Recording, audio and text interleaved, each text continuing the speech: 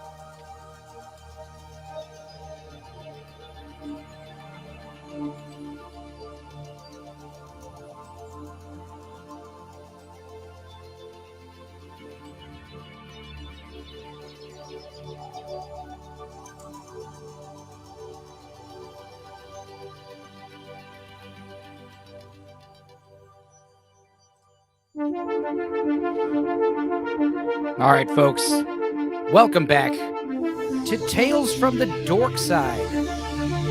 For the first time since May and the first time ever on YouTube, I'm excited. Are you excited? Did you have a good Christmas? I don't know if you could hear this music. I'm playing it in the background. I don't know if it's too loud or too quiet. But I just need some public domain shit while I make sure everything's running smoothly on YouTube for the first time ever. That's right. We've upgraded. We've ditched the terrible platform of Facebook, riddled with quality issues and troubleshooting. Ugh. I don't know who's going to come in tonight. I don't know if we're going to have a lot of people or a few people. I don't know if it's going to take time to build our audience like we did last year. But this year, I just really haven't been doing it. I guess everyone's busy going back to work and taking care of things, having babies, getting engaged, hopefully not getting COVID. But I feel like everything's starting to get canceled again, so let's go ahead and bring it back. And it's been Christmas, and like many of you, I watched the terrible Matrix movie, and I just got a lot to say. So let's begin, shall we? Oh, I got this new layout too. I guess we could do this, where I'm a little bit larger. We could do solo? No. Let's do group layout with my man. Matt. Oh, we got Max and Lindsay. How are you guys? It's been a long time. It has. I think the last Dorkside that was happening, we were on this same couch in the same position. Same. I mean, I like how since I started doing this, like everyone's getting better, like recording hardware and microphones and webcams and stuff. But yeah, I think the last one we did was Mortal Kombat in May. Was it Mortal Kombat? The new one though, right? Well, we talked about pretty much everything. We talked about the games and all the movies. I think we're going to do the same thing for this, The Matrix. Yeah, I haven't watched the new one, but I don't care if you spoil it for me. It doesn't matter because we can still talk about all the other stuff. And what about you, Max? You haven't seen it either, I assume, right? No, I haven't. But we also watch everything. Mom. We have Lindsay's mom on the line too. What? Okay, hang on a second. Let's go here. Oh, hello. How you doing? I'm doing good. How are you? Good. What is your name? Bridget. Well, it's lovely to meet you. I guess we'll keep all the debauchery to a minimum. No. Oh, no. She loves debauchery. Oh, okay. All right. Well, we got 3 people here 4 people here. We got, oh my God, Mega Lowdown. Oh my Lord, live from Boston. Am I correct? You are correct. Wow, your audio's coming in nice and crisp. Crispy. How Can you is hear it? Oh, it's great. Oh, dude, it's Cold? I wanted a white Christmas, and I thought if I traveled like to Boston, I would get a white Christmas, but I just got freezing rain. No. Well, damn it. I was gonna wear like a dress duster, like trench coat type thing for this, Matrix reasons. but then I realized like nobody can tell it's a duster because I'm sitting down and it's kind of hot. I thought I was like having a fever or something coming down with Omicron, but it turns out it's just 80 degrees at the end of December. Oh, you just don't. Are you just trying to have it in my face or what? Am I trying to what? I left a cup of water outside 3 days ago, and it's been a block of ice ever since. Oh. That's cool. Well, at least it's cold. Does it put you in the holiday spirit? No, but I'll tell you what also doesn't put me in the holiday spirit, these fucking Boston roads. So apparently most of these roads, I mean, you know, New England is the oldest part of the country. So a lot of the stuff is old, which is a double-edged sword. And a lot of these roads used to be cart paths. Sorry, that's my friend's kid. He likes to sing Skyrim songs around the house. Anyway, a lot of these roads used to be cart paths, and they don't make any sense for cars. And like they just paved over them and then made those the roads. And I mean, I've never seen such stupid roads in my entire life. And I've been to Seattle. I mean, it's bad. Wow. Are you talking about Boston? Boston has the worst. Oh my God. Back me up. Can I get an amen? Yeah. Amen. Well, it's all because Boston's such an old city. Yeah. Right? So that's the whole thing. And then they expanded across the harbor, and that could have been a great feat of engineering, but they completely fucked that up too. Yeah. Dude, and then the tunnels, like then you have to go in these tunnels, and like I'm claustrophobic. Oh, the worst. Yeah. Have you ever seen the movie claustrophobic Daylight? and I'm afraid of heights. So it's like both tunnels and bridges. I'm like, fuck you guys. Nobody asked me about this, you know? That movie Daylight with Sylvester Stallone is pretty traumatizing, where those people all get trapped in a fucking Can't even watch it. Philadelphia tunnel or something like that. But yeah, it's there's tunnels here that go like straight up under the ocean. And you have to like drive under the ocean from one place to the other, and it's like scares me. That scares me. Like dude, the pressure. One rivet comes loose, you know. The tunnel gets flooded. I could find that. Sounds like a nightmare. Well, imagine if you got like a flat tire or something, you had to pull over. There is no shoulder. You're in a tunnel. What if you got in an accident? Oh yeah. Oh yeah, I'm sure that's why that just expounds on the traffic situation. But you know what's wild is the other night she wanted to take me into Boston to take me to the oldest restaurant in America and show me where like the revolution was planned and all this. And what kind of food did they serve? Isn't the oldest restaurant? Isn't it that oyster spot, the Union Oyster? Yes. I have a T-shirt from that place. I love that spot. Awesome. Yeah. It was good. And so we took a neighbor into town because we're actually in Medford, just outside of Boston. And we took a neighbor into town and we were crossing this bridge and she goes, "This bridge is the reason I spent my childhood here. My father built this bridge." And I was like, how fucking cool to be able to say that, you know?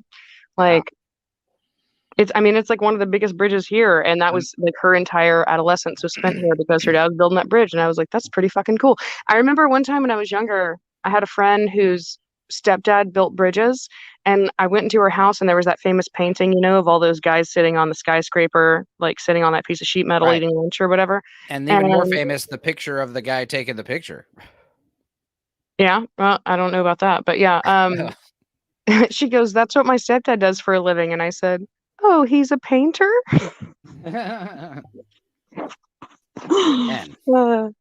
Anyway, so yeah, it's been good. It's an oyster house, the oldest restaurant in America? Yeah, they have all these. Oh, that's not bad. I was just gonna say they have all these old like spears and stuff from like the Revolutionary War, like all these old weapons and cool old guns and shit that they have like locked away in cases, like it's a museum, and old books and old clothes, and it's just it's like half museum, half restaurant. It's what do you guys like to eat there? Oysters. Fried or raw? Or... No, raw. And they have a really good clam chowder they do. Yeah. Oh, see, that sounds something cool. Like more up my alley. That's funny. Is like where they talk about like the oldest restaurant in England, or the oldest fast food restaurant in England, and they serve like boiled eel chowder or some shit like that. Yeah. So at least the oldest restaurant in America serves good food, you know. There's a lot of great things that came out of England, but culinary cuisine was not one of them. Like, I mean, just no. Yeah, that's why I always am disappointed with Gordon Ramsay, because he's like Scottish, trained in English cooking, you know. It's just I tried a couple of his recipes. Like one sounded good, where it's like you stuff a chicken thigh with sausage and pistachios and thyme. He loves thyme. And it's like, me too. It's not that great. It's like, I mean, like I tried the recipe, it sounded dank, and then I made it, and I was like, this isn't that great. I feel like thyme always reminds me of nothing but like herb roasted chicken. Yeah, it can be overpowering. It makes me think of pot pie. Really?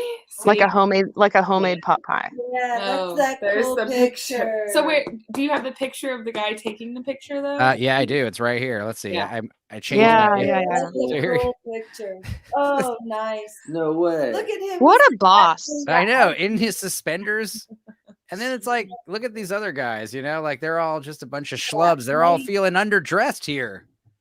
Making it, this guy sees, he's like, you're making me look bad, man. Yeah, when I look at that picture, I definitely think, why aren't they? Is that a bottle of hooch? Yeah. Is that a bottle of hooch right there in his hands? And he's like 500,000, he's like 1,000 feet up in the air. Oh my gosh. Is that water? What? Yes, that's water, Enzo. These guys over here smoking. What are they doing? Smoking a They're joint? they're eating cigarettes for lunch. Jesus Christ. God. That's just insane, isn't it? It was a different time, I tell you. Every day. It was. There was no OSHA. Yeah. No OSHA? There was no OSHA. There was OSHA. Yeah. I thought you meant Osho, like that cult leader. I was like, oh, Jesus. No. Nope. OSHA for sure. Yeah. Yeah. Let's see here. I don't know. I'm pro OSHA and I'm anti-statism. I feel torn. Enzo, we watched Die Hard last night. We did. For the first time, or you'd seen it before, right? Oh, for her first time. Yeah, I figured it's got to be one of y'all's first time. It's always someone's first time. And what did you think, Mother? Oh, it's great.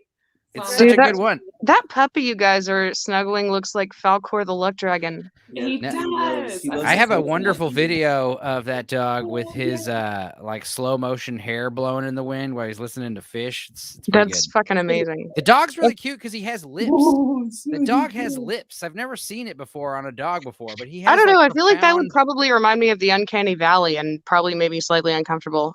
It's just because he has pink skin. Right. He's got these little pink like lips, you know, that outline his face really well, his mouth really well. He's cute. My dog has lips too, but they're black, like Oprah Winfrey's.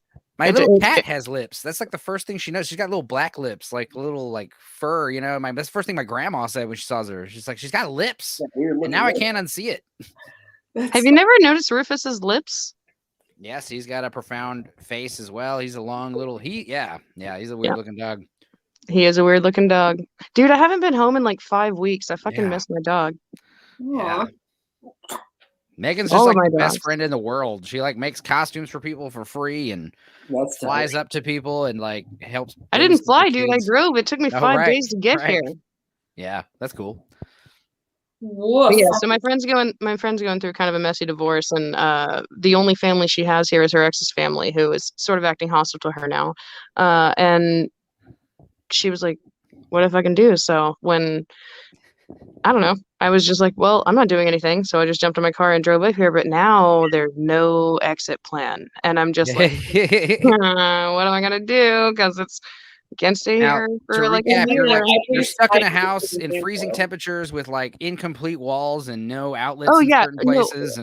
So the ex has, I think, out of spite, ordered a stop work order on the house for the contractors united. So there's scaffolding on the side of the house. Only 2 sides of the house are sided, and then also in the front of the house, which was an extension of the living room, it was like a kind of a sunroom patio thing, and they were supposed to replace the windows, and all they did was take the old windows out and then just leave it. So like it's a Boston winter outside. It's like less than freezing, and the only thing between us and the outside is 100-year-old interior door that's not like weather rated or insulated or anything like that. So how cold is it in the house? How cold? I don't even know, man. I wear my down jacket inside the house all day long. So then I bought a couple of space heaters, but only a few outlets work in the house now because he's also neglected that. So when we tried to plug the space heaters into the outlets, they tripped the breakers because we only have 3 outlets that work in the whole fucking house. So Megan loved the snowpocalypse from last year so much. She just voluntarily doing it again in Boston. In Boston. Wow. Yeah, I mean, I applaud you. I got a question. And also the hot water sometimes just randomly goes out. That's normal up there. The other day, all the power went out at like 4 a.m, and so me and Sarah had to run a series. We had to run a series of extension cords from the living room so she could heat up a sandwich in the toaster oven in the bedroom. Poor woman.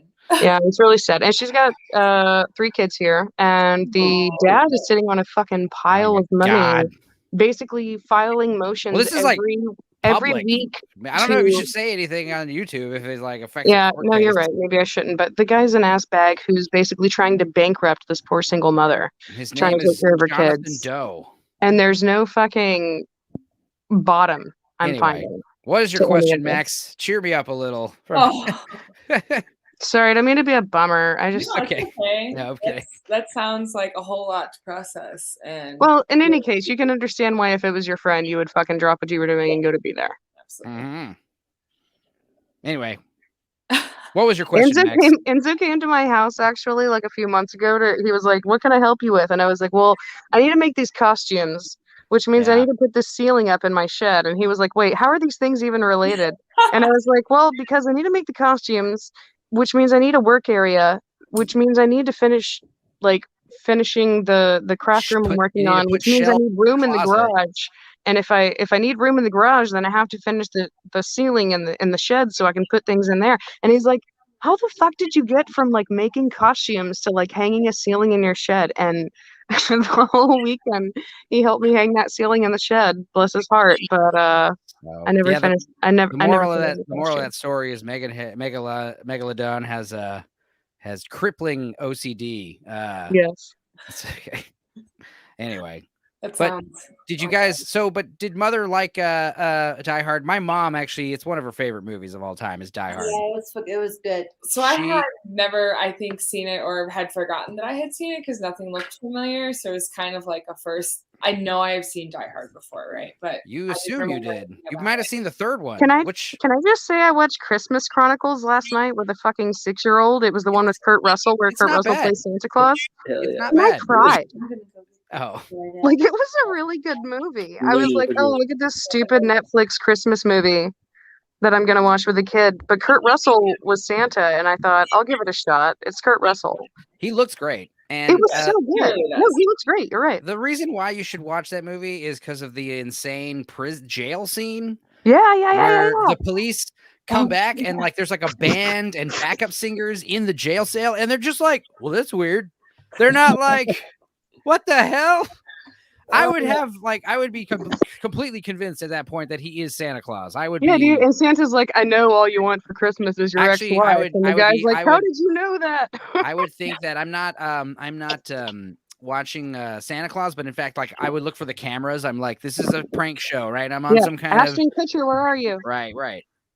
But yeah, Die Hard, John McClane walking on glass. I think you might have seen the third one with a Vengeance, which I think is I actually like the third one a lot. When was the third one released? Wasn't it like third one is 96 or so, and it's Samuel L. Jackson's in it, and it actually takes place in New York in the summer.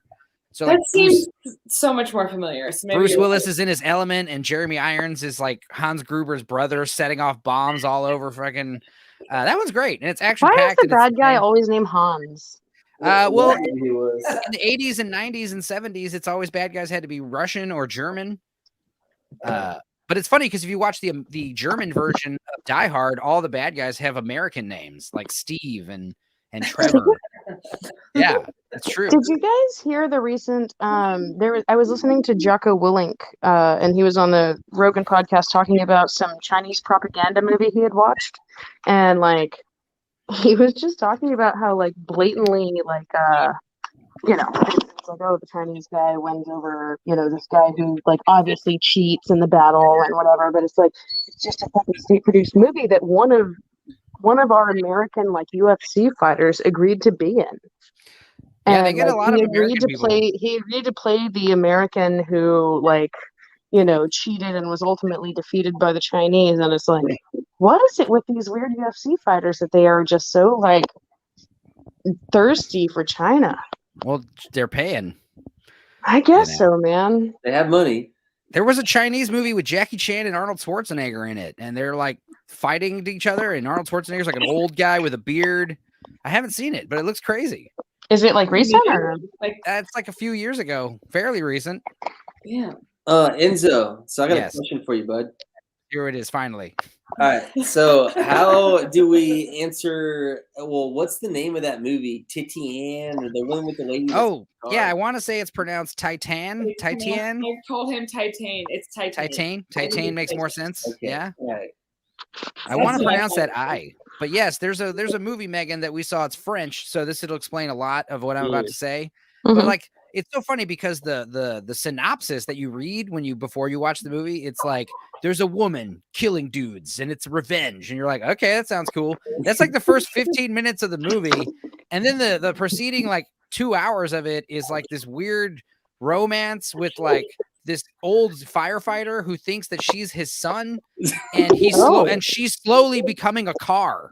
She's slowly like turning, her having a car baby or something. She has like a sexual relationship with a car at one point, and it's the most bizarre thing I've ever seen. It's up there. And I don't think I ever want to watch it again, but it was crazy because the makeup is actually pretty insane. Honestly, hey, dude. it's like 4 days to watch Hey, it. Sam's calling me. I'll be right back, okay? Oh yeah, take your time. It took me like 4 days to watch it because of all the Netflix issues we were having. I've been watching. So I don't want to say where, but there's. I mean, I get shit for never watching Netflix, but I just love that chat where I can just like, because I can't talk about movies all the time at Festihos.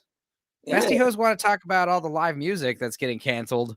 And Litflix is alive and well. The Litflix group chat where we're just talking about movies.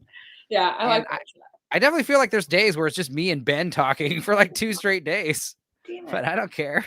Oh, I mean, yeah.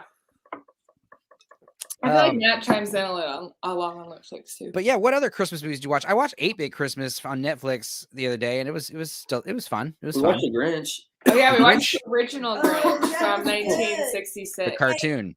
They added all these parts. Are you a Grinch fan? You don't know. I kind of think I honestly think that song is very mean-spirited for a Christmas song. It's just basically like trying to find a movie buff who would actually know, because my new friend is Chip and John both say that they added new parts to this original one from like 50 years ago. Well, that's cool. We'll describe these scenes these bonus scenes. Oh, well, they're just cute Dr. Zeus stuff, like a trumpet that looks like the band scene. I think she thought that the whole scene with where all of the Who's are like playing different crazy wild instruments, like a Rube Goldberg. Cute French horn, stuff. and there's someone like banging a drum. Anyway, so it's not like the unicorn scene in Blade Runner where it totally changes the meaning of the movie, No. They don't have a scene where like the Grinch has a dream about a unicorn, and then later like he finds a little origami unicorn in his presence, and he's like, "What? They know what I'm thinking." I'm just kidding. As far as the Die Hard movie, I mean, when he starts walking on the glass, and when Hans Gruber puts on his country accent, that movie's great. We should just do a Die Hard stream instead of talk about the shitty Matrix, man. And it has Professor Snape in it too. Yeah. Yeah, no, he's Hans Gruber. He's so young in that. He's a fantastic actor. He was a thespian, like working on the stage doing Shakespeare. I'm sure and he was very upset that he was cast in this movie. I mean, not upset, but he just, he felt like he could be doing better, and so he played the shit out of it. He's so serious and he's so great. He's great. He steals the show, honestly.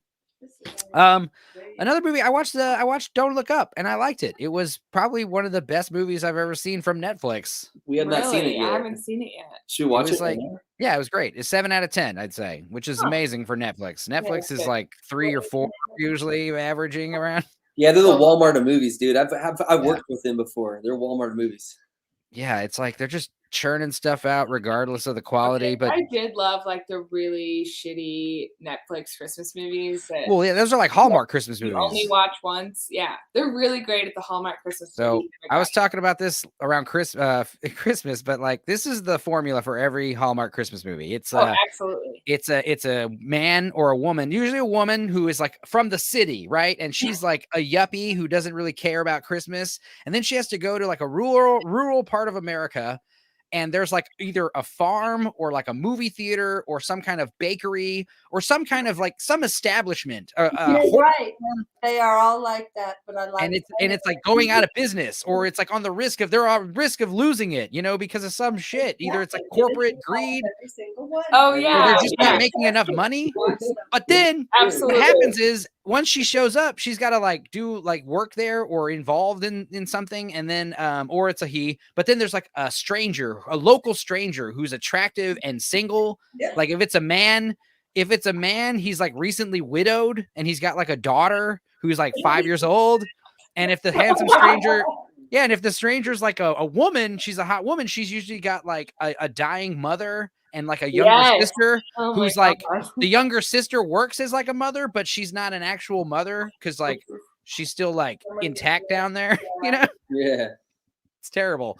And then, eventually they start coupling up, and because they're having sex, suddenly the city dweller is like, hey, I like it here and I'm in the spirit of Christmas.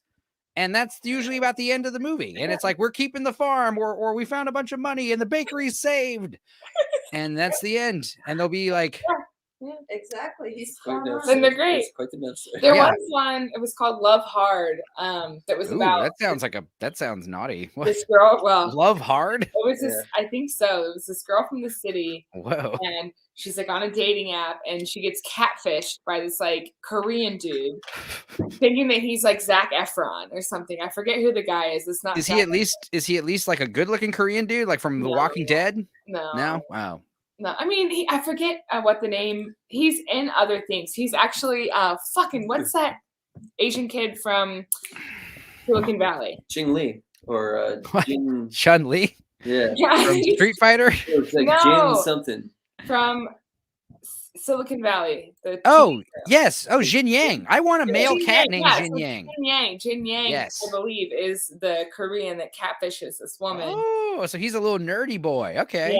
Yeah. He's funny, man. It's honestly like for a Netflix Christmas movie, I go in bed. I would say the Netflix ones are better than the Hallmark ones. The Hallmark ones are straight garbage. They're so funny. They're so bad. There was one I saw recently where it's the chick from is it the lady from Knocked Up? I can't remember. Some hot blonde who is like the new doctor in this town in Alaska. And Bill Murray's brother, who plays the mayor in Groundhog Day, he's like this old guy who runs like a postal service or something.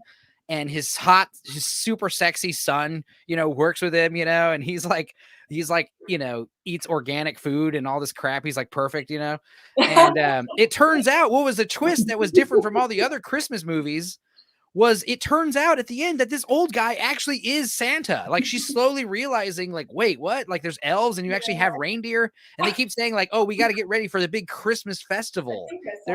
There's a big, I can't remember what it's called. They're all the same. Yep, they are.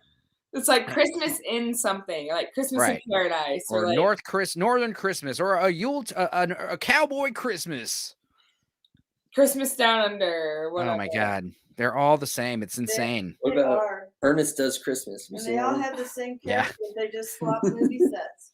Yeah, and then there's like movies like National Lampoon's Christmas, which is a classic, and then obviously Christmas Carol is always going to be up there, top 5, just because we're so programmed to love it.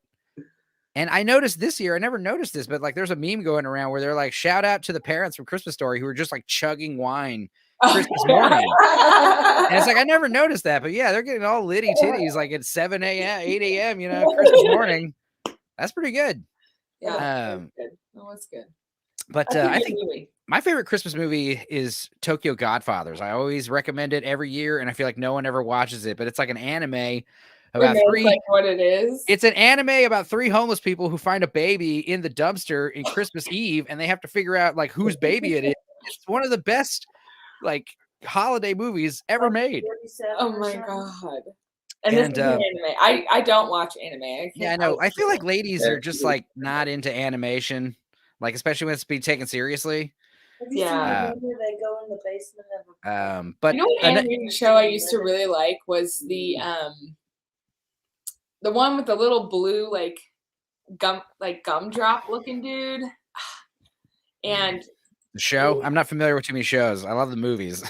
Man.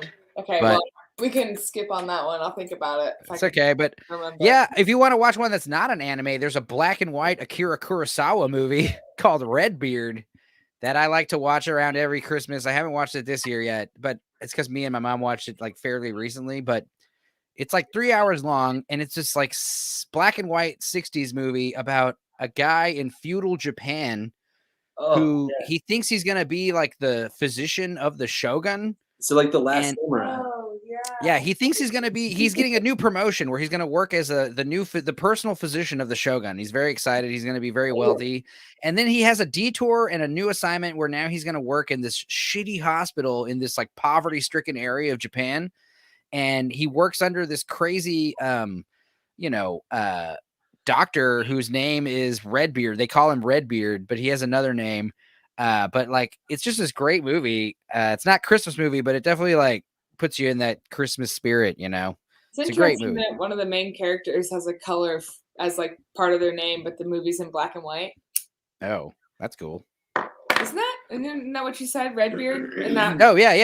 I mean, I didn't think about that, but yeah, he's always stroking his beard too, which I kind of do. I do it the same way, but like he like pinches it and pulls it like to the right, you know, and he just always does that when he's thinking. He's just like, "Oi, you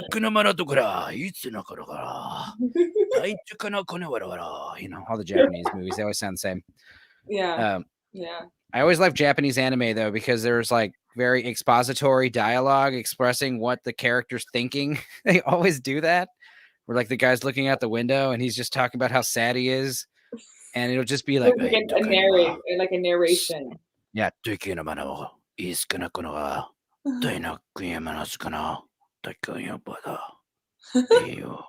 It's every Japanese anime ever. Yep. Anyway. Yep. So what was Bridget's favorite part of Die Hard? Mom, what was your favorite part of Die Hard? Let me think for a minute and get back at you. There was a lot. I liked when the dad from Family Matters drove. He was like, "God damn it, send back up," or whatever. He's like, when they're firing machine gun fire in his windshield and his engine, he's like back here. He's like, they're like, there's nobody here. What's going on? It's always great to think that he leaves LA and he moves to Chicago and raises his family. He's the same character from Family Matters. It's not just the same actor. It's so good to think that. Oh, well, do they both? I guess I don't remember if did Die Hard happen in the same city as Family Matters? No, it's LA. It's that's the whole point, is like he's a New York cop in LA. And that's kind of the thing about Die Hard, why it's so great around Texas, because you know, it's hot. It's hot out here. It's like it doesn't put you see, being around Christmas, around palm trees and stuff, it's funny. It is but different, isn't it? But what did I watch the other day that was also good? I don't want to talk about The Matrix too much because God, it was awful. Let's talk about some more good stuff for a while. I want to talk about something. Yes. You ready for it? Oh God. Okay. It's a Hereditary. You want to talk about Hereditary being a scary fucking movie? God, yes, because I actually watched it for the second time this Halloween. I showed it to my mother, and honestly, the first time I watched it, your mother. Yeah, she loved it. She fucking thought it was fucking scary as hell. It's scary. But that was the thing about watching it a second time, is the first time I thought it was pretty good, and I thought Midsummer was a little better. But after watching it a second time, I'm realizing it's like one of the best horror movies ever made. It's so there's so much that you don't catch the first time around. And especially like reading about it more, like it's so crazy. Like Hereditary, dude. I was just shocked at like how all this demonic stuff is like based on like real things. And basically that movie is like a summoning of some kind. Like every time you watch it, you feel like you're being tricked to actually summon a demon in your own house, you know? Yeah. Just like what happened to them. They're tricked into summoning a demon. You know, that's so good. You think that like, oh yeah, I'll help you get in touch with your dead daughter. You know, nothing weird going on here. Just read this and draw a big pentagram on the ground. You'll be fine. Ugh. Movie was scary though. Yeah, dude. That movie, No, yeah, the music and like watching it with all the lights off, it's just like no. great camera work, you know, great special effects and stuff and cuts. And also like, what's her name? Toni Collette. She totally deserved the Oscar for that one if she didn't win it. I think she did, but like she sells the whole movie. You know, if she had underperformed or her performance fell flat at all, like the whole movie falls flat. No, like her whole movie rests on that performance, and she goes above and beyond. She has such an odd facial structure that I feel like she is kind of disconcerting a little bit. Well, what's crazy, she's also in The Sixth Sense, and she sells the terror in that one a lot too. So she's almost like a typecast creepy. Well, she's playing a very different character too. She's like a young hip mom, you know, who's got like this weird kid. And in this one, she's the fucking weirdo, you know. Her kids are just like having a deal. Her kids are definitely weird. That one kid's really weird. Yeah, so the idea is it turns out that the girl was possessed by the demon like the whole time. Yeah. But because she's a female, the demon can't like, you know, the grandmother is the one who did it all. And like, yeah, when she finds the mats, like she finds personalized doormats, and you're like, without the subtext, you're like, that's not scary at all. But with the subtext, it's absolutely horrifying. Where a scene where she's opening up a box and there's like personalized bath mats, where you're like, oh God, the doormat over at Homegirl's house is the same thing. It's like, oh my God. And then the pictures with her, and if you look at the pictures, the mother's eyes are all black in all the pictures that she's in. Creepy stuff that you don't really pick up on the first time, man. Exorcist level. No, I will never watch that movie again, ever. Yeah, you know, do what I did and wait like 3 years and then revisit it, and you'll be like, it's way scarier. You're like, oh God. I can't wait to be even more fucking freaked out. Yeah, I mean, it's good to feel that way, you know. I mean, you know, you can't get on a roller coaster every day. So horror movies and stuff, especially if they're good. I saw Antlers. Antlers was great, and that's a Christmassy movie because like antlers and reindeer, right? But yeah, this like dude and this kid's father and younger brother are like turning into like Wendigo monsters. And he's like, you know, locked him in the attic, and he's trying to like make sure like everything's okay, but they're like slowly turning into these demons or something. It was cool. It had some great special effects too. But that's the thing I was gonna say with the Matrix, like this new one, like the good things about it. You can't say special effects anymore because every movie has good special effects nowadays. That doesn't count. You know, like the television shows have great special effects now. Bless you. Thank you. But so yeah. You know this gentleman? Is he a friend of yours? Yeah, this is our friend. Yes. This is our friend Enzo. Yes, Max has been on the show a few times. He's one of the regulars. Yeah. This is awesome. I didn't know such a thing existed. I'm so old-fashioned. Yeah, well, we were doing it pretty hot and heavy all 2020, and then 2021, like I was saying, people I guess started going back to work and stuff, and you know, able to leave their house and stuff and get actual human contact. So it started just being like a few regulars like Max and Donovan and JJ might show up at some point. So Megan's probably going to come back. Oh yeah. I don't know. That poor woman, her poor friend. Yeah. Yeah. I was like at a certain point, she was telling me this on the phone the other day, and I was like, you should just leave. Just go. You know, just like leave them. Like come back to Texas. We might actually watch John Wick right now because Bridget's never seen John Wick. Those are good and much better than the Matrix movie. I heard, you know, a couple years ago or a year ago, when they first announced the Matrix 4, I heard that John Wick 4 and Matrix 4 were going to come out on the same day, which I thought would have been a terrible idea. You know? Yeah, I mean, they're just like eating market share from each other, right? Especially if one of them's way better than the other, you know? Yeah. Like, I'd imagine, I don't know how great John Wick 4 is going to be, but I'm fairly confident it's going to be better than Matrix 4. Matrix 4 was shocking. I literally timed it to where as soon as it was over, I had to go to karaoke at 8.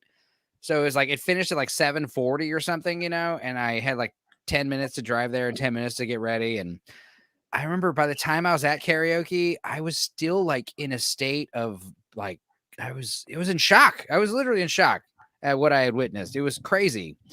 And first thing I noticed when I started the movie was it's like 2.5 hours long. And I'm like, good Lord. 4? Right. But then what's funny is like, I noticed the same thing when I started Don't Look Up. It's also 2.5 hours long. And I was like, Jesus.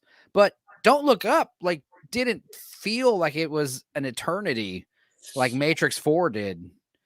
Matrix 4 was, and I think the main thing is like, versus showing my mother the first one, she loved it. She was so blown away by the first one. Just like on an emotional level, like just like the thing about part 4, it was just like boring. I don't care what you think about the lore and all the cool, whatever they tried to expand upon in the history. The main part is like, it was just boring and it just doesn't resonate emotionally. The first one, when like the first 10 minutes, you're like, what the hell's going on? This is crazy. The first 30 minutes, you're hooked. And then 2 more hours. And then it just gets crazier from there, right? And then I remember the part where they have Morpheus, captive. They've basically captured him, and they're about to pull the plug on him. And Neo's like, "Stop! I don't know why, but I feel like I'm supposed to do something about this, and I'm going to go in and I'm going to save him, even though it's crazy." And he's like starting to get ready, and my mother was like, "Yes, go! Save him! Go!" She was like getting so into it. It was cool. And then like this new one, we were just like, huh? Like, like the whole movie, we were like, huh. And I tried to put my phone away too. I tried to like not be distracted, and it was so hard. Not to. So you watched it at home, not in theater. I watched it the day it came out on HBO. HBO Max. It's just one of those things. I mean, I don't think I went and saw West Side Story in the theaters, and it was crazy because it was just like we're the only ones in the entire theater. Yeah. But this Spider-Man movie is like the first one, like actually putting butts in the seats again. And I hear it's just crazy, off the walls. That's good. The Spider-Man movie? Yeah. Damn. I want to see it, but obviously I haven't yet. Catch a Tony. Who is this? Hello. Catch a Tony. If you want to come in, there's a link to join on my Facebook post. If you know me, you'll know where to find it. I can't just have randos coming in on the YouTube streams and, show their butthole or whatever and get me 90-day strike or whatever. You gotta be vented, at least on this first episode. I can't get the stream taken down. Oh, it's Parker Scott. Hey, you want to come in and talk about Matrix 4, man? That's what we're doing. Lindsay and Max and Bridget here haven't seen it, so I'm just basically yelling at them about why it's terrible. That's okay. I need an unbiased opinion. We've been very busy. Well, the thing is, like, if the movie was excellent, I wouldn't have done this stream. I would have just made a post. Watch that movie. Watch it. I haven't seen Spider-Man. It's great. I'm here. But if it actually is good, I'm not going to want to talk about it for 2 hours a few days after it came out and spoil it. But if this movie's awful, like, yes, please, let's talk about this right now. We got to get this off our chest. I wish I had seen it. Maybe, I mean, power through it, y'all. I wouldn't put Bridget through it, though. You should at least show her the first one if she's seen that one. I think she has. You've seen the first Matrix, right? Yeah. Yeah, everyone has. It's so good. Revisit it though, because it really does good. still hold up. It's so amazing. It's It's really so good. good. It's really And good. this fourth one, I know it's like not fair to compare it to the new one, but that's what's gonna happen, dude. Especially when they literally show you so many clips of the original. It's nauseating how they're just like, remember this part in the first one? We're doing it again. Like, it's just like weird. Was it It's- weird in like maybe the difference between the Purge one and like whatever No. Purge they're on now? No, man, it's meta on the level where it's pretentious and just so self-aware that it becomes like cringeworthy. you know, because I'm hearing the Spider-Man movie is meta in a good way. Like, spoilers, they're bringing in all the other Spider-Man from the other movies and all the villains from the other movies. It's like, Oh, really? yeah, it's crazy. And it's like, you know, that's like, they didn't want to spoil that, but now that the movie's out, the word is out, and that's just getting more people excited to see it. Like, Yeah. I was like, I might actually give Disney money for the first time since they fired Gina Carano. I'm gonna really try to power through and wait for a copy online, because I can't give them money. Those pricks, those literal bastards. I don't know. Disney. I did not agree with that. Well, it's not even just Gina Carano; it's just everything. You know, they're just. But Gina Carano was like the final nail in the head. It's like, all right, these people are evil. These people are literally evil. Like, all right. They're doing it on purpose. There's no way that they can't be like oblivious to the shit they're doing here. They're fucking right. Yeah. Every time I see a post about like the Boba Fett story or story of Boba Fett or anything Star Wars related, I'm like, apologize to Gina Carano. That's like the only comment I leave, and I usually get a few likes. You know, people are like, you know, people agree. It's nonsense. I watched Louis C.K.'s new special, and it was amazing. It was great. I mean, it wasn't. He's good, man. He's he's hilarious. And it was just great. It was just great joking about rape and stuff again. Like, it was, you know, joking about horrific shit, you know, like that's what I want to hear. Extremely offensive opinions, you know, that stuff's funny. My opinions are pretty mainstream. Well, here's the thing about funny laughter. It's like, you can't control what's funny. You know, you laugh. Laughter is involuntary, you know? So when people tell me that fucking, what's her name from Nanette? What's her name? She did that terrible stand-up special. Oh, this is bothering me. Nanette. Oh, you know who I'm talking about. She's that like lesbian from New Zealand. She basically joked about Hannah Gadsby. I'm sorry, that's who it is. I don't even know that I know who that is. Terrible comedian. Comedy is just, it's just, you know, it's hard to be funny nowadays. And the thing is, this new Matrix movie tries to be funny. It's weird. It's like, it definitely has like romantic comedy vibes all over it. And I'm not joking. Like, half the movie takes place in coffee shops and therapist office. Yeah, that's weird. It is like, what is happening? The new Matrix, half of it takes place in a therapist. There's like a coffee shop that is like the central location of the whole movie. It starts there. It's the middle parts are there. The end is in there. It's like, what the fuck? It's a coffee shop. And again, it just shows you like these people who write these stories, like, you know, the Wachowskis are so, I guess, you know, used to their LA Hollywood lifestyle now that they think everyone just wants a movie centered around a barista. You know, it's like, no, not, you know, I never hang out in a coffee shop. No. First of all, I make my own damn coffee. And if I have to buy someone's coffee, I get it to go. I want to get it go.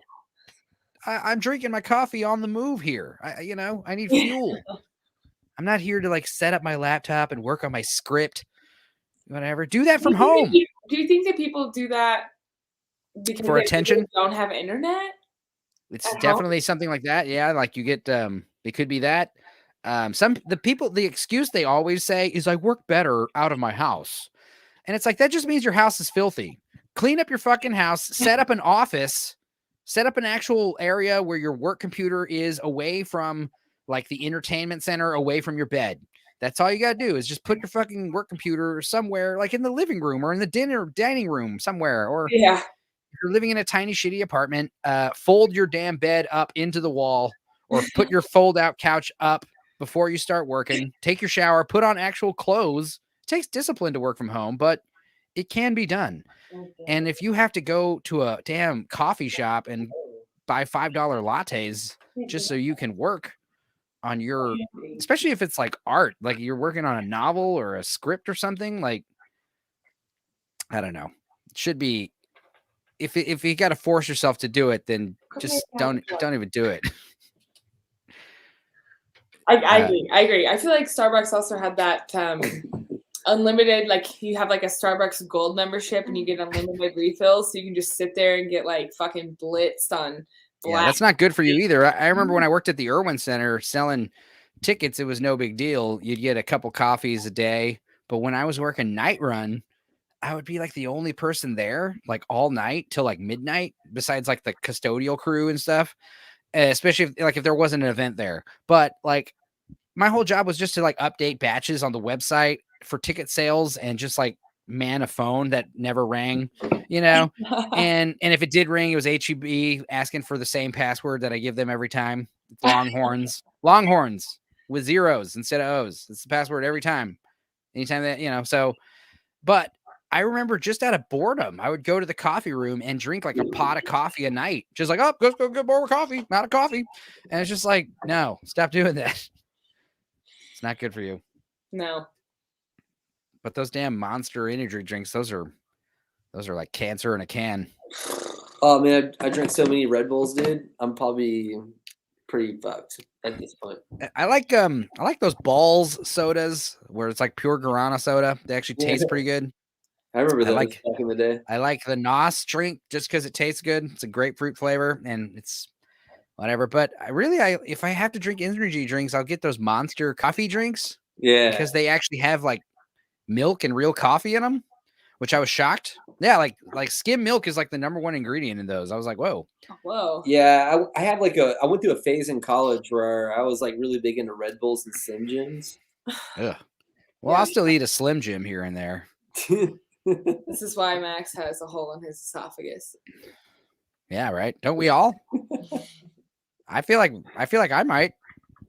I definitely probably. I'm at the age now where like if I eat sweets at night before I go to bed, I'll get like sugary burps all night. Like sugar gives me indigestion, like I feel like if I eat a piece of cake before bed or ice cream, it's just like blah, like sugary burps. They're not that unpleasant either. I just can't stop burping, and it's just like if I try to lay down after eating a piece of cake or something, it's crazy. I got to eat my cake for breakfast now.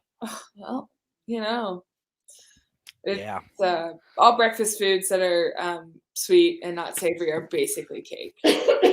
Yeah, I mean, I love how muffins are like some kind of like loophole to eat cake for breakfast. It's like you're not fooling anybody. Just put frosting on it. It's a cupcake. That's exactly what it is. But frosting is also terrible for you. I remember like I was a senior in high school in home ec class, and learning how to make buttercream frosting was a huge wake-up call of how horrible that stuff is for you. It's like it's literally just butter and powdered sugar. I was shocked. Yep. I was like, really? Is that it? No wonder my mom doesn't want me to eat this shit all the time. I totally get it now. Do you think that the it's like Duncan Hines, what's the frosting brand? They make a buttercream flavored frosting. Did I lose you? Okay. They make a buttercream flavor. So do you think that is just like some sort of stabilized powdered sugar and butter, or is it like icing flavored as buttercream? I wouldn't be surprised if there is some gourmet frosting out there that's just like actual butter, and because I mean you don't really need to keep butter refrigerated other than to like keep its form, right? People keep butter room temp all the time, right? Well, and butter at room temp is still solid. It's just right. Like and then eggs don't really need to be refrigerated either. Nope. But I mean, I guess if they're the shell's not cracked, right? But yeah, I mean, I've never really read the thing on frosting, but the thing is, I assume if you wanted the real shit, it's just easier to make your own, just like making whipped cream. Like I'm sure you can buy like a $9 can of gourmet whipped cream that's just real milk and sugar, but it's like real cream and sugar. But like, you literally just need an egg beater and cream and sugar, and you will make whipped cream. Yeah. So I'd imagine. I hate baking though. I would never want to make a cake. I don't know. I think the thing about baking is more like chemistry. Yeah. Cooking's like, just fucking put a little of this and put a little of that. And bam. Yeah, just wait till it starts smelling real good. And then, but with a cake, it's like you have to like weigh everything perfectly. You have too much salt or too much baking powder or too much butter. Like there's various different things that go wrong with it. And also there's like so many different types of dough. And then also like flour. Fucking flour everywhere. Like making a pizza dough. Like, frying chicken, frying your own food. Dude, frying chicken is like, unless you have a really deep Dutch oven and that's how you fry it, you're gonna get, if you try and fry it in like a skillet or any sort of even like a lipped pan, doesn't work. Well, I gotta say, one of the best things I ever made was some fried chicken, and it was like, I don't know what happened, but like I said, you're just like kind of winging it every time. And I haven't been able to recreate that chicken. I mean, I'm sure it was the actual chicken too that I used, but it was one of these things where I was eating it and my roommate was also eating some, and we're both kind of just quiet. And out of nowhere, she just kind of stops and she's like, Enzo, this is like the most scrumptious chicken I've ever had. And I was like, I know, right? I didn't want to say anything, but it's delicious. That's nice. And then we ate like this whole chicken in like 2 days. Oh, I could eat like a whole chicken between two people and like. Yeah, I wanted to like save it though. It was like, damn, this is too good. And then I tried to make a batch like a few weeks later, and it was like, this is good, but it's not the same. It's not as good as that last batch. But yeah, fried chicken for breakfast. That was something Bill Cosby used to eat. You talk about fried chicken and like cold fried chicken. No, like ordering chicken, like not chicken and waffles, you know, but like, with bacon and eggs and stuff. It's like, good Lord, it's cholesterol bomb. Although chicken fried steak is like a whole fucking breakfast food. Yeah, I mean, chicken fried steak, you got to have the gravy and mashed potatoes and all that. But chicken fried steak, like sandwich, it's usually like too tough for a sandwich. Fried chicken sandwich, though, I don't know. What was that joke in Tenacious D where Kyle Gass is at the diner and he's like, I want the steak, the fried chicken, and the chicken fried steak. It's a good one. I would love to order that at a restaurant and get all three. And just, you know, I want to see a movie that's like Leaving Las Vegas, but instead of like Nicolas Cage going to kill himself with alcohol, he's going to kill himself with like burgers and food and stuff. Don't they have that restaurant in Vegas? It's like the heart attack. Yeah. Yes, I've heard of this. And it's like they have like you sign a waiver and all the waitresses are like sexy nurses. And it's like everyone's just eating like these fat, like these like insane, like quadruple beef patty burgers, you know, covered in lard and bacon and stuff. Haven't they had like people die there? I'm sure. Yeah, I'm sure they tell you like, don't eat here regularly, please. But we won't turn you away because we love money, you know. And it's like, yeah, whatever. It's like smoking. It's like it's your job to know not to smoke too much. We just supply all the cigarettes, you know. I mean, that's the thing. Is like as a tourist, I'd love to go to that spot and eat there once. But if I lived in Las Vegas and I chose to eat there all the time, you could see it in the waitresses' faces, you know. They're like doing their like nurse lap dances, giving you like a tower of fried chicken, and you could see it in their eyes, like this poor bastard.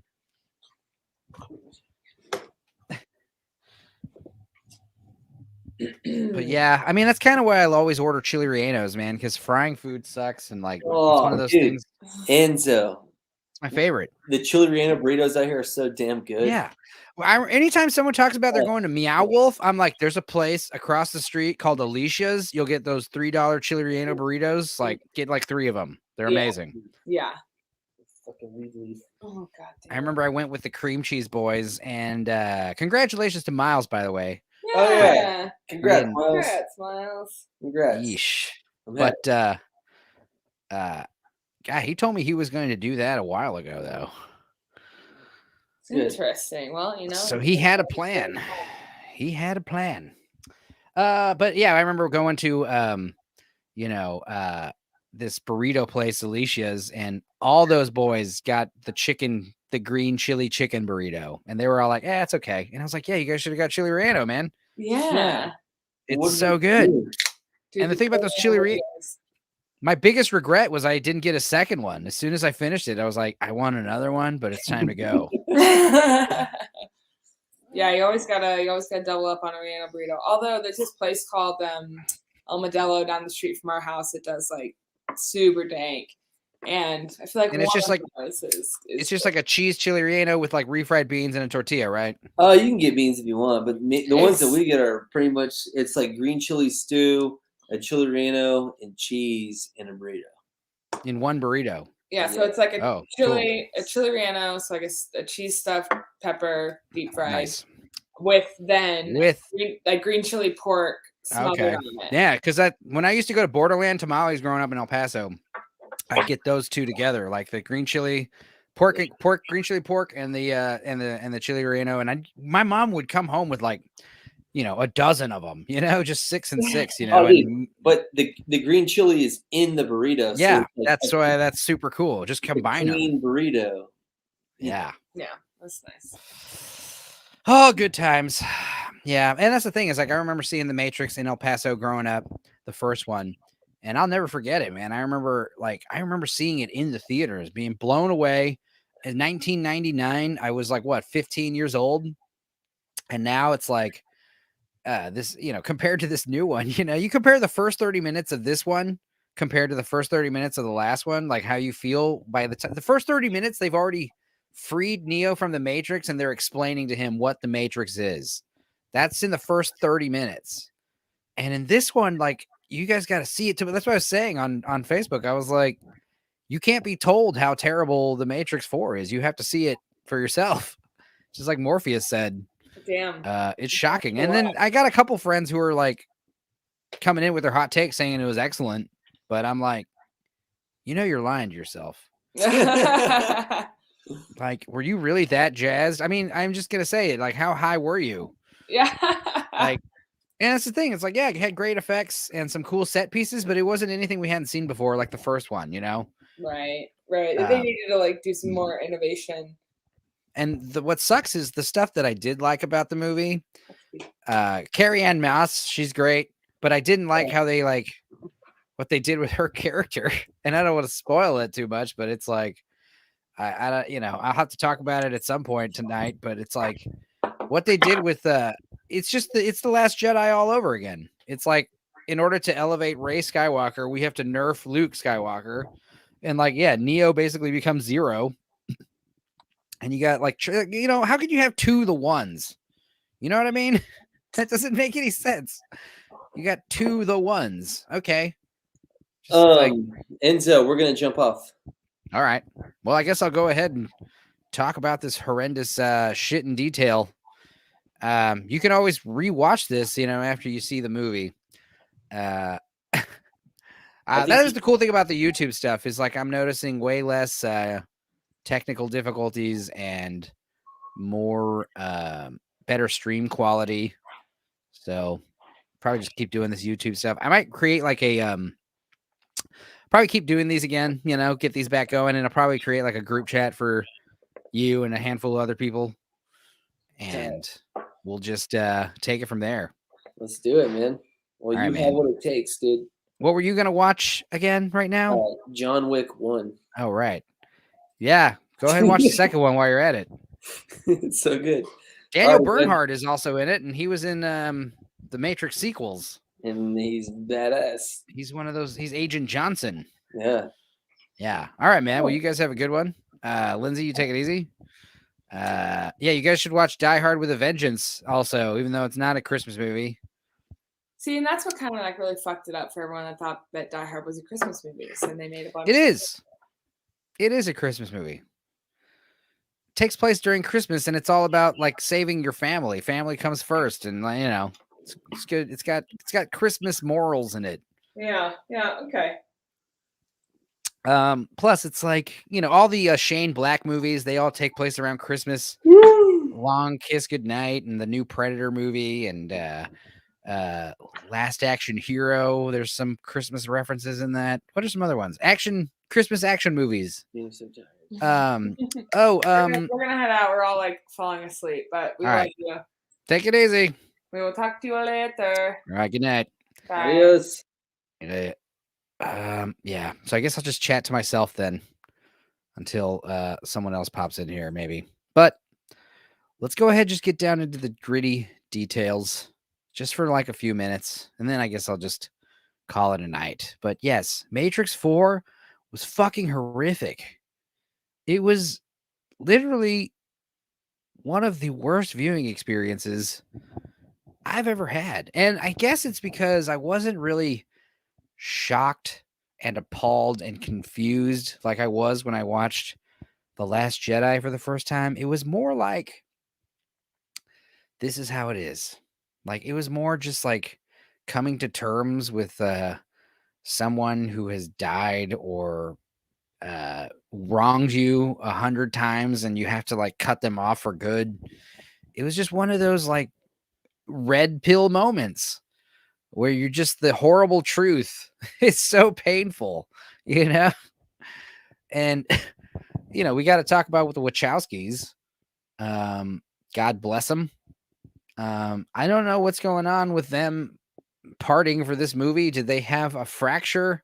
Did they have a difference of opinion?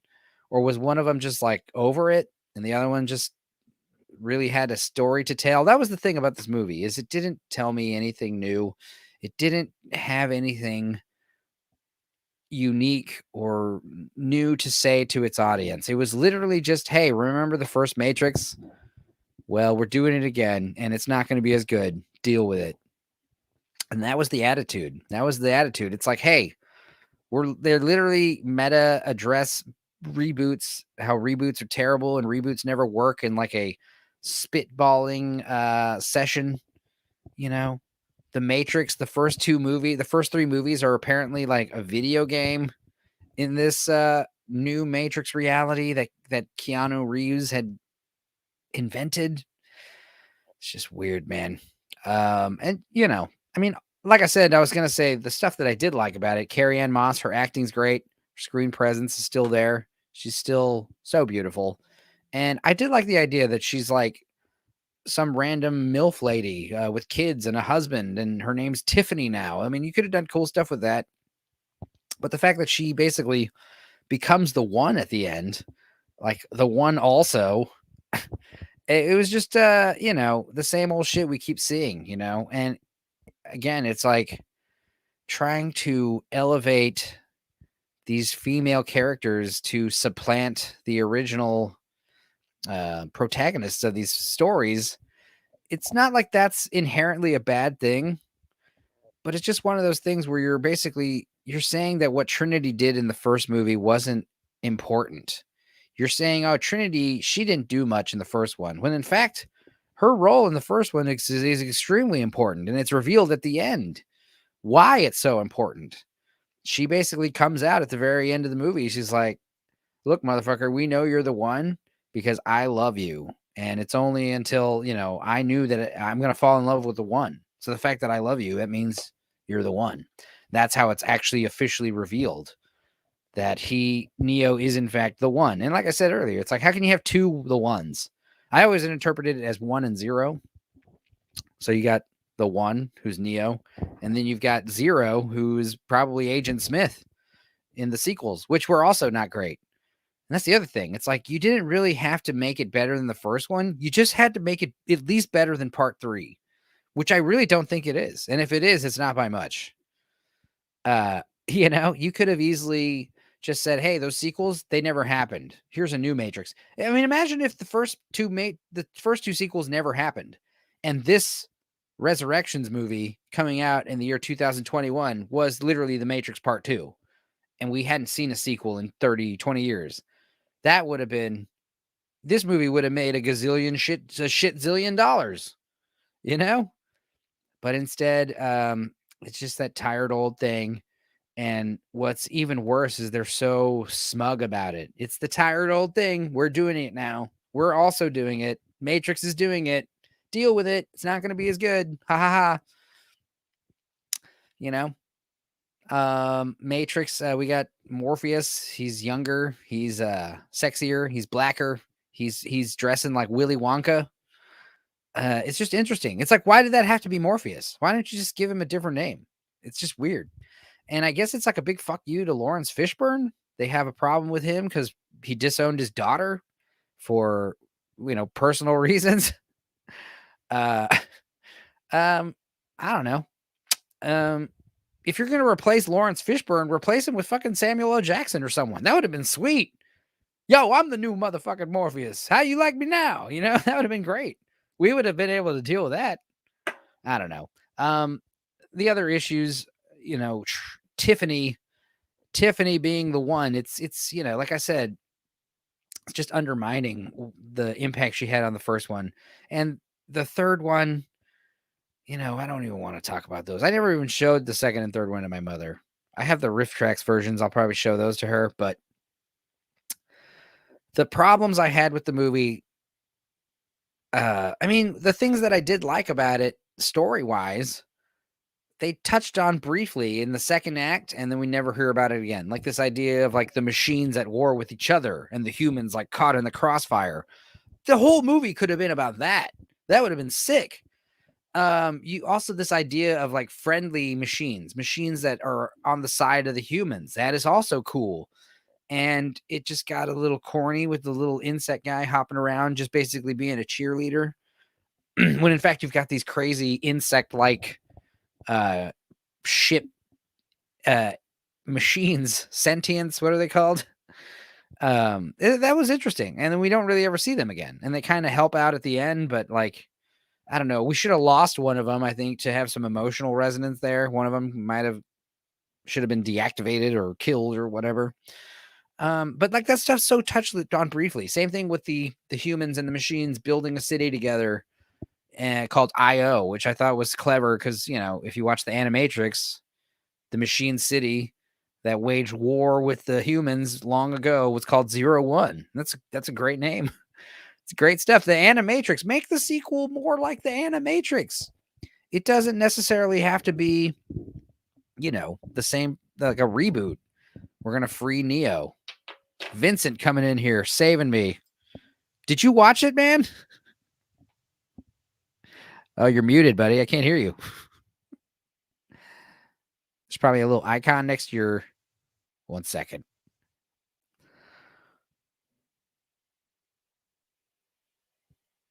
Burp, burp.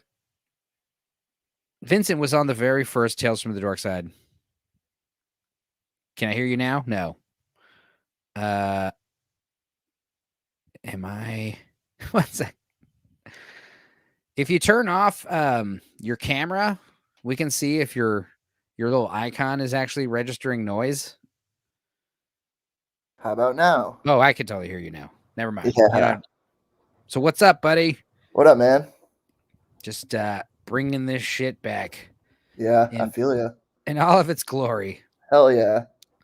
I figured it'd take a few weeks or months to get back, to the height of the pandemic episodes. I'd have like 10 people on the show and like 30 people watching, at any given time. Yeah, what are you streaming to? Facebook?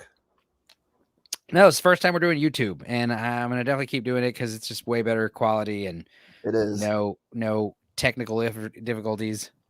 Yeah, but like if you look at this first comment I got at 9:16, I'm gonna get more of this stuff in my comment sections.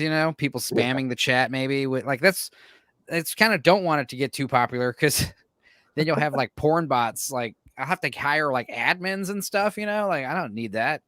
It's unavoidable. I mean, no, it is. Just don't get very popular. It is very avoidable. Just don't pick up legs. How are your guys' streams going? I mean, is the age of streaming everything already grinded to a halt? Man, I want to do more, but there just isn't really like a need for it. Everyone's going back to work and going back to shows. Except for now, like everything's getting canceled again. Oh, it's so funny. Freezer Burn just got canceled, and it's like, you pussies, and they're the ones who are like, I wouldn't be surprised if people were literally getting boosted just so they can go to that show and then have it get canceled anyway. Like people like you're abiding all the rules anyway, and it's still not happening. Seems to be a rotating door of rules and regulations that don't ever stick. Yeah, I mean that's the point, right? Just keep us in as like, give you an inch back and then take back another foot. Give you an inch back, take back another foot.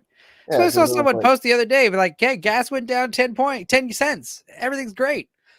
And I'm like, if gas went up $1 and then it went down 10 cents, it's still up 90 cents. It's still up 90 cents. You're not fooling me, man. No. Yeah, I don't know. Because now these places are freaking out about now Omicron. Vaccines are worthless and it's just straight negative tests, which I mean, I guess makes more sense, but yeah, I mean, the cheese shows are all vax cards or negative tests. And in the comments, everyone's like, this doesn't make any sense because vaccinated people can still blankety blank.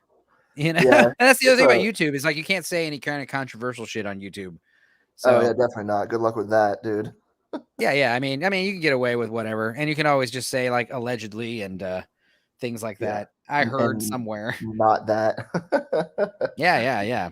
Blankety blankety. But yeah, it's that's another reason why I'm starting it. Or for the first time we did this, December 2019, watching The Last Jedi, or sorry, Rise of Skywalker.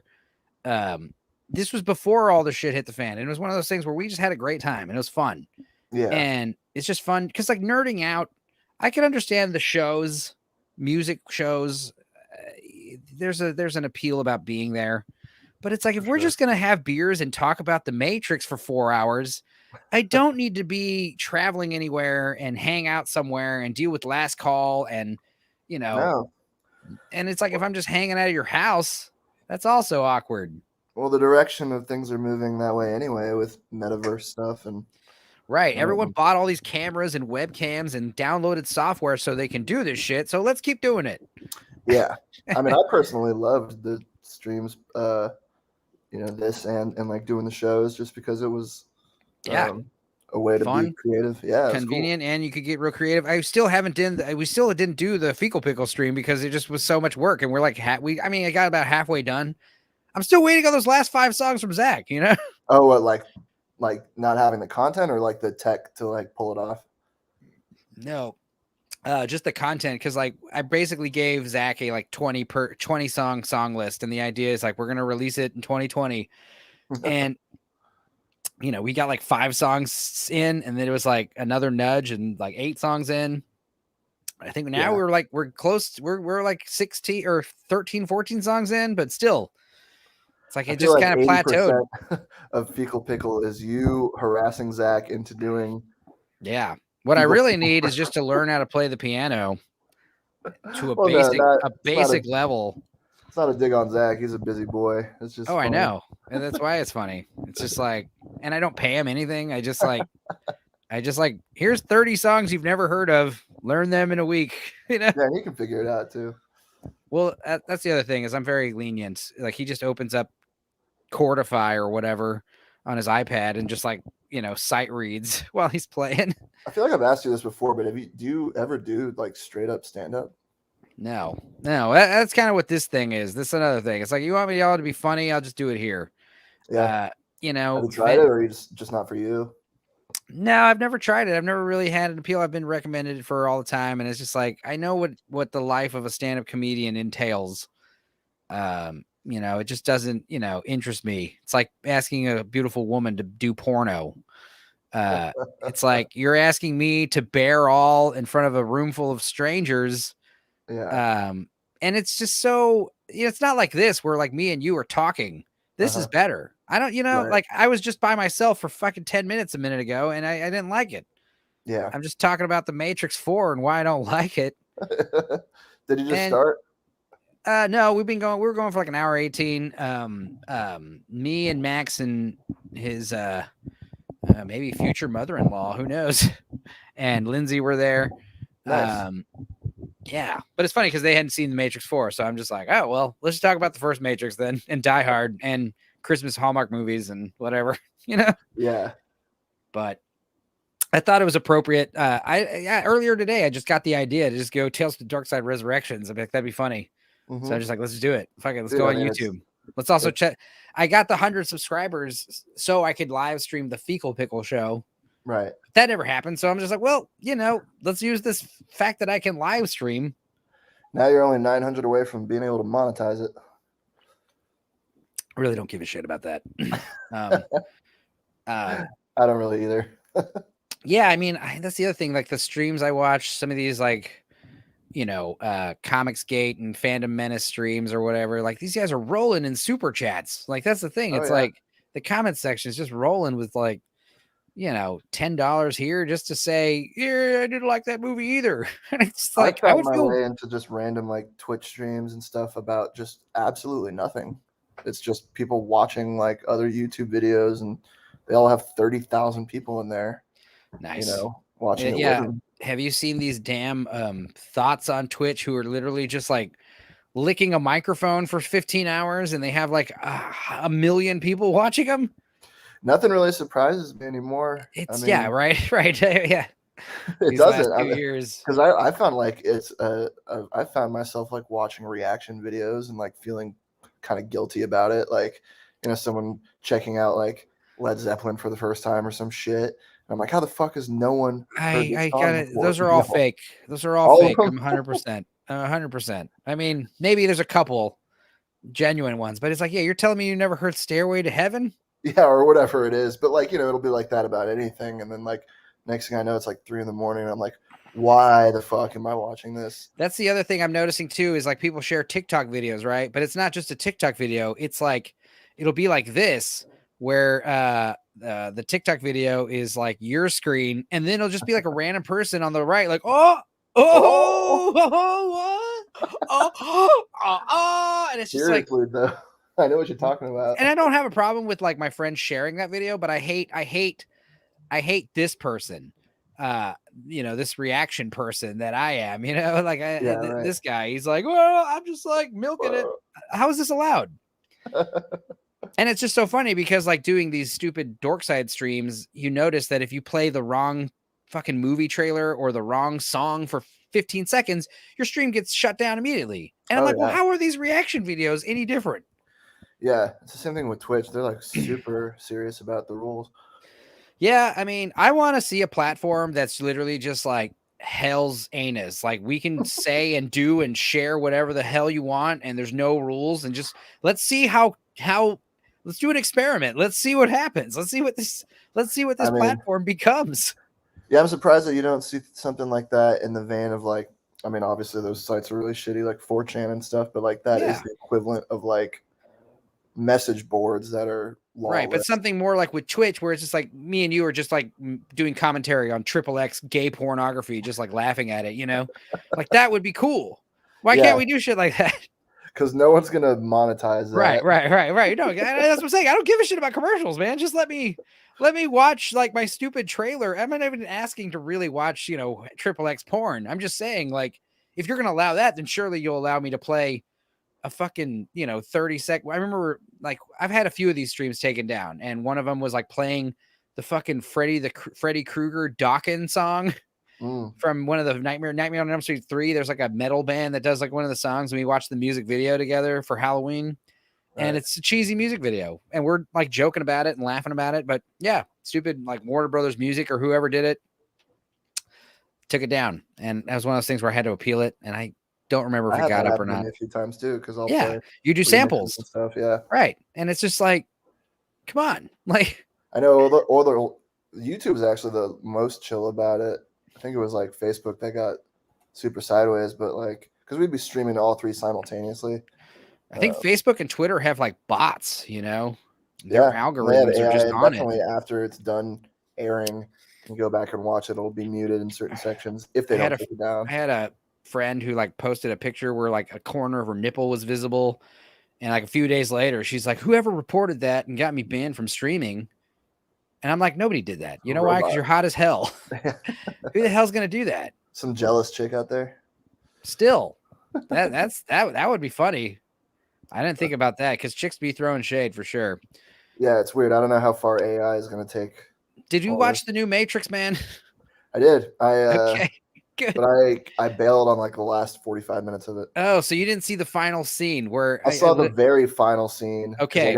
I laughed like a hysterical madman when Tiffany and Zero, as I like to call them, they're basically show up in Neil Patrick Harris's office and like give him a fucking bitch slapping and show him, hey, this is how it's gonna be now, motherfucker. We fucking running this shit now. Ha ha ha. And it's just so catty. It's just like typical this style of hero story we hear from these same people. It's very I was right all along, I told you so, very anticlimactic to say the least. And then they fly off together wearing their sunglasses and trench coats in the sunset, and then a cover holding hands, and a chick female version of Rage Against the Machine. Was it the same chick that peed on that guy in the stage? That would be cool. She was like a rage cover band and she pissed on that dude in the stage. Oh, I think someone was trying Yeah. to show me that video and I was like, what the fuck are you The showing guy me that? literally goes up on stage and lays down right under her crotch, like knowing that she's about to piss on his face. And she does, like a torrent of piss just comes out all at once, you know, like Yeah. ladies do. And he gets up and like fucking like wipes his face and throws it on the audience and shit. Everyone's like, ah. And then like a few days later, like they had to apologize. And Yeah. it's just like, did Ozzy Osbourne apologize for biting the head off a bat? You know? I don't know, dude. I think I was in a green room in Colorado or something, and someone was trying to show me that, and I was like about to go play, and I was like, I don't have real estate in my mind for that right now. Yeah. Yeah. I mean, good for you to actually avoid this crap. Me, I just gobble it up. I'm just like, what in the It world? sounded intriguing, but I was also just like, I can't. Someone pissing on someone's face. All right, word. I've seen way worse, but it's just one of those things. That's what I'm saying. I'm like, I've seen way worse. Why are you apologizing for that shit? Yeah. Like I have the exact opposite feeling. It's like, that was boring. It's like, how cliche Yeah. peeing on someone. It's fucking retro. Yeah. Yeah. Right. But now maybe you can illuminate me, but like I said, about an hour 15 in, I went and got some food. Masturbated. Oh, got some food. Okay. Well, I mean, I might as well have because I tuned out of what was going on, but right. It seemed like it was so, like, obviously it was super meta and overly self-referential. Yeah. I was saying to the point of like almost cringy and they're literally showing clips of the original as constantly in the background several times. Yeah, like on a projector, like on a wall, like while the movie, while the movie's going on, like, and they're literally saying like, "This is your game," and it's like, motherfucker, no, it ain't. Yeah, so like, is that what the deal was supposed to be? It never happened. It was just a sim or something. Well, no, I mean, what they had talked about was basically they put him back in the Matrix. It's revealed that like somehow Neil Patrick Harris's character, the analyst they call him, as opposed to the architect. Oh, like he's basically like a greedy businessman of the machine world, where he's like updated the Matrix and like improved its quotas and output production value by basically reanimating Neo dead, because like he was like inspired by what Neo did at the end of the third movie, where he like sacrifices him, which by the way is also stupid. The third movie is also trash.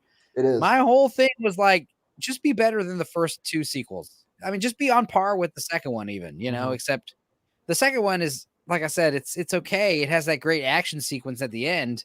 Yeah. And some interesting new stuff. But because it's concluded with part 3, you got to give it like a C- at best, I didn't even remember how part 3 ended. I guess he just like assimilated or something. He basically goes to the machine world with Trinity. They fucking crash their ship. Trinity dies. And then he is basically blinded and carried off into the machine world like Jesus Christ, where he puts his body into the machine world and has like this Dragon Ball Z type fight with Agent Smith, and it results in basically both of them, like, I guess, canceling themselves out and dying eventually. And then they reboot the Matrix at the end of the movie. And I don't know, to be fair, like this new Matrix, I mean, I didn't like how every time it's daytime, there's like a blazing gold sunset every single time. It was a pink midday. sky. Yeah, it's just always just that time of day, the magic hour. And then on top of that, I was telling Lindsay and them, they were shocked when I told them that literally half the movie takes place in that fucking coffee shop. Yeah. I was shocked, I tell you. I thought I remember talking to Coleman and being like, why, like, does Keanu Reeves need to do this? Like, John. It's one of those things where, like, I'm sure. Now, I hate to say it like this, but I wouldn't be surprised. Like, you have to say yes to Lana Wachowski.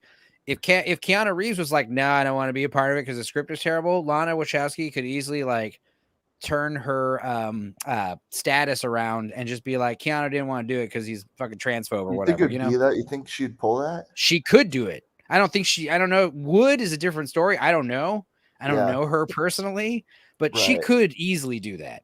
Wow. That's why you have to say yes. You can't fucking say no to Lana Wachowski, especially, you know, I don't know what's going on with her and her sibling, but like the other one's not involved. And they made like a bitter post about it or a tweet about it, how they're not involved in the new Matrix falling movie. out.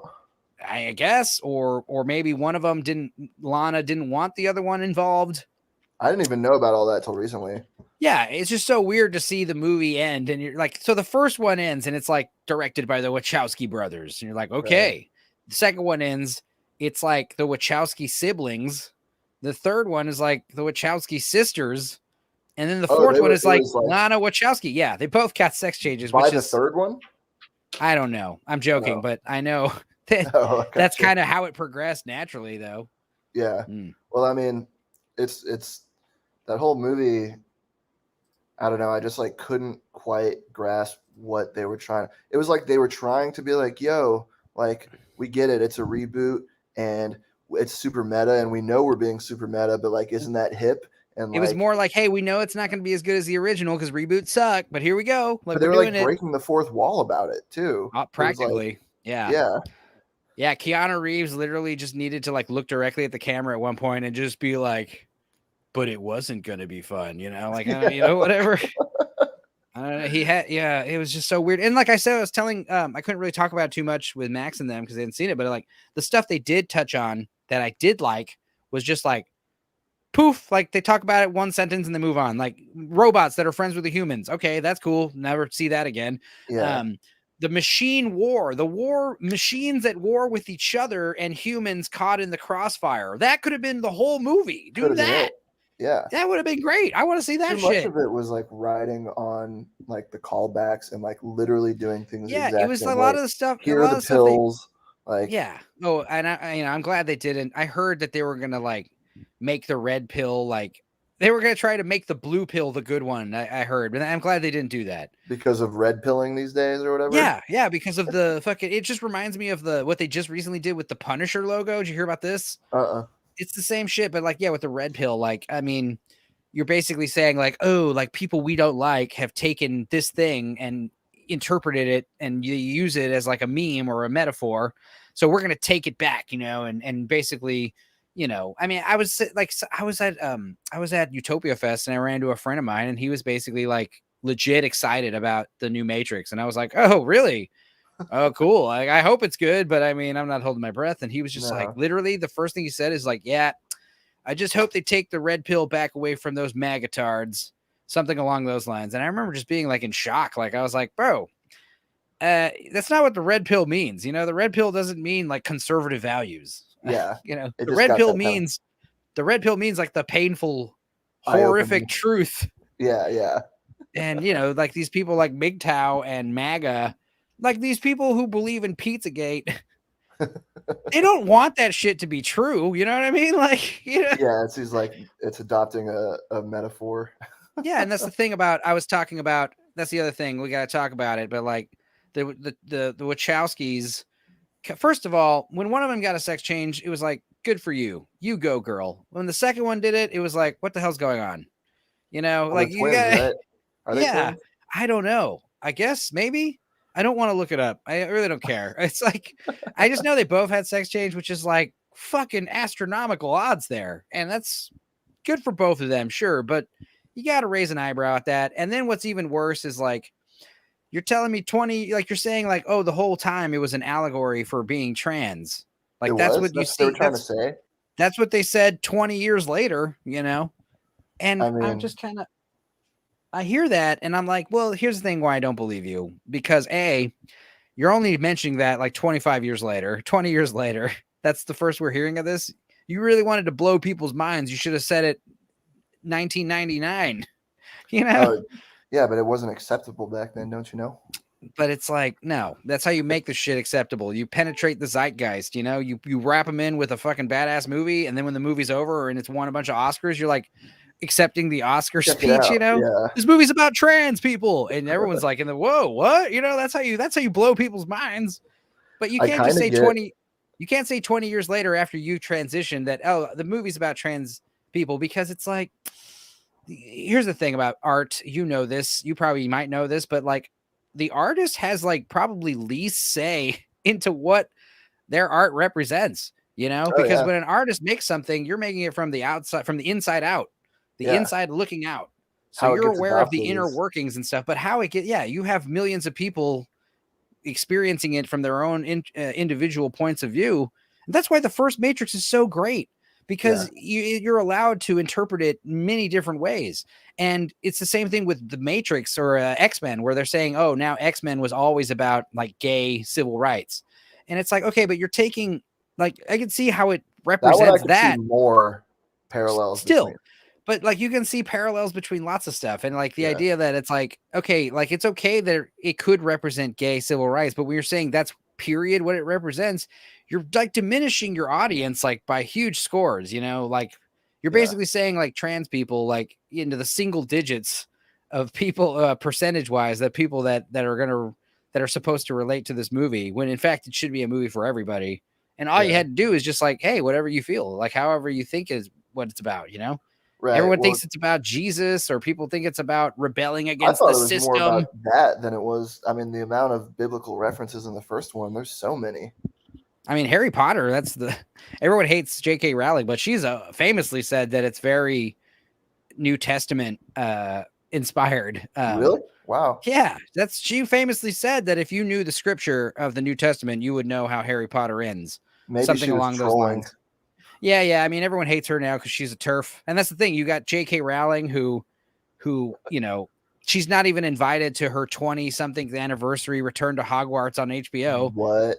Yeah, because she has controversial, quote unquote, opinions about being a woman. Right, about trans people. And about being a woman, not about trans. Yeah. About being a woman. She thinks if you have a prostate and stuff, you probably not. That's her opinion. And but because of that, I see what you're saying. Yeah. But it's like, she's been in hot water for a minute. But it's funny because she used to be the progressives' like darling, saying Dumbledore's gay. Dumbledore is gay the whole time. Ha ha ha! Take that, conservatives.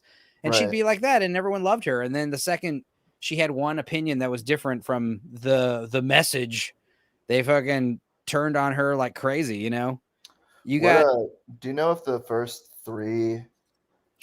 If they had them all planned out, or if they just started winging it after the first one? I can tell you that the two sequels were probably planned, but I can guarantee you that Joel Silver and other Warner Brothers executives got their little fingers involved into it. Cause like, I remember the first time I was worried about the Matrix sequels was when I first heard about them, when fucking the first Matrix movie won MTV Movie of the Year. And the guy who accepts it is Joel Silver, the producer. And, he's got all the cast up there with him. And he's like, thank you so much. And then the last thing he says, and if you like this one, wait till you see the other two. And you can tell that he was just so like money in his eyes, Yeah. And the thing about the second one, like the minute the second one starts, it's just like the first movie did such a good job of blending and Marilyn Manson famously was like quoted about talking about one of the reasons why he liked the first movie so much was they blended the score and the soundtracky techno music pretty great together. It wasn't too much. And in the second one, the first thing that happens is like, and it's like techno music. And like, we're getting all the shit out of the way immediately. 2000s. The new agents show up. We've got Neo doing Kung Fu and flying around. The first one was good because it was like, it almost felt like it was parsed out into 2 acts. It was like first hour and change was like very much setting up the story. They didn't even really get to the ass kicking till like the third act. Well, that's the third act. Yeah, the first act is get out of the Matrix, in the Matrix. The second act is learning what the Matrix is and how to work in the Matrix. And then the third act is like, shit's gone wrong. We've got to fucking patch everything up, save the day. Yeah. And that's what I was saying about, making Carrie-Anne making Tiffany the one. That was kind of a dick move because, you got to nerf Neo. Like Neo can't fly anymore, but he's doing bullet stopping. The first couple times you see him stop bullets, like especially in the first movie, it's like, whoa. I remember that was one of the parts that my dad was like, fuck yeah. Like he literally just stopped him. Like that was so cool. And then like in the third one, he's like stopping missiles and machine gun fire. And it's just like, he's no big deal. And then meanwhile, Trinity's like driving him around and flying him around. And it's just, I don't know. Like I said, it undermines like how important she was in the first movie. Cause I mean, she doesn't really do a whole lot in the first movie up until the third act. But at the very end of the movie, you find out that she has a pivotal role. Like all she had to do, like she knows he's the one because she fell in love with him. That was, Right. That's all she had to do was like whoever she falls in love with is the one. So you keep her around. He never was ever. Huh? So he never was the one ever.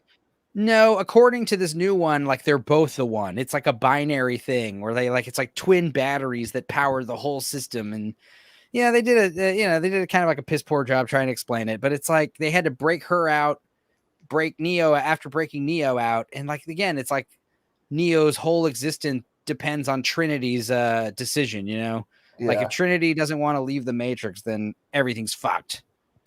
And again, it's like, when I was thinking of the Animatrix, like how fresh that shit was, like that's a great sequel. Yeah. Especially like the Beyond story where they're like at the haunted house. It's like glitches in the Matrix. Like do a movie like that where it's like it's like a standalone story. And then like halfway through, you realize it's taking place in the Matrix. Like, like you could do something so cool with the idea of everyone's living in a simulation. Because that's like the two conspiracies. And it's funny because Blade and the Matrix are so like yin and yang. They both came out a year apart. Blade was 98, Matrix was 99. They both really started that whole sunglasses, trench coats, techno music, kung fu fighting, bullet time. All that stuff is in both movies. Matrix arguably did it better, but Blade did it first. But the other thing that's interesting is like the first, like Matrix is like, okay, the popular conspiracy that we're all living in a simulation. And then the Blade is like the popular conspiracy that everything's like secretly run by like shadowy people running the world, like vampires and shit, running the world in secret. That's the Illuminati and all that. That's the second conspiracy. So it's like either or, I've never seen Blade. What? Yeah. Blade kicks ass. And Blade 2 is also probably arguably better than the first one. Yeah, I never Guillermo saw del it. Toro made Blade 2. It's probably on Plex.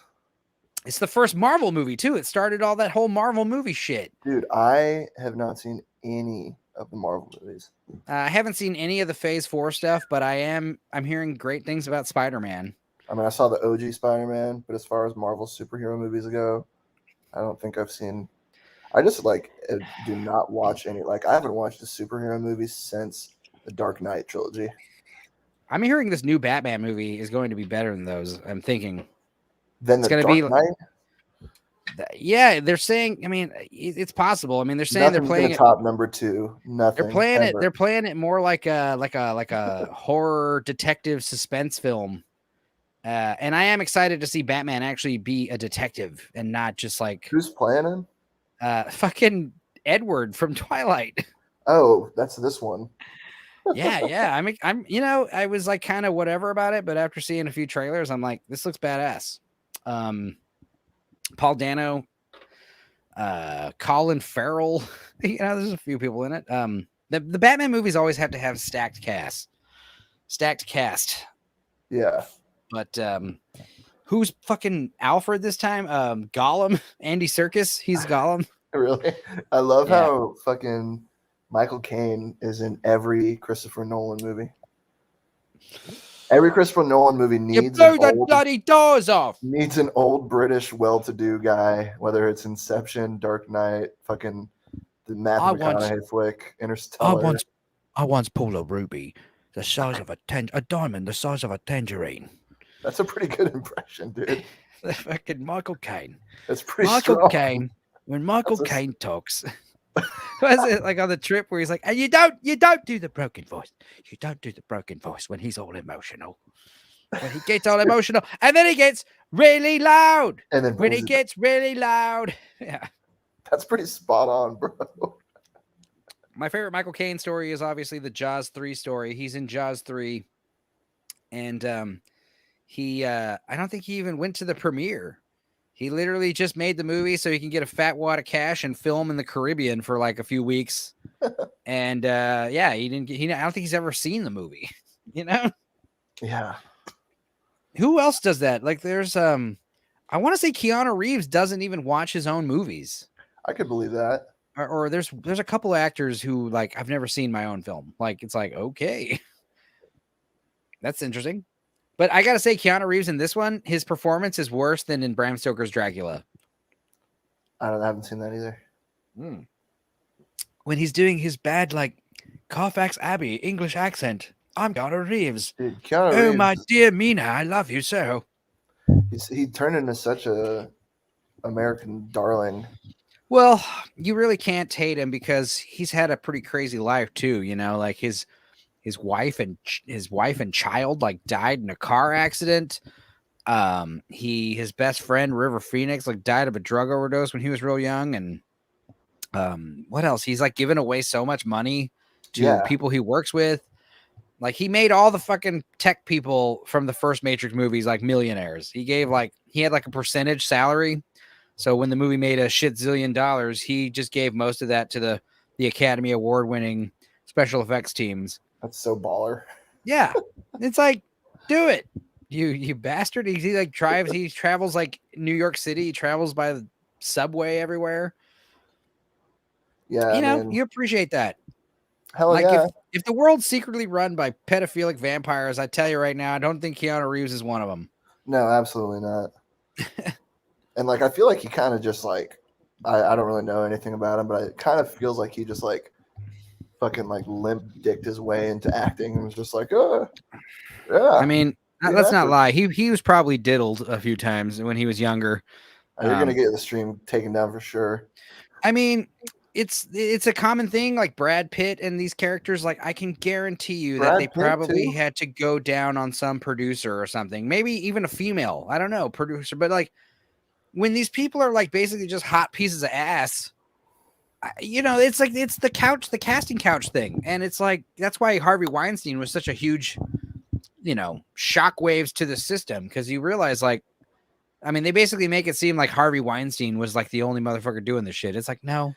Yeah, everyone kind of, even before him, I feel like if you asked a common person on the street and be like, hey, do you think that there's like really sketchy, like fuck to play movie situations going on out there? You'd be like, yeah, I think so. Like, I wouldn't be surprised if there's. Well, let's put it this way. If like, hot actress A is probably going to get the part, but hot actress B tracks down fucking the producer and sucks his dick somewhere, and like suddenly gets it's like corruption, power, again, also nepotism. That's the other thing. Like the guy from Tenet, what's his name? Kerry Washington? No, something Washington. You find out he's Denzel's son. He is. Like, oh, no wonder he's in all these fucking movies. What? I didn't know that. Yeah, exactly. I thought it was just a common last name. Nope, he's not related a bad to that actor. No, he's not bad, but it's like that's how you get your foot in the door and get these parts, Mm-hmm. Nepotism everywhere. Just like I'm this guy's son. This guy, that's like everything, man. The biggest thing of nepotism I ever saw was J.J. Abrams got his son to write brand new issues of Spider-Man for Marvel Comics, and they made a big announcement about it. And so many like amateur artists and writers and professional artists and writers were like, I've been trying to write Spider-Man comics for 15 years, and you're just giving it to this kid because he's J.J. Abrams' son, and he has like literally nothing in his resume.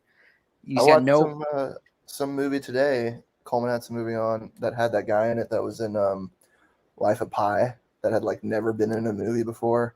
Yeah. Just like starred in like a huge, and I don't know how he got that job or whatever. He was in Slumdog Millionaire. That's right. Then he was in Airbender, which was shit.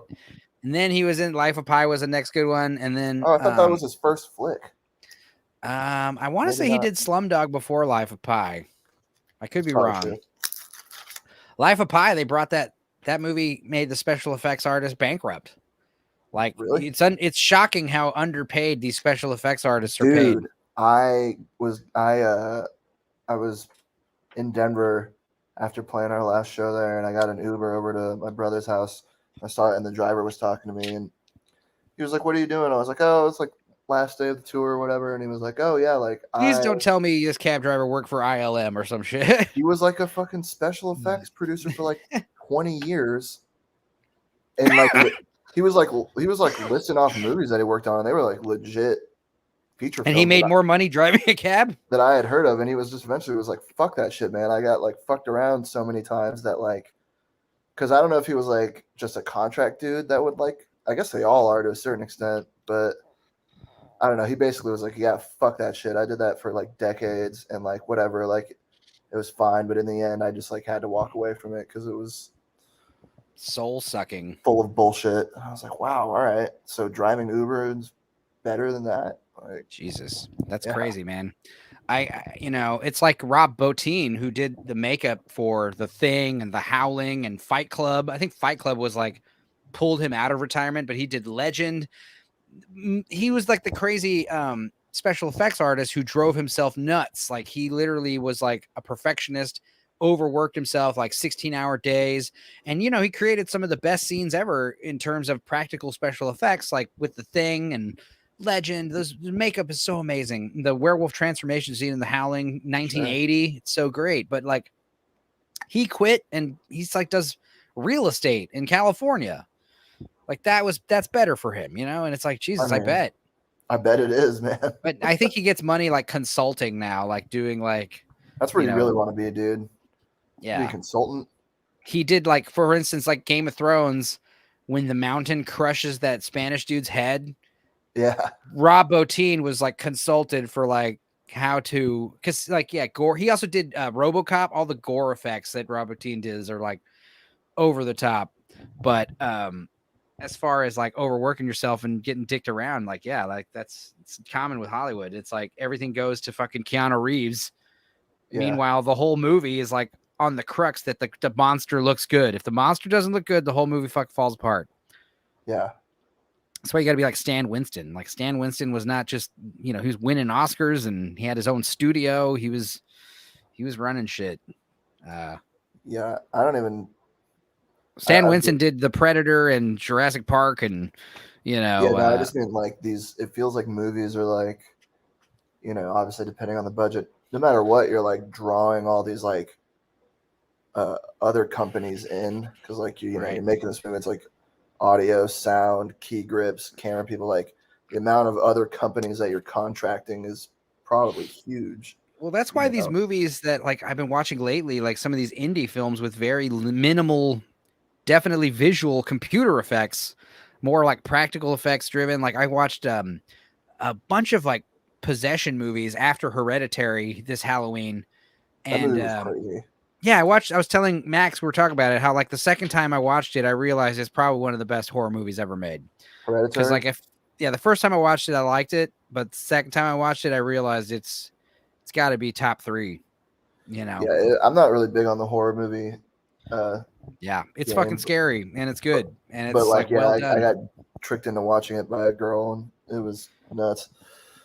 Yeah, and it's way scarier when you know what's happening the second time around. Because like the first time you're like learning everything, but like when you know, like the plot's so simple. It's like family loses their daughter and they get tricked to summon a fucking a demon. Yeah, that shit was fucking gnarly, dude. And it's like that's exactly how Satanists would operate. They would lie to you and trick you. Yeah. You know, they're not going to just be like, hey, you want to summon a demon? They're going to be like, hey, we're going to get you in touch with your dead uncle who you miss so much. Anyway, he's going to give you some important information. Just write this, just read this crazy incantations and draw this on the floor and light these candles and just do what we say. I think that that, you know, the over just like the excessive use of special effects and visually driven movies is the reason why movies are kind of going by the wayside now, is because like there's no story substance to it anymore. Well, you don't have to write a gripping story. What you said about the Marvel movies, like those are very consistent and they are well made and they are enjoyable. But the thing is, the problem is other movies try to replicate that success. It's like The Matrix, where they were trying, you know, Underworld. It just had the same fucking shit as The Matrix. Everyone's wearing trench coats and shooting at each other in slow motion.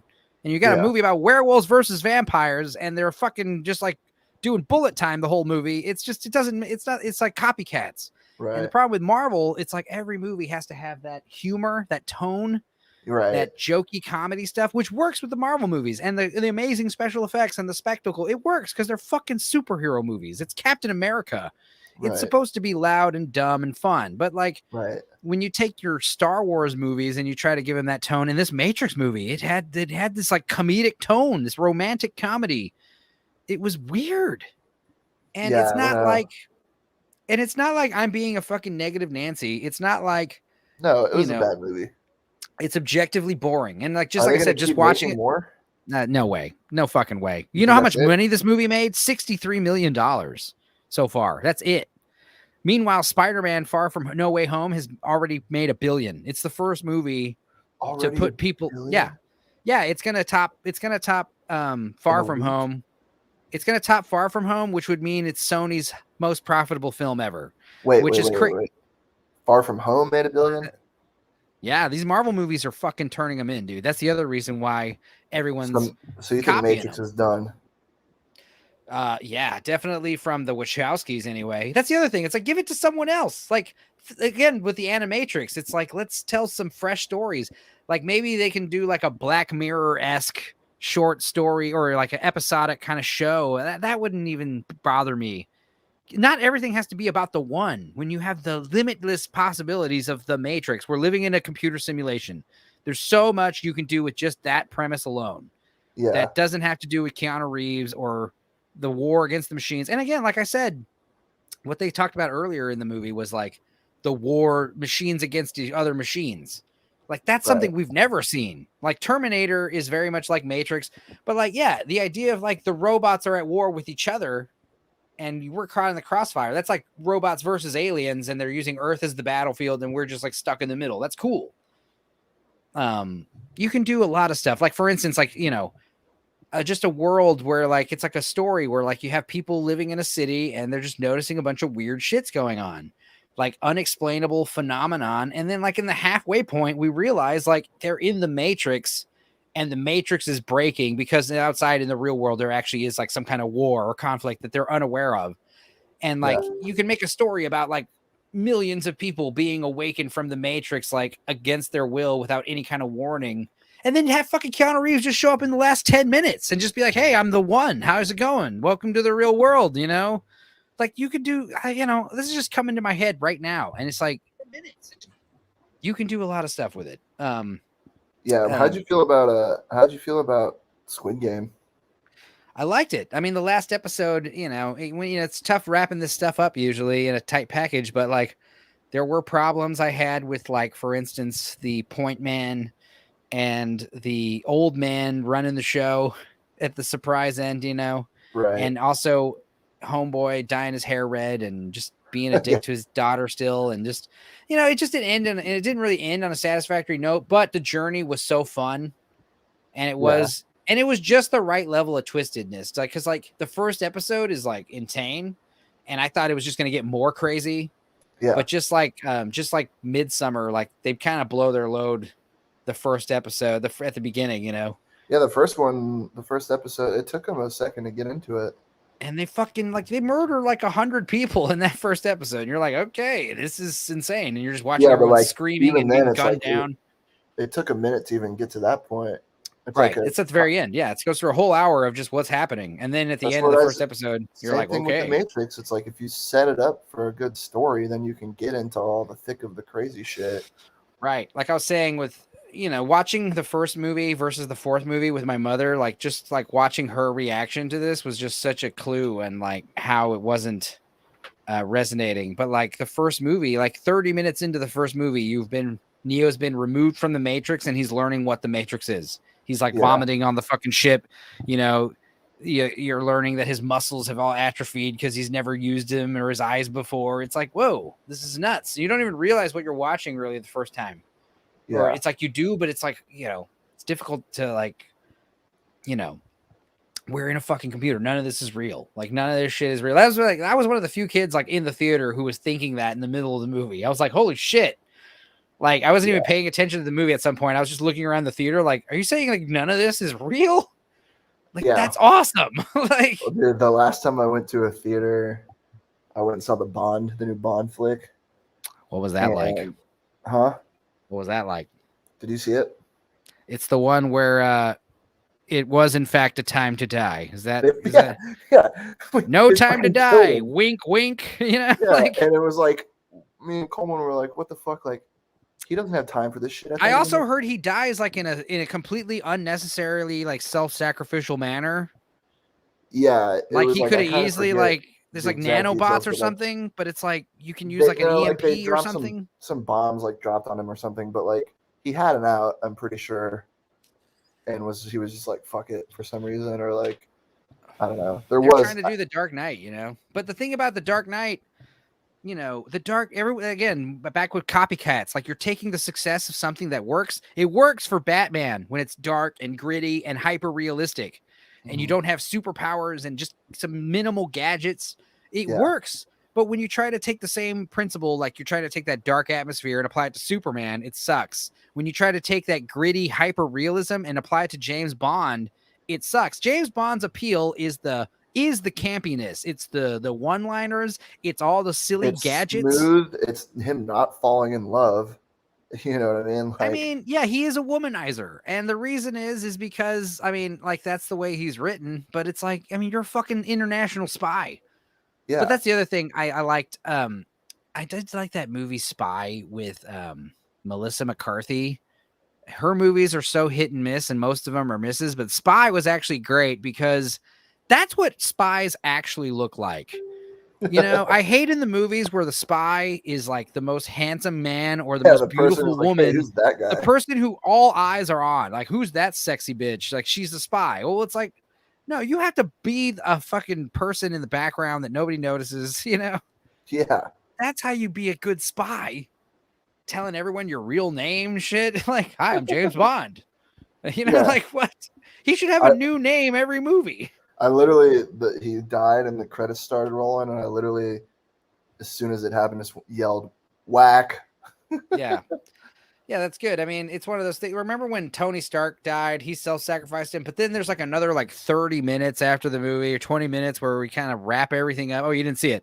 Sorry. I get I'm probably not going to, but I get the sentiment. Well, I got to say the thing about the Marvel movies, like I was saying, like the reason why they worked is, you know, first of all, the dudes like them because they're superhero movies and they get the tone right as far as Marvel comics. Because DC Comics, Superman, Batman, The Flash, Wonder Woman, like these are like American gods, the new gods, basically. They're like mythos characters. They literally are demigods. They're above humans. Whereas the Marvel superheroes, they are humans, regular guys with amazing powers. Mm-hmm. And I think more people resonate with that stuff. But also, it's just like, the humor, it's very tongue-in-cheek. You can take a kid to go see those movies, you know? Dude, you can take the chicks like it because the jokes always land and there's like tons of hot, muscly dudes everywhere. Yeah. Why do you think the fucking Aquaman movie... movies, man. The Aquaman movie is the most appealing DC movie because fucking Jason Momoa is like a damn sexual fantasy for like 90% of the women in America. Yeah, and half the men too. Yeah. Yeah, for sure. And if he's not a sexual fantasy, again, it's that whole like, you know, women want him, men want to be him. It's like James Bond. Yeah. And Daniel Craig, you know, I mean, he's great, God bless him, but he is a bit of a butterface to play James Bond. He is. Especially in these later movies. Pierce Brosnan, man. I've talked about this before. Yeah. Talked about this before, but he's the handsomest Bond. He is. I had this talk with my dad. He had like the most like, you know, proper like Englishman vibe, even though he's Irish. Yeah. But he was good. Those like, it's funny because his movies like the Pierce Brosnan ones. They're the worst. They're like they're some of the worst, the corniest ones. But that's the whole thing I was saying is James Bond should be cheesy, tongue-in-cheek, fun. Right. You know, mature because there's like sex and stuff and erotic stuff, but not over the top. You know, it can't be like softcore porn. And it can't used to be over the top in the terms of the names. They ditched that fucking pussy and just like my name is a sweet good pussy or whatever the fuck, you know, like a lot. Yeah, like the whole Austin Powers thing was not being silly. It wasn't being far. I watched all three of them on Christmas. Those movies are consecutive too, and even though they repeat a lot of jokes, it's funny though because it still works because it's like, it was, you know, especially if you watch all three in succession. We did that one time on a ride home from one of the cream cheese shows out of town. We fucking stopped at a Target for some reason and just randomly bought like the 3-pack DVD because we had a rental car that had a DVD player. Nice. And it was just like, let's they're do it. hilarious. Yeah, they're great. I mean, the whole dick-shaped rocket stuff, those jokes, Awesome. you know, Yeah. Willie, they do it in all 3 movies. And it's like, yeah. I remember that being a criticism in part 3. It's like, the same old jokes over and over again. But when you watch the 3 in a row, it's like, yes, they're doing it again. Hilarious you know? every time, too. Yeah. And it gets funny, like multiple viewings, too. Like the Naked Gun movies, those just get funnier. Yeah. You know what I mean? Like, even though you know the joke coming, it's still hilarious. Yeah. And a big reason is the deadpan. Deadpan is one of the key ingredients to comedy. That's why, you know, The Matrix, you know, again, this whole winking and nodding at the audience, like you can't. Frank Drebin never once in the Naked Gun movies acknowledged that anything happening around him was funny. He's always, the most insane shit's happening all around him, and he's just completely serious. Like, I'm a police officer. Nothing to see here, folks. Like, you know, like, it just all goes back to, in all these instances, it's like a movie I feel like is determined by how good the script is. Yeah, I mean, the script is probably the biggest part of it. I mean, the acting, I was talking about with Hereditary, the Toni Collette's performance carries that entire movie. You know, so when you have fucking Keanu Reeves, who's just kind of like, what's going on? The city of I.O. War with the machines? Oh, whoa. You've got friendly robots? Whoa, you know? And, you know, I cringed so hard when Trinity, because, like, remember in the first movie where they set it up where fucking Agent Smith, he's such a great antagonist. And he's like, you know, he represents like this white male, like patriarchy. He's an agent. They just call him agents. He's wearing a suit. He works for some unknown 3-letter, you know, US program or whatever agency. And, you know, he keeps calling him Mr. Anderson. Oh, Mr. Anderson. And then at the end, when he's like, my name is Neo, you know, it's not Thomas either. It's fucking Neo. Yeah. And he fucking throws him up in the train and he gets him run over. And then he's like, great, I did it. And then immediately fucking train stops and the Agent Smith comes out. He's the conductor now. And he's just like, all right, round 2. No killing. That's when dude. Neo runs, you know, but there was a setup to that whole line. My name is Neo. Whereas with the new one, Trinity, I hate that name. My name is Trinity. It comes out of nowhere. And she's like, she's named Tiffany, which I get. It kind of sounds like Trinity. Right. But it's just like, does it have to be so on the nose? I like the idea that she's like a MILF now and she has kids, like, you know, but I didn't like how are the special effects going to be worse? Yeah, I felt like at parts like when Neo is awakened from the pod and the tubes are popping out. Yeah. That didn't look as good because it was computer animated, whereas in the sequel, in the original, it was like practical effects. Same thing with him going to fight Morpheus in the simulation. It just looked fake as shit. And then when they would actually go running on walls and stuff, sunset sun, everything's sunset. Yeah, like everything takes place at like 5:00 p.m. You know, and yeah, and again, I knew it was gonna happen. Like he's not just gonna, like in the first Matrix movie, he barely he stops a punch. You know, he almost like hits him in the nose. He stops. And he's like, I know what you're trying to do, you know. He stops the fight. He's like, I can do this. But in the second one, I knew it was gonna happen. He's gonna blow up the whole dojo, use his like force powers. It was so fucking cringy, dude. I mean, how many the actual parts I actually cringed at were like the whole reboot thing where they're in the video game thing and they're like the White Rabbit songs playing, and they're just like every like bullet time frame callback of things that were like they literally say the word bullet time like 5 times in that movie. Yeah. It's bad enough they said it once. They shouldn't have said it at all. For me, it's when they were projecting the first movie. When he's taking the pill and they're showing the pill taking scene. I'm like, I fucking get it. But like I said, I thought they were gonna literally be like, no, the red pill's a lie. You got to take the blue pill this time. I did think it was kind of funny that they had him on like a regimen of blue pills. Yeah. I mean, I liked how they kept the blue pills bad. The blue pill is you're swallowing the lie. The red pill is the truth. Yeah. And it's just always going to be that. And the idea, like, I remember when my friend at Utopia Fest was telling me he was excited about it. I was like, he's like, what do you think they're gonna do? Like, oh, you took the red pill means you're gay now. Like, is that how they're gonna own the fucking magtards? You know, like, I mean, I thought it was like I don't know. It was pretty silly. Yeah, it's like I said, the artist doesn't really control what his art becomes, you know? I feel like the first one was confusing at times, but it was confusing for a point, like that once you watch it a few times, you understood. Yeah, it makes Whereas sense the this one second was time like you watch confusing, like in a genuine sense, where it was like, what is it you're trying to achieve here? Well, it seems like a lot of the movies nowadays, like they just don't have anything, especially these 20-year-old sequels and reboots. They don't have anything new to say.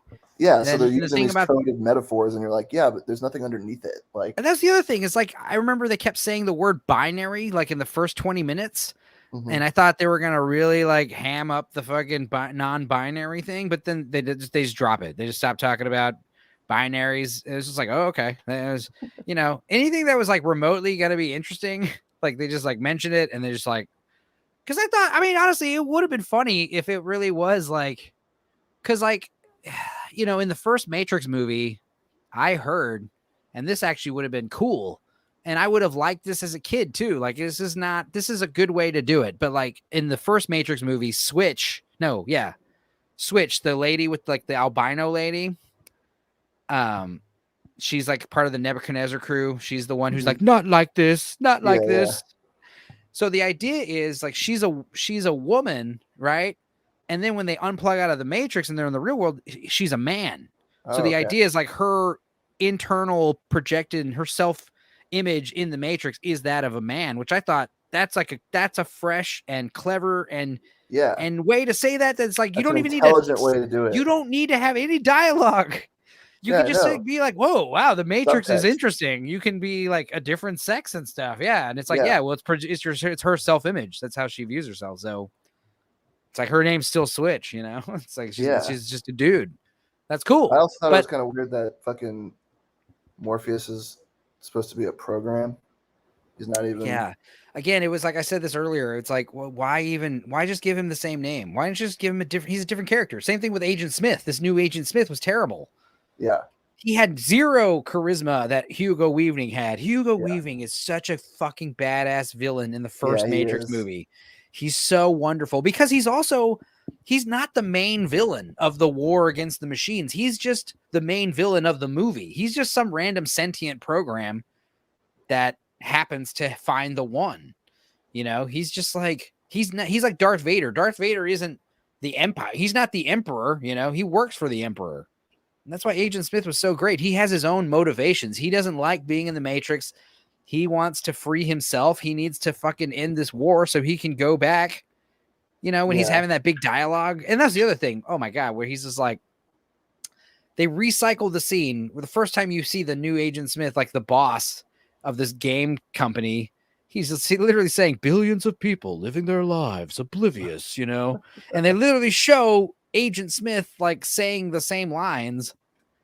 And that's the other thing. He keeps calling him Thomas. Everyone calls him Thomas in this new one. Yeah. It's not even the famous Mr. Anderson. It's all Thomas this and Tom that. He is a fucking, and then it's like, oh, like, dude, I don't know. It was Tom and Tiffany. Nauseating how, like, not even just the meta-ness of the callbacks to the first movie, but then also just being like, oh, like, it's a simulation and he's a fucking video game designer and it's his video game he came up with. And like Jesus Christ, this is like almost a completely different fucking story. Dude, do it like Adaptation. You ever see Adaptation with Nicolas Cage? Okay, that's a fantastic movie. But like, okay, so here's the plot.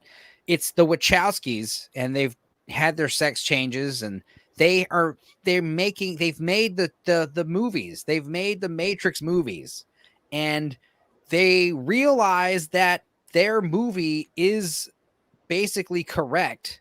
And they are basically, you know, being awoken from the Matrix as the creators of the movie, The Matrix, because they created the movie, The Matrix in the Matrix. And the people who, you know, like you could just get really stupid with it. Yeah. like make it about actual movies and not video games. But I mean, I don't know. The idea, I remember playing Grand Theft Auto, you know, thinking, you know, what if these little characters, you know, had like some kind of simulacrum of intelligence or self-awareness, like how horrifying would that be? And that was kind of like Westworld. Westworld touched on that too, which I thought the first season was great, and I didn't really see the other seasons. Also, it's like I think what was cool about the first one in that era was like the notion of like a virtual world or matrix was like far off into the future, and now here we are 20 years later. The metaverse is right around the corner, and like so now it's like I don't know, it just didn't seem like they had an opportunity to go even like further into the future with things. Yeah, my friend Anthony was posting. He made an interesting comment I read somewhere where he was saying that originally the humans weren't going to be used as batteries in the Matrix, but they were going to be used as like cloudware, computer like software space. Cloudware basically. Basically you use the humans' brains to power these super powerful computers. So basically, in a sense, like the Matrix, I guess would be like it's kind of how the universe is experiencing itself. Like it manifests itself into creation. That's kind of what's going on inside the Matrix with our human brains. Like we are in fact creating the Matrix ourselves in this like subconscious dreamlike state. But that's way more complicated than just batteries, energy. I mean, that's simple. Well, but like this is stuff they could have touched on. In all reality, they wouldn't have even really needed to provide the humans with a reality to live in. It's just right. Well, the idea is in order, they talk about this in the Animatrix, where it's like in order to gain the most energy from the humans and get maximum input, like they have to live a full life. They live their full life basically in the simulation, and they have to be basically like willing participants of it. It has to be a reality that they subconsciously accept. Right. Because if they notice shit's wrong, they'll break free, and that the machine. That's like the thing is like I was saying, you can have this Matrix 4 movie be where people are just like subconsciously breaking free from the Matrix. Like, what is that like? Where you don't have Morpheus to hold your hand, where you have to figure this shit out for yourself. Like you're just noticing weird ass shit, and you're talking about it with your friends, and they're noticing the same other weird, unexplainable things.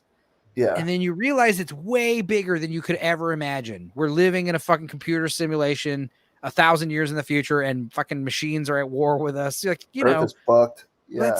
That's crazy. You'd have way more people reject that reality too, Plug me back. That's why Cypher, the first movie's so great, man, because it's like it really is. I'm gonna probably watch the first one later. Every crew member has their own distinct personality. Whereas this new one, name one crew member besides Bugs of this new ship. There's the girl with the crazy fucking hair that looks like oil like dripping down her face. There's the guy that's got the like half face fucking mask going on. There's the black dude who's the pilot who's got half his head shaved.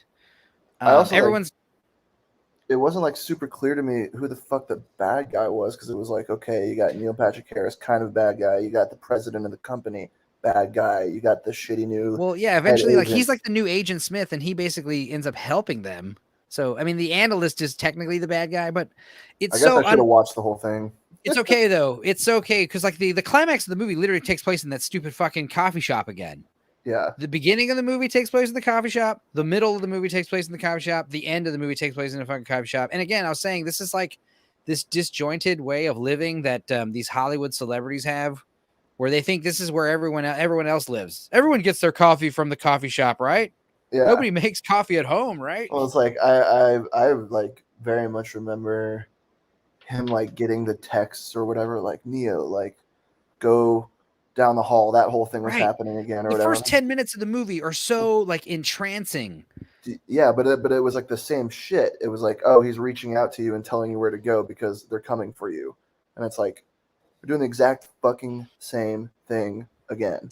But except this time, he literally just pops out of a fucking and again, just the fact that he says it doesn't make it better. Where he's like, "Oh, here I am, Morpheus, coming out of a bathroom, just doing the same shit again." But this time we're in a men's room. We're supposed to be like, yeah. And instead of it being like anything interesting, it just goes from 0 to 100, where all these fucking agents and bad guys show up, and the place turns into a machine gun hellhole, and sprinklers. The sprinklers from the end of the first movie shoehorned in. Yeah, it's just man, oh man, and I got a handful of friends, not too many, but just like a couple of people who I've seen talking about how they loved it, and I'm just like shocked. I've seen it too, and I'm like, I can't. But I'm just like, how high were you? Yeah, well, like how much of it is like me just being a cynic now? Also, like, how much? No, it's the other thing. It's like, how much do you like the second and third one? You yeah, know, the second one I was don't. great. The second one, you know, I give it a C, a B. It had So some yeah, great. this one has a fucking 66% on Rotten Tomatoes right now. No, and that's the thing about this movie is word of mouth is like killer, you know. And when something's genuinely good, like I'm hearing everyone saying that Spider-Man kicks ass. Go see Spider-Man. Go see Spider-Man.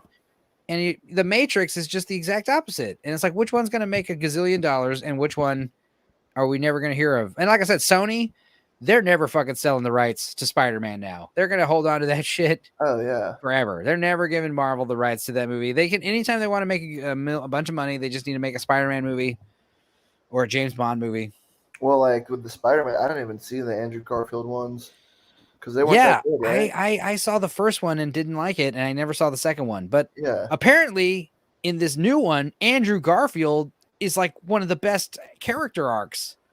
Yeah, well, they all somehow show up, right? Like we're dealing with multiverses, and this is something I was saying, when in the Litflix chat about the movie stuff, where I was talking about, the movie looks crazy, but it's not this. It seems different than like the first couple Marvel movies, where like in the first Avengers movie, I remember thinking it was a really big deal seeing Thor and Iron Man and Captain America together in a scene, and it was like, dude, they're in the woods, they're throwing down with each other. This is a big deal. And then again, the second time I had that feeling was when Spider-Man showed up in Civil War. When they're in the airport having their big throwdown and Spider-Man shows up, and it's fucking Spider-Man. It's not, you know, you get it right. It's literally the character from the page brought to life. It's done well. It looks great. And it's just kind of like, dude, yes, this is getting crazy. Well, people always kind of regard the second one from the original trilogy as like the best of those, right? Oh yeah, second one is one of the best superhero movies ever made. Same thing with X-Men 2. Yeah, X-Men 2 is also one of the best ones ever made. My favorite superhero movie is The Incredibles. Well, yeah, Godfather Syndrome. I was joking. I said it the other day on my Facebook story. I was like, yeah, it's like before. Okay, how does it go? What did I say? I was basically like, yes, while so many of your favorite movie franchises suffer from Godfather syndrome and suck in part 3, like Terminator and Aliens and X-Men and Spider-Man, The Matrix was there, boldly going where no other franchise gone before and sucking in part 2. But yeah, X-Men 2, probably one of the best movies, superhero movies ever. Spider-Man 2. And the reason is because the first movie, you got to get all the expository character origins out of the way. The second X-Men movie, we know who fucking Wolverine is. We know what the fucking mansion is. We know what Xavier's School of Mutants is. We know who's running the show. So like by this, 15-minute mark, we see the Nightcrawler scene in the White House. That shit's so fucking great. Yeah. Well, I think it's nuts, dude. The fucking, because I remember when Spider-Man 1 came out, like that movie was kind of ruined because 9/11. Yeah, well, that's what I'm saying. Like 20 years ago, and now superhero movies are still like the blockbuster flicks. Well, like I said, Blade really started it all, man. Blade came out in 98. It was the first Marvel movie from Marvel, Studios. I want to say it was a New Line Cinema movie, but the first like Marvel co-production that was like a big in theatrical release. Because the previous Marvel movies, like I liked some of them, like the Dolph Lundgren 90s Punisher movie kicks ass. It's so good for 90s action flick. Dude, he fucking rocks in that movie. And it's so rated R. The Punisher. Oh, and I got to explain the Punisher because I was explaining like changing the red pill. That's like changing the Punisher logo, what they did recently. Like now, because cops and military and alt-right type people use the Punisher logo for bumper stickers and shit like that. They want to distance themselves away from it. So what do? They basically they change the Punisher to where now he doesn't use guns. He's a ninja now. He uses swords and knives and shit. And his logo is like this weird like demon like with horn. It's like still a skull, but it's got like horns and it's more like Asian inspired. It looks like a skeleton with like horns and a mustache, But it's like now you're culturally appropriating. This isn't better. This is also offensive. Well, no, it's rarely better, and it's like I know it's a hot topic, and the Punisher one's not even really what I mean, but just like there's this notion of like, oh well, we have to change art to appease everybody, and then it's like, well, like no, it's not even appease everybody. It's like we don't like the fans we have. We want different new fans that are better and nicer. Yeah, well, in people. that case for sure, but I just mean like the notion of having to curtail art just because you know, some people don't like it or whatever, and it's like art's kind of meant to be edgy and like making a statement. The good stuff is, yeah, you know. Yeah, I mean, and that's the thing about like, look at fucking James Bond from the 60s, bro. It's like that whole, I mean, these days it wouldn't fly, you know? Like, well, yeah. I mean, also it's like you can make it fly where it's like he's got to be fucking sexy. Like the thing about it is like if Jason Momoa is like saying all these lines that Sean Connery said in the 60s Bond movies, a lot of chicks wouldn't mind. A lot of chicks wouldn't mind if Jason Momoa talked to them the way Sean Connery talked to these chicks in the fucking Bond movies. And that's the truth because he's Jason Momoa. Like if you had me doing this fucking dialogue, it's kind of like, fuck you, boy. Fuck you, fatty. You think you're hot shit? Well, yeah, and granted, like, you know, fucking social times are on a curve always, but like, I don't know. Things like that where you're like I'm sure that Bond is going to change this next time. You know, the whole point of this new one was they wanted the new female black lady Bond, and you know there was like a scene I saw that was actually pretty good where there was a scene where I saw a clip a while ago, but it was like, you know, she says something catty to him like, oh, like, you know, it's just a number. Yeah, something like that, and then he delivers the same line to her later. Yeah. Like there's a scene where like they're supposed to go in what's Dame Julie Dench's name? M? She M? I think M's dead. Yeah, so you're right, she is dead. They're going into the new M's office or whatever, and James Bond gets to tell her to wait. She has to wait outside. Right, yeah. That was it was like a callback joke. I mean, that's the kind of stuff where it's like, well, I thought that was great too, and like you can't make James Bond a fucking bumbling idiot all of a sudden just to make this new character look awesome. You know, James Bond still has to be badass. Back to him too. That's why it worked. But like with this new Trinity or Rey Skywalker, that's the wrong way to do it. Because like Neo, he can't remember how to fly, but fucking Trinity, you know. Well, and like to me, it's like like if they come back with Bond and it's like a girl or something, like it doesn't feel. I think the reason that it doesn't hit is like it doesn't feel like it's done for the sake of anything other than just to make people happy. You know what I mean? Like, and not in the sense of like, let's make this very specific set of people happy. Right. It's like, it's not because it was what was good for the story or whatever. And it's like, guess what? Like James Bond is not a chick. Well, the reason why, I mean, and it's, you know, and it's like, it sounds like, you know, what you're saying is like sexist or stereotypical, but the truth is, and this is like psychological, but men power fantasies are usually like superheroes.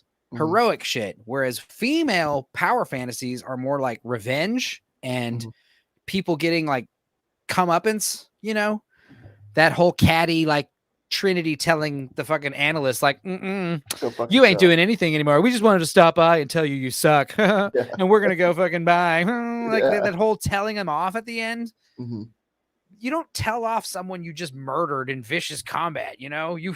When you're both like wounded and fucking sweaty and tired and one of you's finally dead, you're just like, God damn it, you bastard. Why did you make me do that? You know, that's like the heroic story.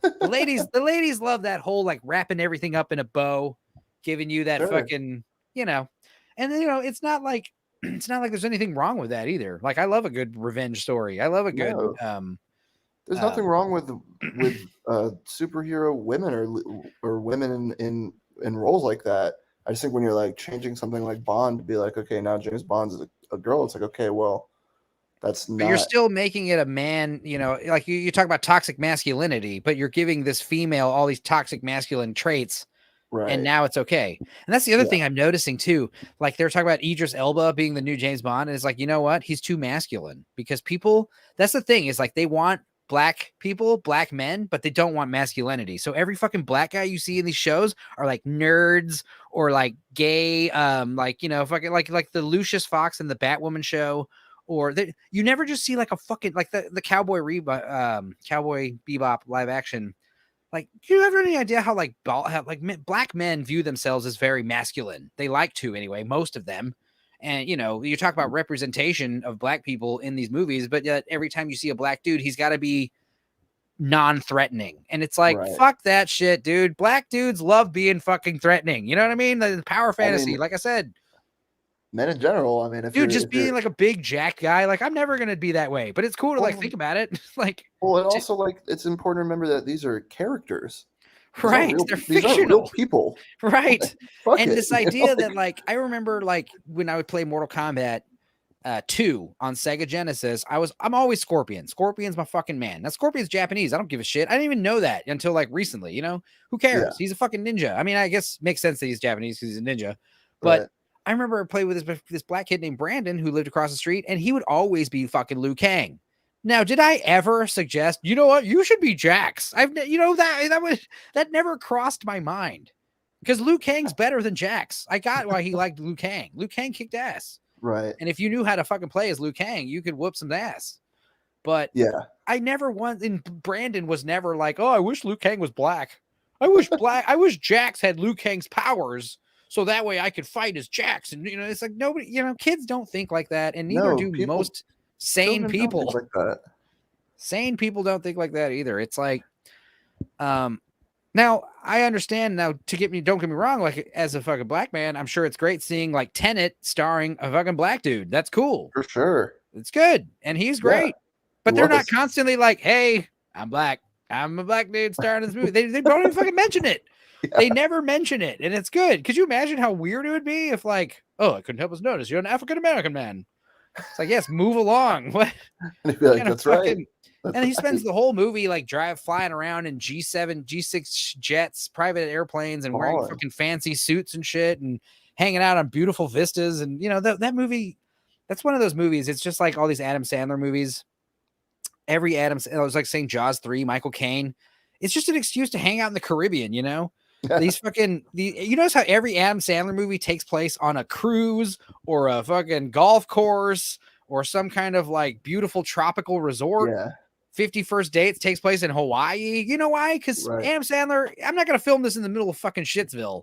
No. Fly me out to Hawaii, me and Drew Barrymore, and film us on the fucking beautiful tropical islands. And we'll read all this shitty dialogue there. So at least we'll have fun. Yeah.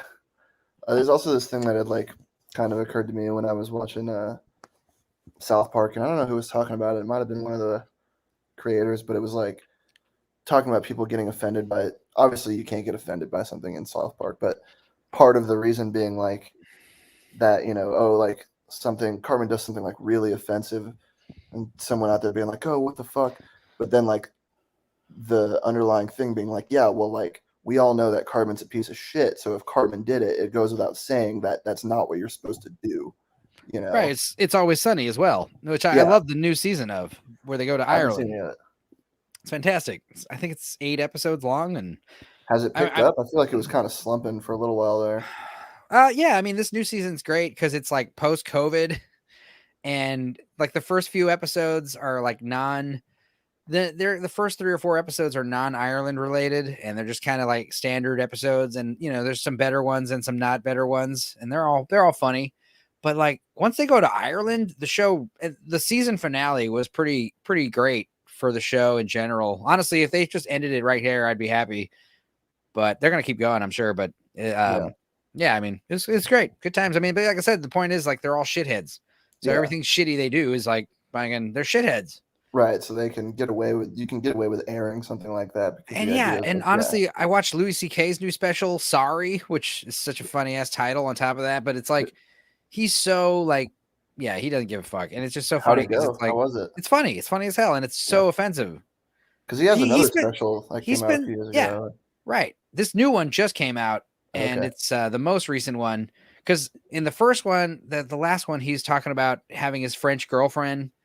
In this new one, he still has this French girlfriend, but like his first like 20 minutes of the stand-up special are just all pedo jokes. Like it's just like, oh my God, dude.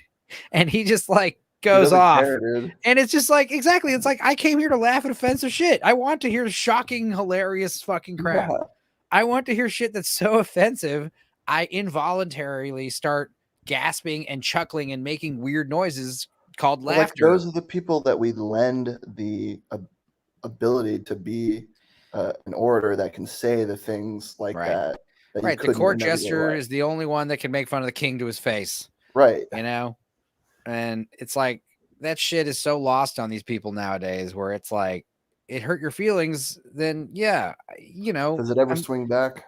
The thing is, and this is so fucked up to ask, but it's like, did it really hurt your feelings? Because 90% of the time, it's like, no, it didn't.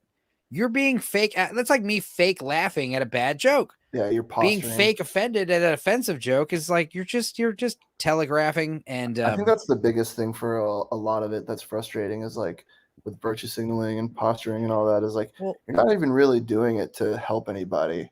Like you're pretending like you are, but in reality, you're acting like you're offended on behalf of someone that may theoretically be offended. Right. But really what you're doing is you're saying, I'm a good person. I'm a good person and I have power over you.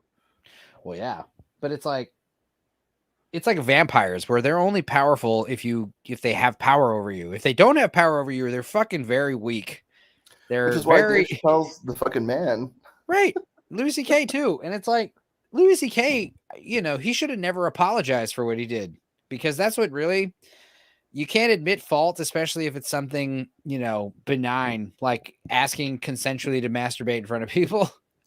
What Louis C.K. should have done is turned it around on these woke types and being like, you're kink shaming me. Kink shaming is extremely frowned upon, and that's what you're doing. And these comedians are kink shaming me in order to somehow blackmail me out of what, money or success. You turn this shit around on them. You know, anytime someone's like doing this kind of like woke, you know, kind of cancel culture. No, there's no such thing as cancel culture. It's like just because Louis C.K., you know, Louis C.K. made a great special, so therefore cancel culture doesn't exist. It's like, no, what you're saying is because Louis C.K. didn't kill himself, broke and homeless. Yeah. You're saying their cancel culture didn't exist because it didn't work. But it's like, if it had worked, still support him. Yes.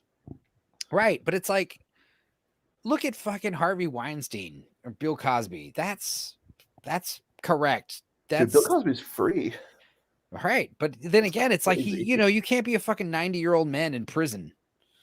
You know, you certainly can. Especially if you're a fucking gazillionaire and you're Bill Cosby. That's the thing about Bill Cosby that's so rough, especially with like, that's the other thing, talking about like black people, black men, how they don't get representation. You're slowly taking every fucking idol they have. You know, every single one of them is slowly getting like removed or perverted, like the legit ones, you know? And it's just like, Bill Cosby should have been ousted. For sure. But it's like, that's why, you know, you make him famous in the first place. It's like, you know, his whole shtick was he's like the father that a lot of these kids don't even have, you know? Right. Like he's this whole thing is that you're like the stand-up comedian that's basically your dad. You know, that was his whole vibe the whole time. That's why he was so successful and fresh. He never cursed. He never did any of that shit. He you know, Eddie, this is the time when Eddie Murphy's Raw is like super popular, you know, Richard Pryor, and Bill Cosby was just doing the Jim Gaffigan thing, and where he's just like, I'm going to play it clean. It's very noble when comedians can be clean and funny because it's hard. Yeah, certainly. I could never do it. Like that's what I say. Louis C.K. It's like you got to go the opposite end of the spectrum. Like you can't just be like mildly offensive. You have to say the most offensive shit that I wouldn't even think of. You know what I mean? Yeah. Blow my mind with how offensive this shit is. It's like you're laughing right now. You can't even control it because the idea of laughing about that shit is like scary. It is, man. I mean, there was like there's jokes where it's like you're going to hell for laughing like that. You know, like I'm going to laugh. That's why I think people.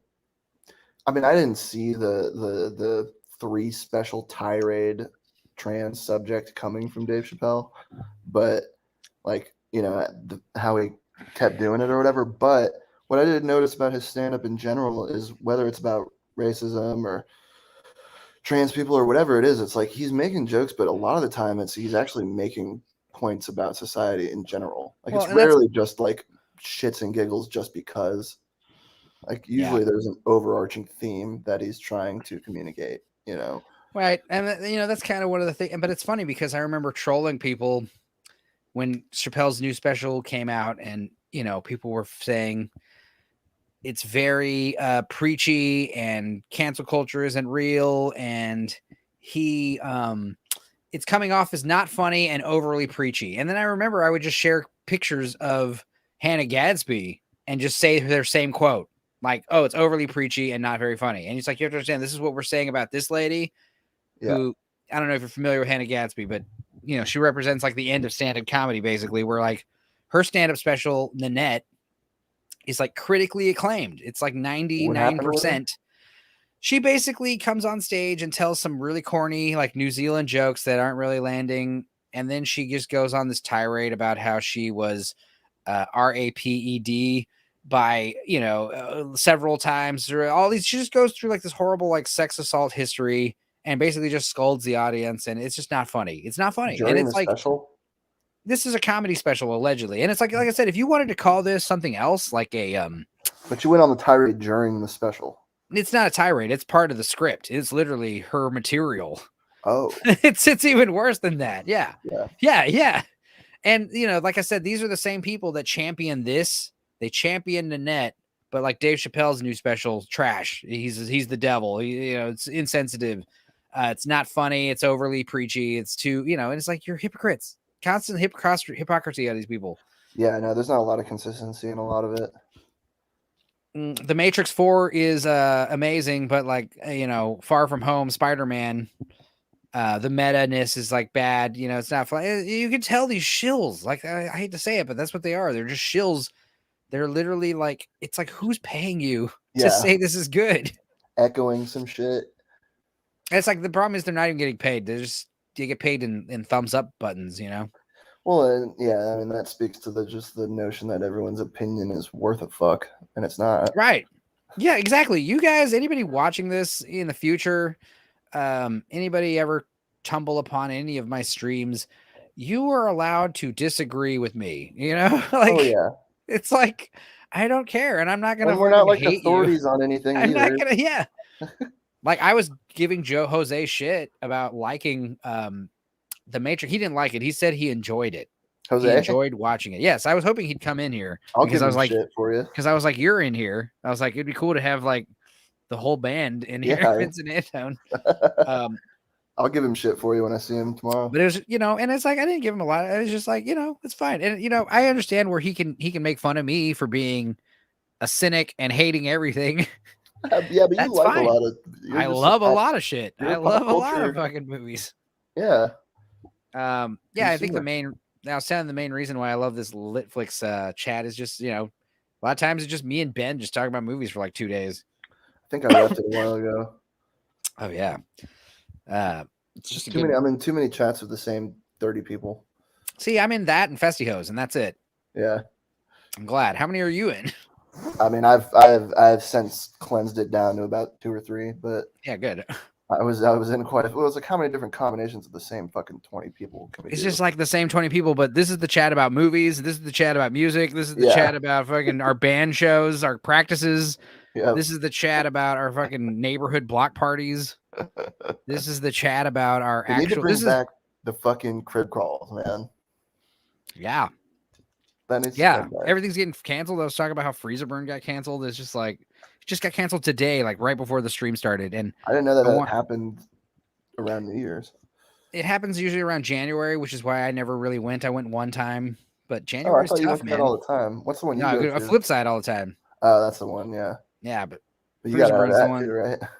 Yeah, I haven't been in a while. They haven't had it in a while, but I'm at the point now where if they had it, I would not go because it's just too.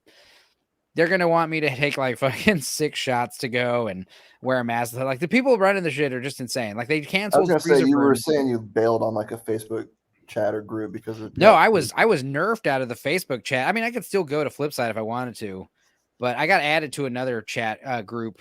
But like, yeah, I got nerfed out of one of them because I made a joke about mansplaining, like zero tolerance policy, I guess.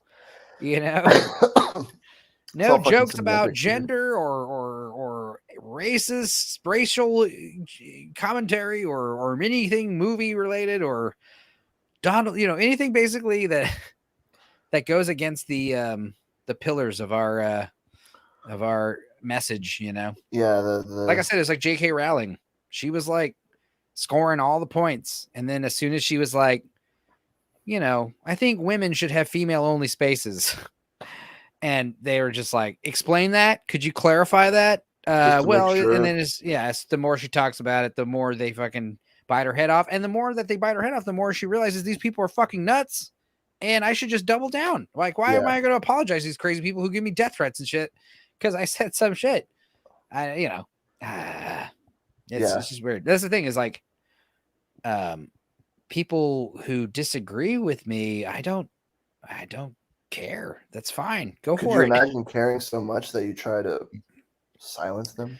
Right. You liked The Matrix 4, so therefore I hate you and I must like ruin you. I would try to get you fucking banned off any, I just try to make your life miserable.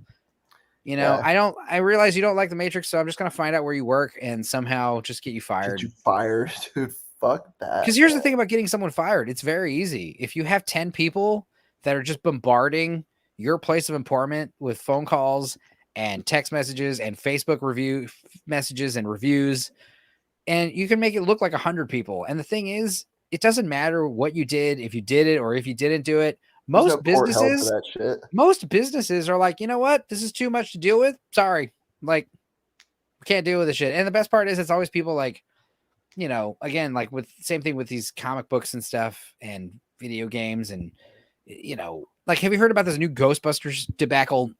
The new Ghostbusters movie came out and now they're coming out with a big Blu-ray set.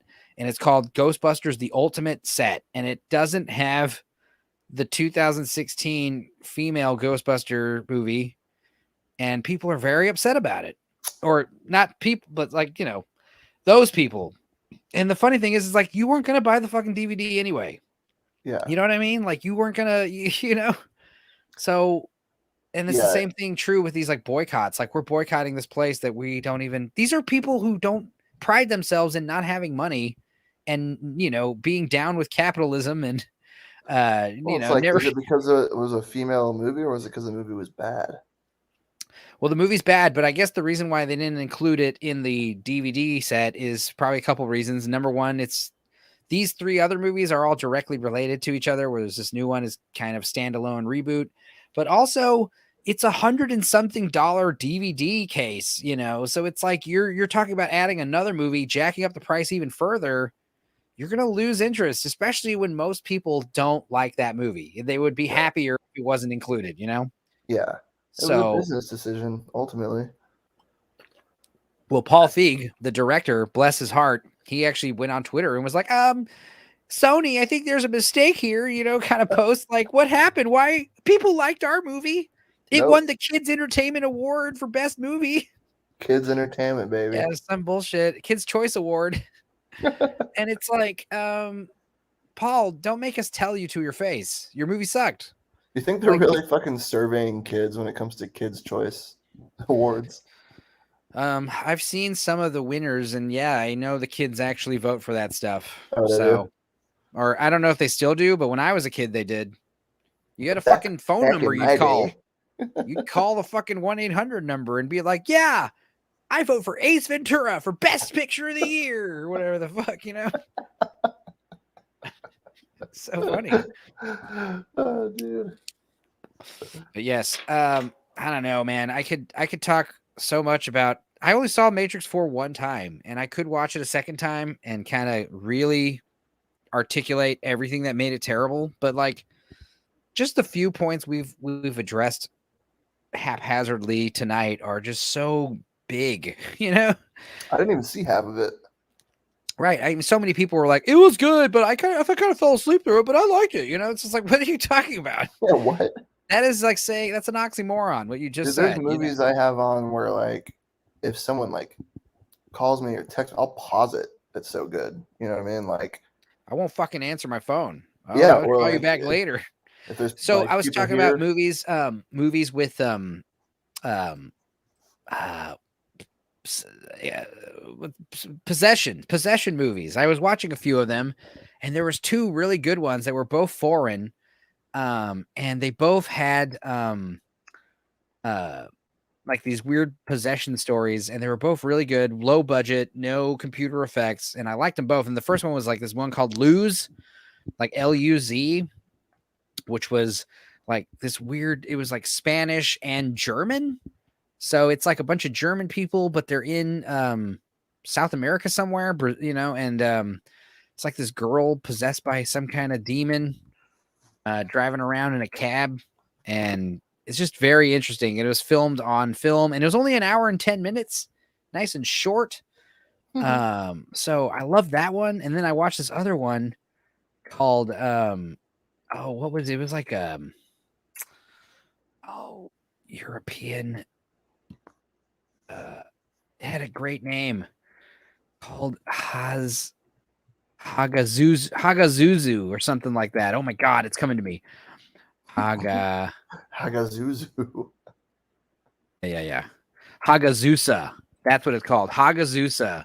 That was crazy. And it was just like one of these independent movies, you know, a big thing they'll do with like first like directorial debuts. The cheapest way to film is just film outside in natural lighting. So yeah, you make the movie take place in the 1600s. There you go. And that's why so many of these like debut movies are like in the woods, 1600s, like a log cabin, Cloudy natural skies. light. Yeah. And like the minimal effects you can do, you can really blow your load on these one or two cool set pieces you have, you know, like, you know, just blow your load on like that one gore shot in the middle of the movie, you know, and like that way it'll have that much more impact when you watch it, you know? Yeah. The problem with these Matrix movies is like you're writing in the first movie, they didn't really, you know, I'm sure they had to figure out how we're going to do this. And Dude, as you're writing it, shop didn't even look real. yeah, I mean, this new movie, it's like, we'll just green screen it, whatever it is, we'll just fucking, it doesn't matter. We can literally make everything. It's like George Lucas making the prequels. It's like, it doesn't matter. Whatever I want, I can put in the movie. So using computers. So whatever I write, and therefore you write like this lazy, you know, stupid, over bloated script that just, I would love to read the script of like the Star Wars prequels or the new Matrix movie. Because like you have to understand, like you're only reading the dialogue, and then what they're describing is happening.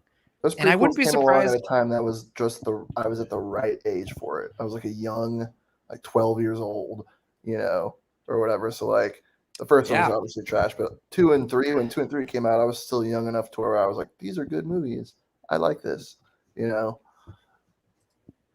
Nichelle Fleming, who I don't know, there was never supposed to be a fourth movie, and even that makes it into the movie. Yeah, I mean, that's another reason. I mean, that's what I was saying with the second one. You can tell the producers had already gotten their greedy fingers involved, because like immediately the trench coats, the techno music, the kung fu fighting, it all starts like right away, and it just comes off so like forced and undeserved. Like I remember in the fucking first movie, you don't even realize there's going to be kung fu in this movie. And then when you realize like, oh my God, like we're doing like legit, like Jackie Chan style kung fu fighting in this movie.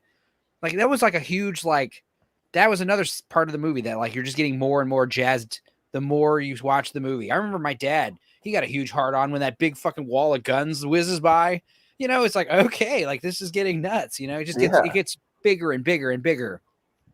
And then, you know, and then had some mind-blowing special effects that no one had seen before. Yeah, I mean, well, you kind of saw bullet time in Blade when fucking Steven Dorff does his like bullet dodge, but it wasn't the 360. You had seen the 360 pan version. I had seen that before in like car commercials and stuff like that. But like to take the pictures and also like using the computer to like smooth out the in-betweens of each camera, you know.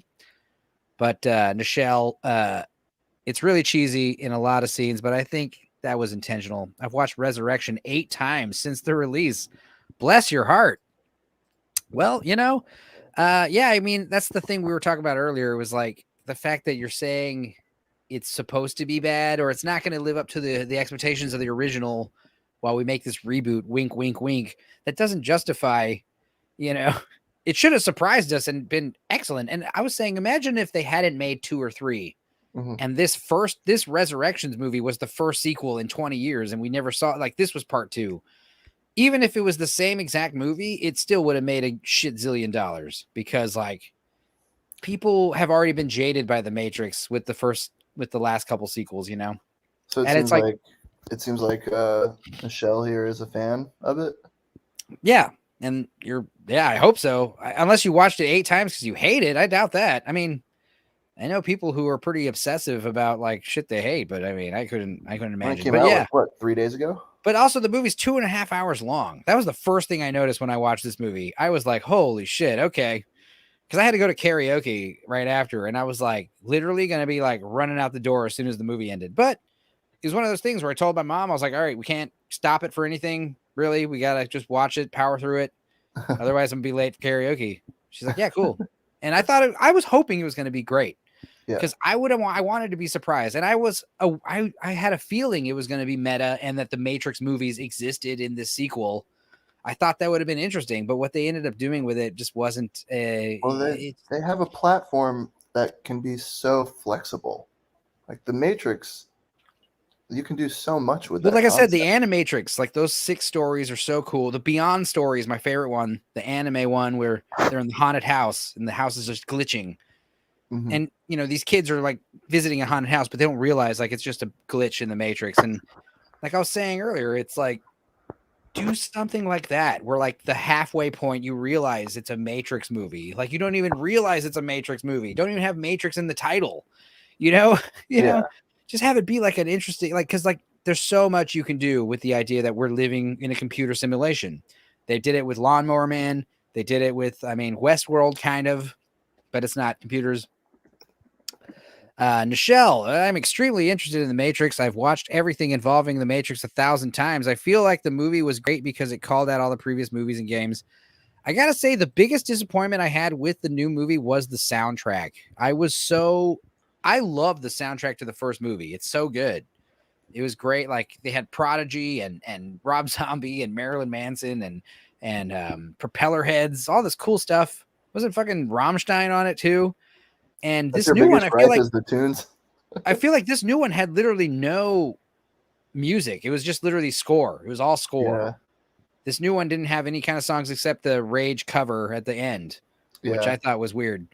It's more callback. It's all callback humor. It's all callback flashback. That's what I'm saying. Is like it's like a greatest hits of a movie. You know what I mean? Like in the sense that it's like it doesn't feel like a ton of anything new going on, and that goes for movies in general right now. Michelle, if you want to come in here, I can probably send you a StreamYard link if you want to come on camera, or you can turn your camera off or whatever if you're not doing anything.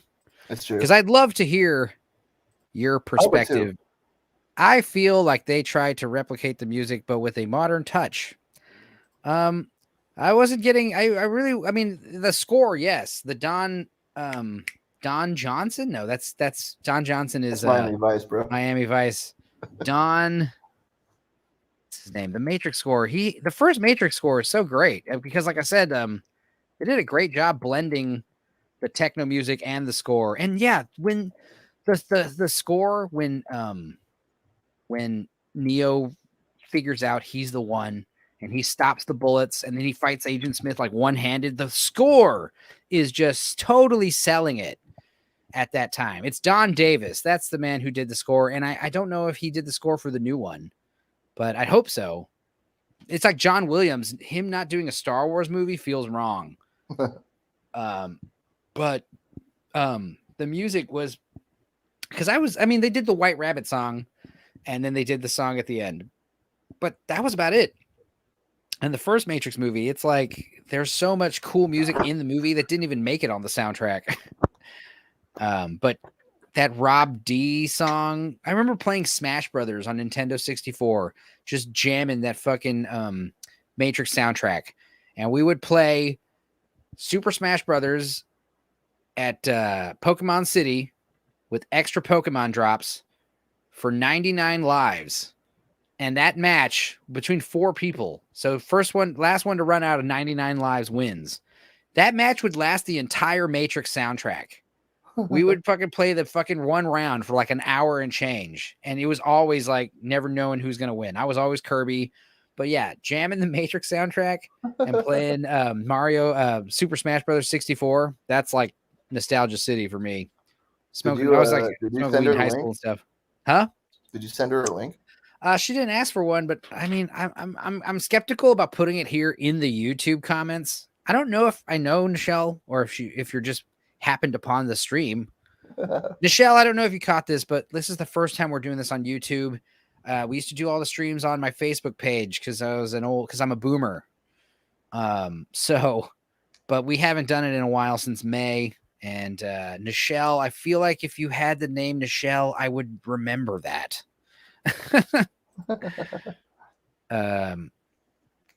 But I appreciate you coming in here and chatting with us. It's just been me and Vince on this lonely Monday night. I'm hoping that we can get this started again. This whole year 2021 kind of really haven't done a lot of these streams unless like a particularly bad movie came out or good movie. Yeah. Well, man, I mean, we like. Oh, I would love to give some input. I stumbled upon the video. Okay, well, Nichelle, I'll give you a link as long as you promise not to show any pornography or nudity or anything. Yeah. Don't get us banned. Let's see. Yeah, that'd be funny if I got. I mean, that would be pretty impressive if I got banned my first stream on YouTube. I was gonna say it's harder to gain traction on YouTube. I feel like. I'm wondering if she can see my comment. Because I put it in StreamYard. And I don't know if you know how to use StreamYard, but it's pretty self-explanatory. You probably have to put it in the comments on YouTube. No, it's here. I got it. Cool. And I can delete this comment too later once she's in here. Cool. Yeah, it's just like, you never know. Weirdos on YouTube. It's fair. But I got to say, I met a really good friend of mine named Paula, who was on Stumbled Upon Our Tiger King stream last year during the pandemic. And I've never met her, but she lives in Las Vegas, and you know, I like her. I love her dearly, and we're good friends, even though we never met. So Nice. it's cool. It's cool meeting people on these streams. Yeah. But yeah. I mean, I would be remiss if I didn't say that. So she's on mobile. The laptop, the computer works best with headphones. I know people can do the phone. The issue with the phone, though, is after a while, there may be like some latency issues, some dragging. But if that happens, you can easily just click out and come back in. But if you got an iPhone, like you probably have better camera and quality than we do. You know, I'm on my Mac. Yeah. I mean, the laptop is obviously Like the phone is also more susceptible to like the echo delay stuff. Yeah. Well, headphones are important for that. If you got the echo, you got to either turn your receiver down or put on headphones. I usually don't wear headphones, but I also want to start doing. I think the StreamYard tech has gotten better, where you can. There's less latency issues because I remember I would try to post like a karaoke song, where I'd play a karaoke video on my screen here. And I would share audio and I'd sing along with it, and it would sound in sync in my head when I do it. But then when I'd play the video back on Facebook, this could also be why there would be like, I would not be singing with the song. I would be like, there'd be like a delay. So yeah, if that gets fixed, if I can figure out how to fix that, I would like to on Facebook, not on YouTube, just like upload random karaoke songs every once in a while in the middle of the night. I'm drunk and I just got done playing video games. Here's Yakko's World from the Animaniacs. It'd have to be like public domain songs too. Dark Ken. It's funny that this is popping up on people's YouTube. Is this Nichelle? It is. How are you? Nice to meet you guys. Hi, my name's this is Enzo and Vincent. Yeah. So you're just happen about on YouTube and you saw. Cool. Oh, it's echoing. There we go. Hold on. Oh yeah, turn off YouTube. Yeah, and just like watch on StreamYard. Okay, cool. There we go. All right. Where are you hailing from? I hail from Minnesota. Minnesota. Oh, wow. Yeah. What's the weather like there? Oh, it's a shit ton of snow. Excuse the language. No, it's fine. Just don't say anything too offensive. You know what I mean? But Yeah. yeah, I think cussing's fine. I don't really know the rules here on YouTube either. I watch a lot of live streams and stuff. Okay. But We're what about probably yourself? fine. You do a lot of YouTube watching streams, podcasts, and stuff. Or? I watch a lot of videos on YouTube. I sometimes throw content out there, but I'm not really a big content creator. Same. So what made you want to just come in here and watch this? Well, I was on another YouTube channel and they were talking about the Matrix 4, and they were like trying to get into like the nitty gritty of what they thought certain scenes represented in the movie. And like I said, I've watched the Matrix 4 about 8 times. Man, since it's really... I assume you have HBO Max. I do. Okay. Yeah. Mm-hmm. You went to the theater 8 times. I was so stoked when I heard that it was releasing this week.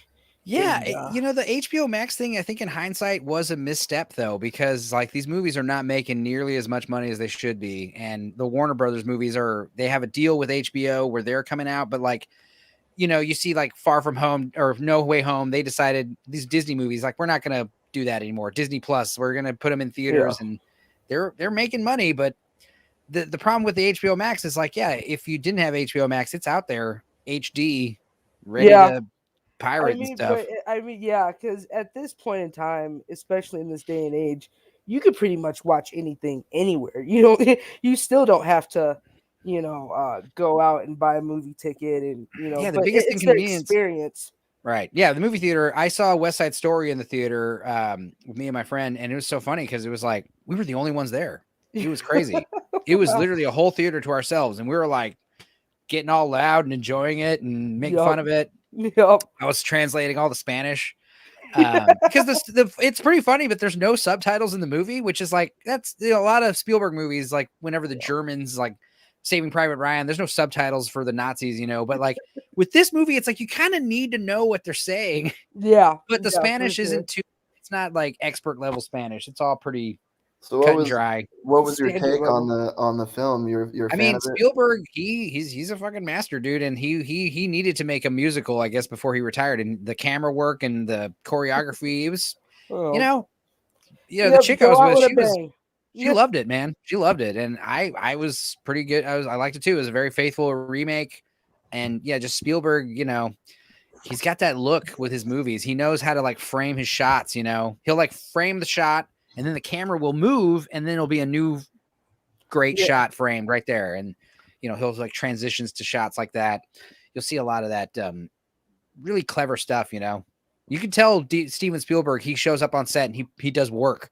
He's plotting these shots Spielberg out. He's like a damn 80-year-old grandfather now, and he's still Clint Eastwood too, man. He's very consistent. I'm loving his later movies. I don't know if you've watched any of those, but like The Mule and that was intense. Yeah, The Mule rocked.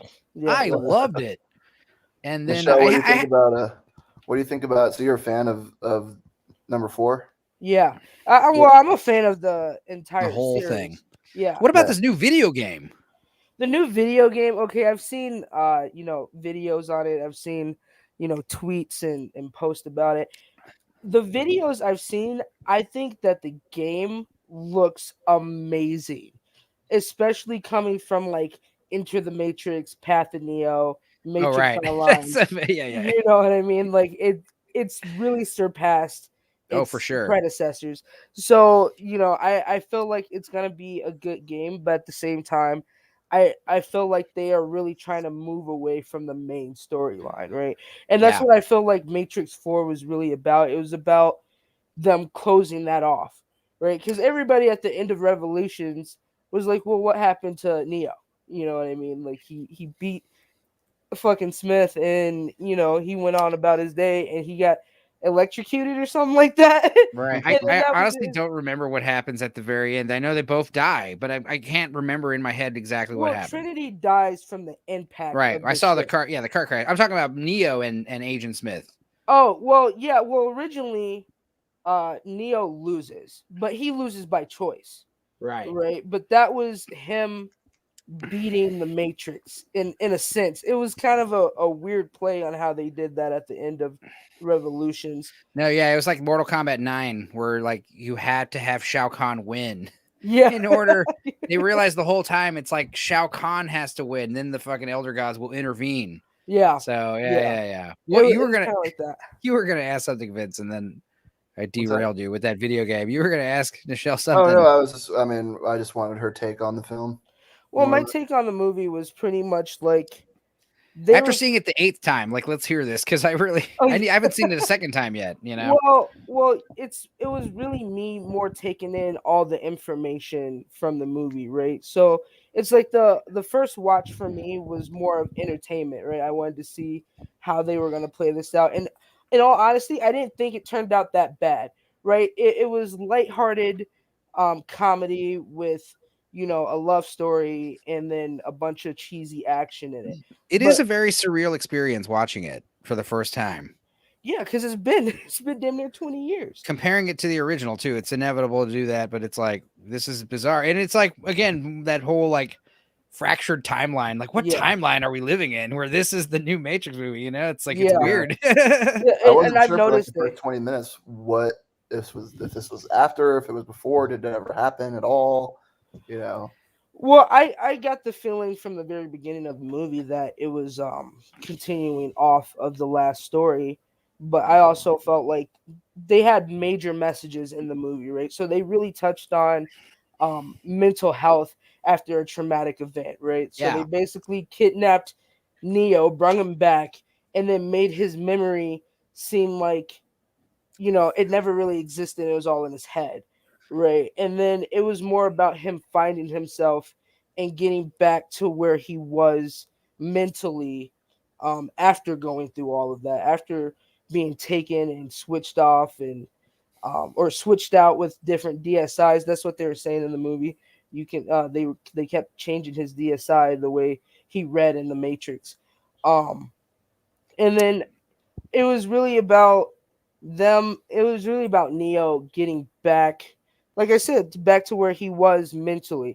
And mentally, his biggest thing in his life was Trinity, right? And so it was all about that because he always felt that connection to Tiffany, right? He never actually acted on it because the Matrix doped him up with all these lies about his life and reality that he just never pushed past that barrier.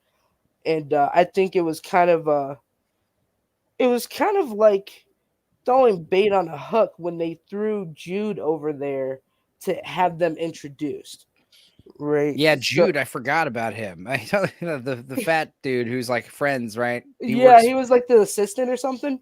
Right. And that was another thing that I didn't really understand, or I understood, but I wasn't really a fan of, like, for instance, like Trinity has a husband and 2 kids, but they end up just being like programs. Yeah. And it's like, it would have been way more impactful if they're actually people and she has to leave behind these people. But you have to understand the crazy thing about the Matrix.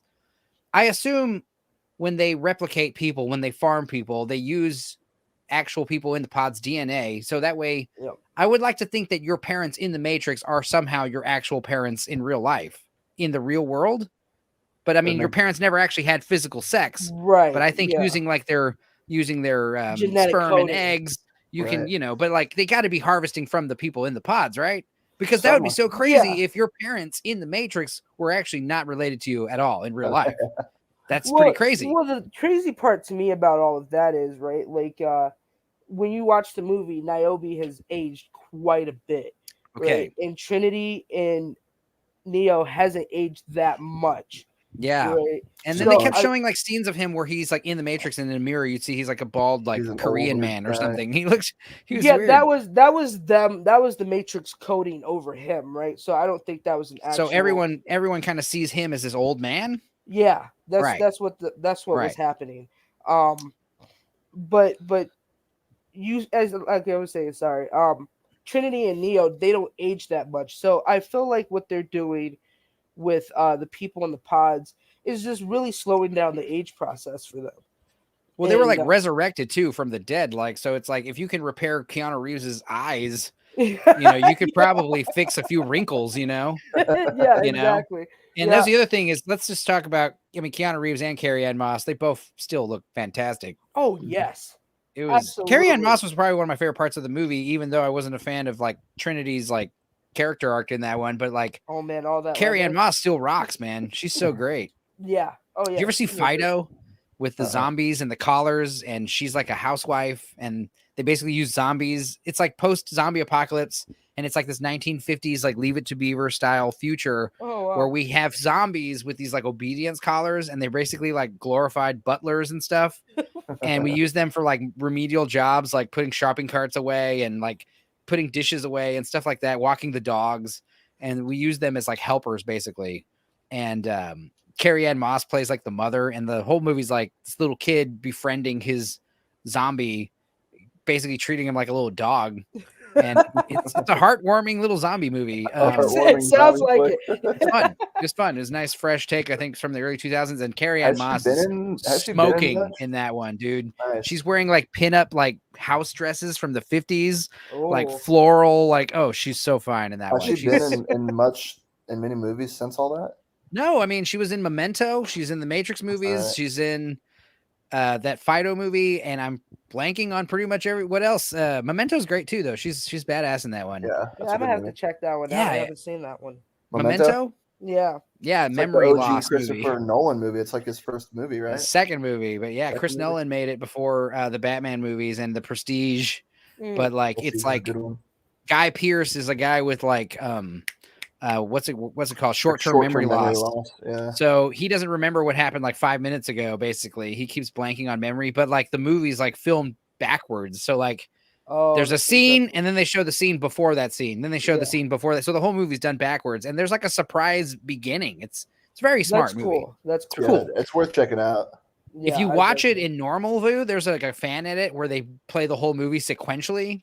And it's the most depressing story of people just like just basically taking advantage of a guy who doesn't remember anything, you know, like they're just like, hey, go over there, and then he goes over there, and then the guy shows up, he's like, oh, hey, come with me, like I'm a different person, you know. Yeah, like it's just weird, like just toying with this poor guy. I need to watch that one again. I've only seen it once. But yeah, Carrie Ann Moss, I mean, she had to have been in some more stuff. I mean, was she in some television shows or?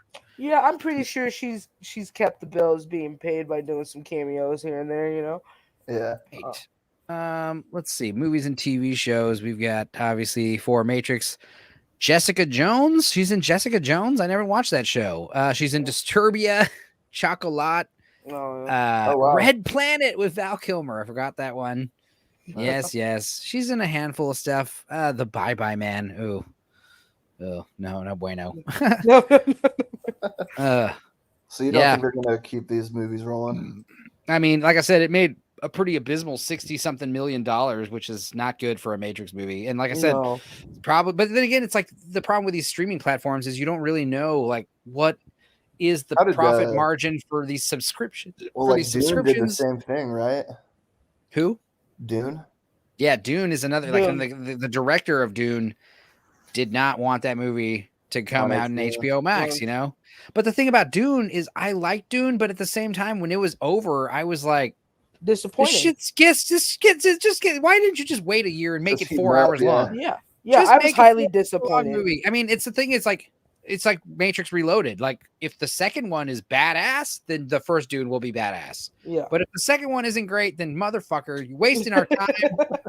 You know what I mean? Like, yeah, and that's the other thing. I hate how everything has to be a mini series now. Everything has to be like 7 hours long at least. Yeah. Like they're like, oh, check out this documentary on Netflix. Great. It's like 8 episodes and each one's an hour and a half long. I'm like, dude, how are you having time to watch this shit? Yeah. And I commend you for watching The Matrix like 8 times. Are you just watching it in the background, or are you literally sitting down? I literally sat down and I watched it, like I said, 8 times. It wasn't back to back, obviously, but over a span of a few days. I hope not. But no, I have work. But what do you do? That's the cool thing about working from home, though. Like I'm an illustrator, graphic designer, so I'm always just like podcasts, fucking whatever. You know, it's like lucky mofo. Catch up on this crap.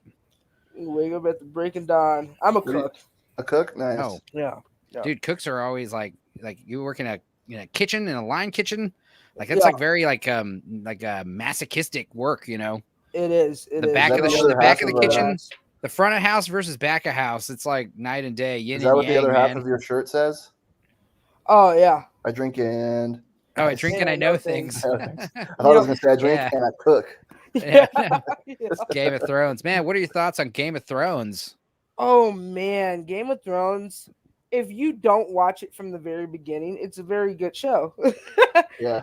Because I have a lot of friends that are just like, they've tried to watch Game of Thrones, but they can't seem to make it past like the first 2 episodes. No, see, I'm the exact opposite. It's like, you know, so many people were disappointed with the last season. I don't know about you, but it's like the last season was just pretty, you know, not well received. I have not watched the last season, unfortunately. Oh, okay. Well, it kind of goes over, but like what I liked about Game of Thrones was it's very, you know, swords and sandals and castles and that so and so. But then like slowly they start like, oh, here's a little magic here, here's a little magic there, and then by the end you're like, there's fucking dragons and zombies and sorcerers and witches, and they really, because like in the beginning of the show you're like, none of that stuff's real.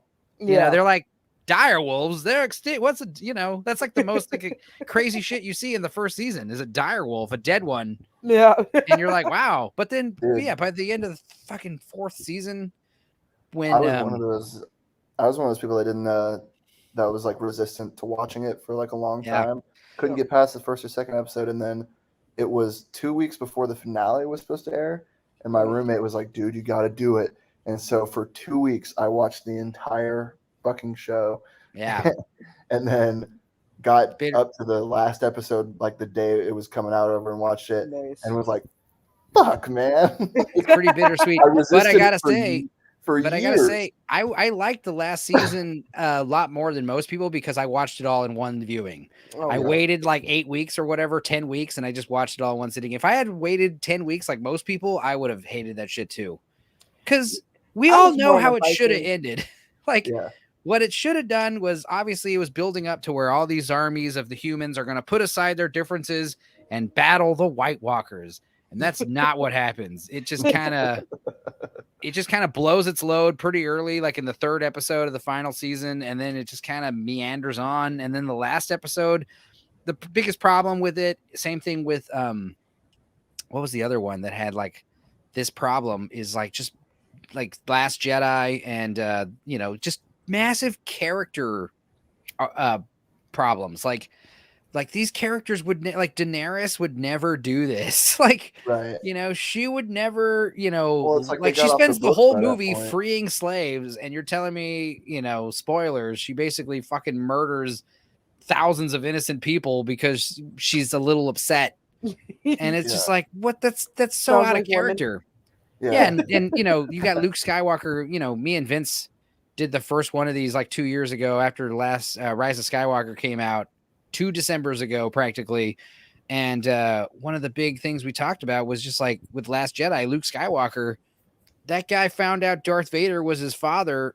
Did he try to kill Darth Vader? No, he tried to tell his dad, snap out of it, you know, stop being evil, you know. But like when he finds out his little nephew, the son of his best friend and his sister, is like interested in the dark side, he plots to like murder him in his sleep. It makes no sense at all. And you know, people try to justify it like, oh, that's why he went into hiding, that's why he's so ashamed. And it's like, yeah, but he would never do that. You understand? Enzo like you're a huge he was dangling over the dark side. That's what he was doing. Right. You would never see Indiana Jones drop to his knees and cry and beg for his life like a little wussy, you know. You never see him like, oh, please don't kill me. I mean, only unless it was a distraction, right? Yeah. he's witty.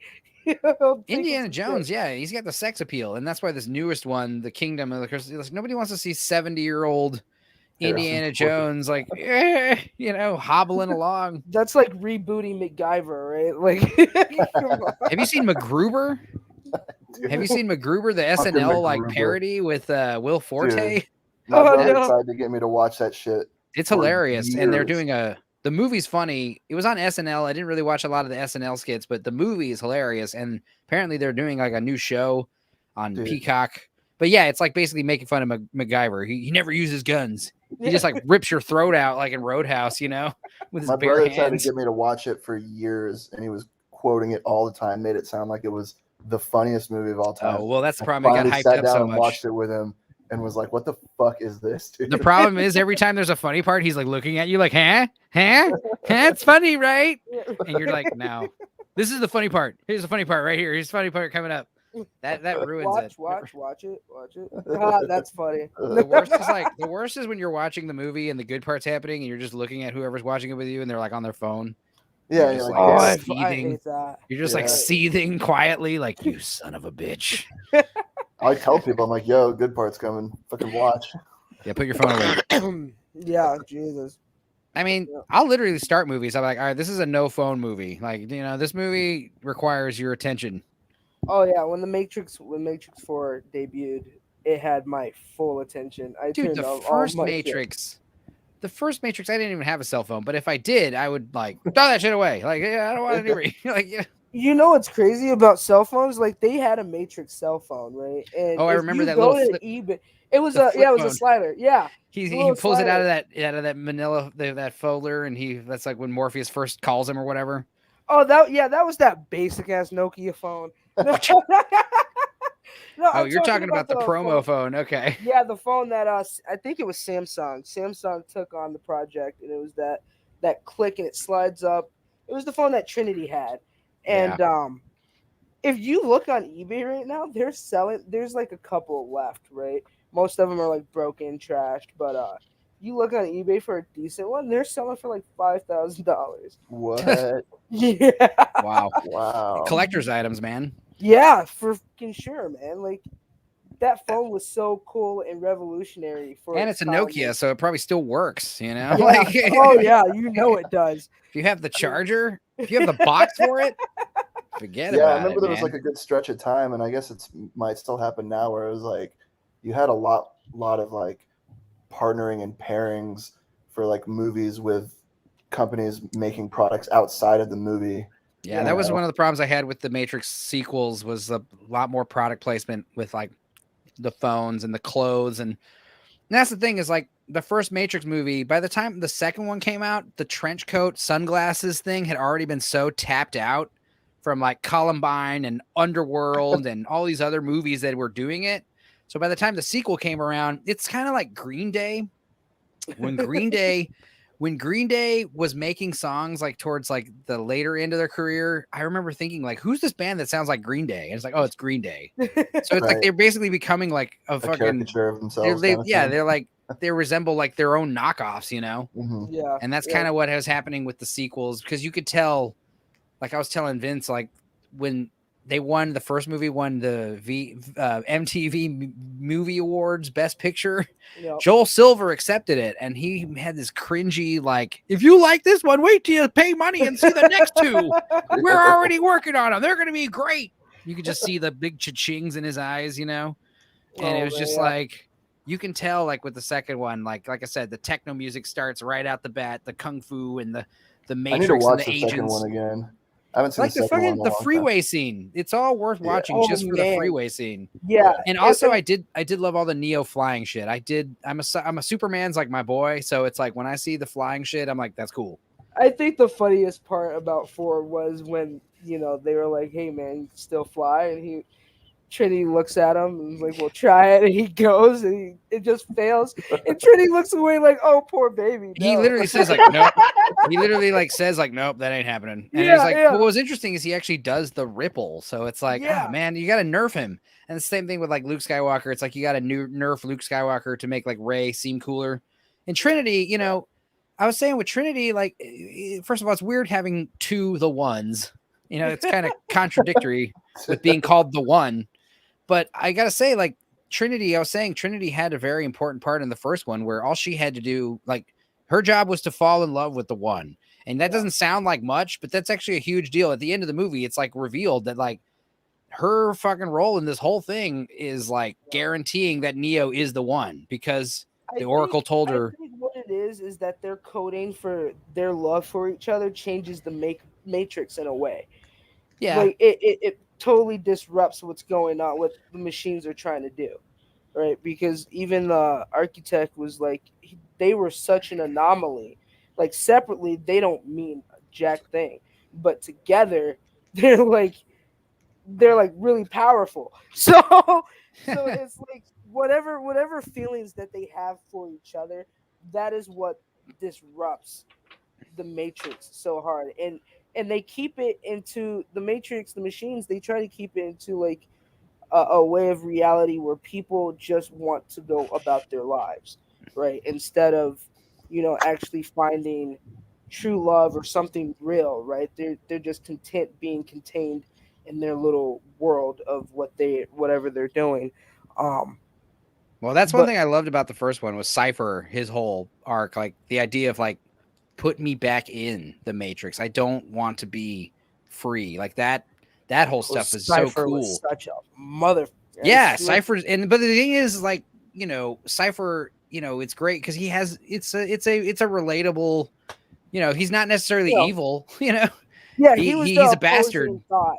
But yeah, it's like not everyone can be freed, not everyone, some people are dependent on the system, and that's why I love the first Matrix is kind of like this allegory of like breaking free of this, like, this, it was basically these invisible bonds we have, no, it was definitely an eye-opener. The first one was so intense and so intellectually mind-boggling that it was just an amazing movie. Just the concept of like, okay, there's two different realities, right? There's one where everything is nice and perfect and you live out your life, and then there's this reality where like there's death and there's anger. Yeah, there's a bunch of stuff that you can't control and you have to deal with it, right?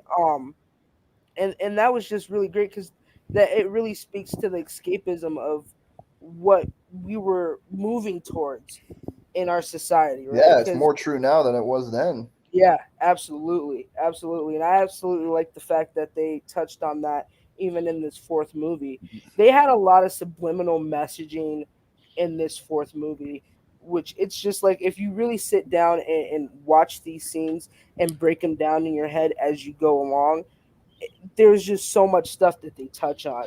Well, yeah, like I was saying, like I loved a lot of stuff they touched on, but they didn't really like the idea of like friendly robots and the idea of like I was saying with Vince, like the whole movie could have been about this war of machines versus machines and humans caught in the middle. Like they talk about that with one sentence, and it's like, wait, keep going. It's the snippet scene. Humans, they show one scene of like rockets flying, and it's just like more of that. What? Go back. What was that?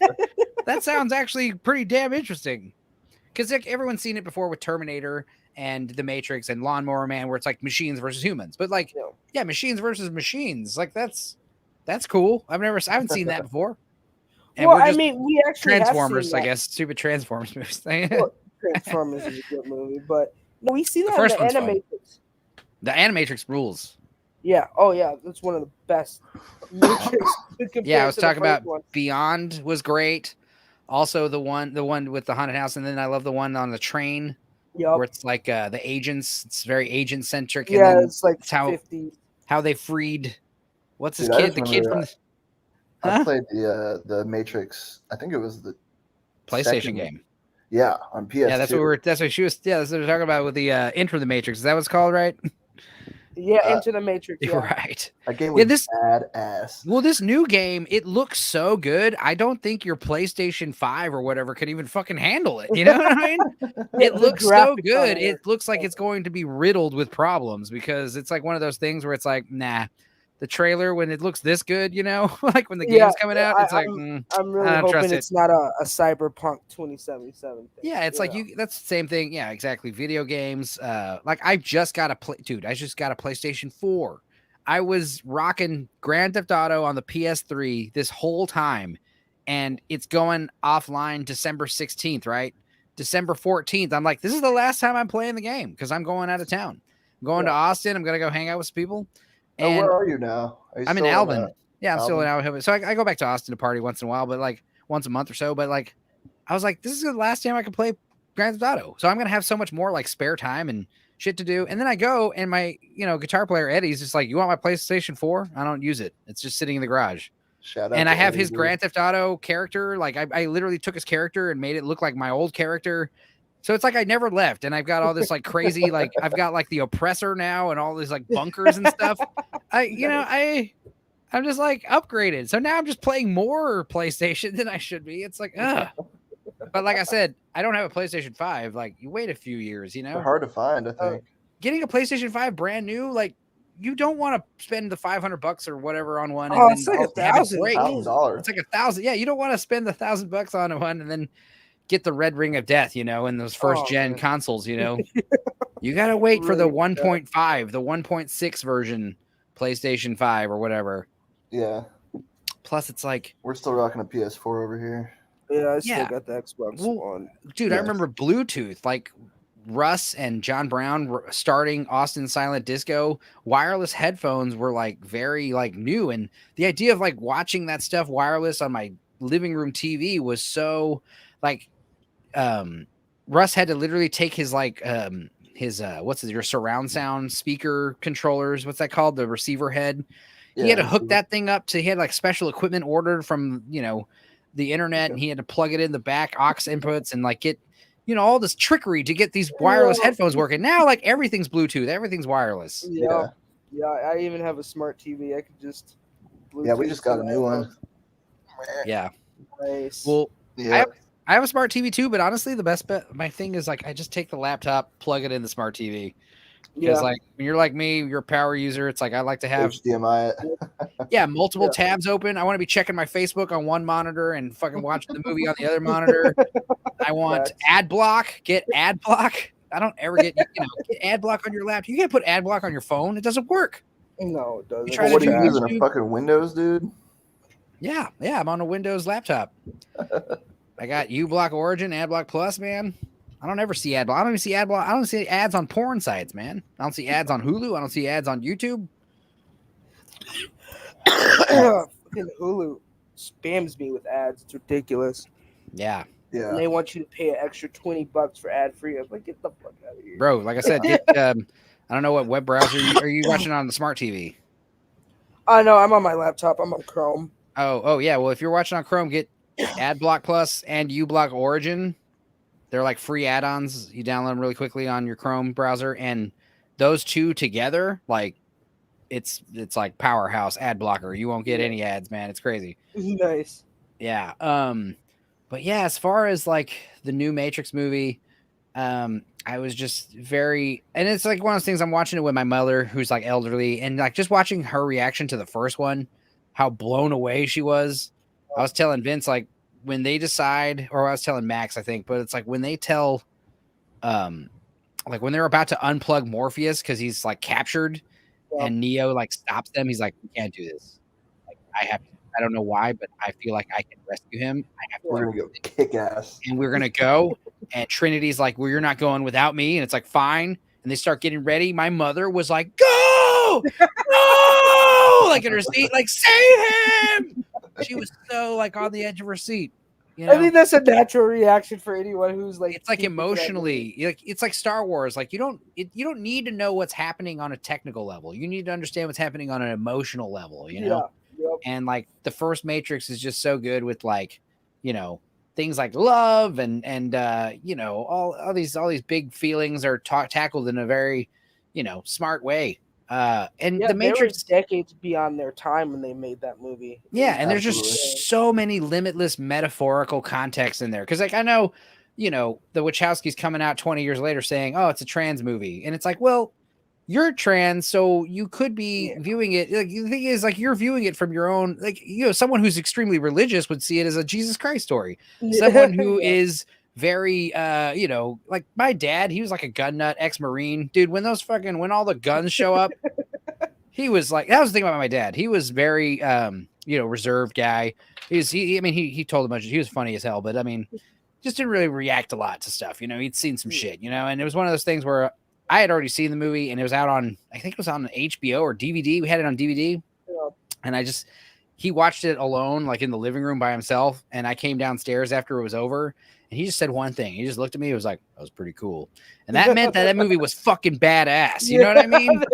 He was like, "That was pretty cool." Like that's all he said. And it was just like, yeah, he loved extrapolating and taking from the art, from the perception that you see it, you know. Because I remember when I was really young when it came out, my mom was like, "Yeah, you can watch it, but I'm gonna like point it," because she was like hyper religious at the time. She's like, "I'm gonna point out all the, you know, underlying religious stuff in it." And at the time, I was like, "Yeah, whatever is cool, so I can see it," you know. But like, yeah, like you were saying, it was like to her, it was like a Jesus story, you know. Yeah. Well, yeah, that's why like my mom was the same way. Yeah, that's why Harry Potter was like, you know, people were talking about how Harry Potter was like the devil's work. Yeah, but then J.K. Rowling, in my house. But Same J.K. here. Rowling was literally like, I Same based here. it off the New Testament. Like it's literally like the Jesus story. If you knew, she was like famously saying like, if you know the New Testament, then you know how Harry Potter is going to end. Yeah. You know? And it's like, wow, okay. Yeah. Oh my goodness. Yeah, no, Harry Potter was definitely banned in my household. Things like Yu-Gi-Oh was banned in my household. Yeah, my mom was like that too. Nah, My mom will let me watch Yu-Gi-Oh up until she's seen that he had that alter ego, and she was like, "That's possession. Yeah. Can't watch that no more." Damn, no, I'm like, so I'm 36. So like, I mean, you have to understand, like, it's not just like RoboCop is not a movie for kids, but No. there's fucking toys and video games and comic books saying, go watch RoboCop, you know? Yeah. So like, I watched that shit at a young age, and my dad was cool. And, you know, my mom was super laid back. I always tell people like, how lax was your mom? It's like, bro, I saw From Dusk Till Dawn. You seen that shit? I saw that in the theaters when I was 10 years old.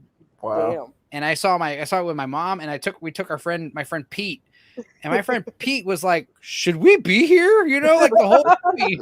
And I'm like, My mom's chill. busy, bad. I'm like, chill, dog. There's like fucking naked strippers and people getting their heads blown off, and George Clooney's cussing like a sailor, waving a gun around, you know, drinking whiskey. That movie's so badass, you know. Yeah. Are you originally from Minnesota? I'm originally from Chicago, Illinois. Chicago. Oh, wow. Yeah. Nice. I was just there. Huh? I was just there. Oh, really? Yeah. Yep. It's a nice city, but it's fucking crazy out there. It's getting tapped out, man. Yeah, I had a It's show been there a bad couple all months over. ago. Yeah, I It's mean, same crazy. thing with Austin. Like, I go back once a month to party, but every time I'm like anywhere near downtown or whatever, I'm just like, glad I don't live here. And like, Yeah, I don't go- I'm I seeing don't go also, downtown you know, anymore. and also just like, you know, friends who live there, the astronomical rent, and then also just like so many people just getting their shit broken into or their catalytic converters stolen. Dude, our rent It's not just as went bad up. as Chicago, I'm sure, you know, but Yeah.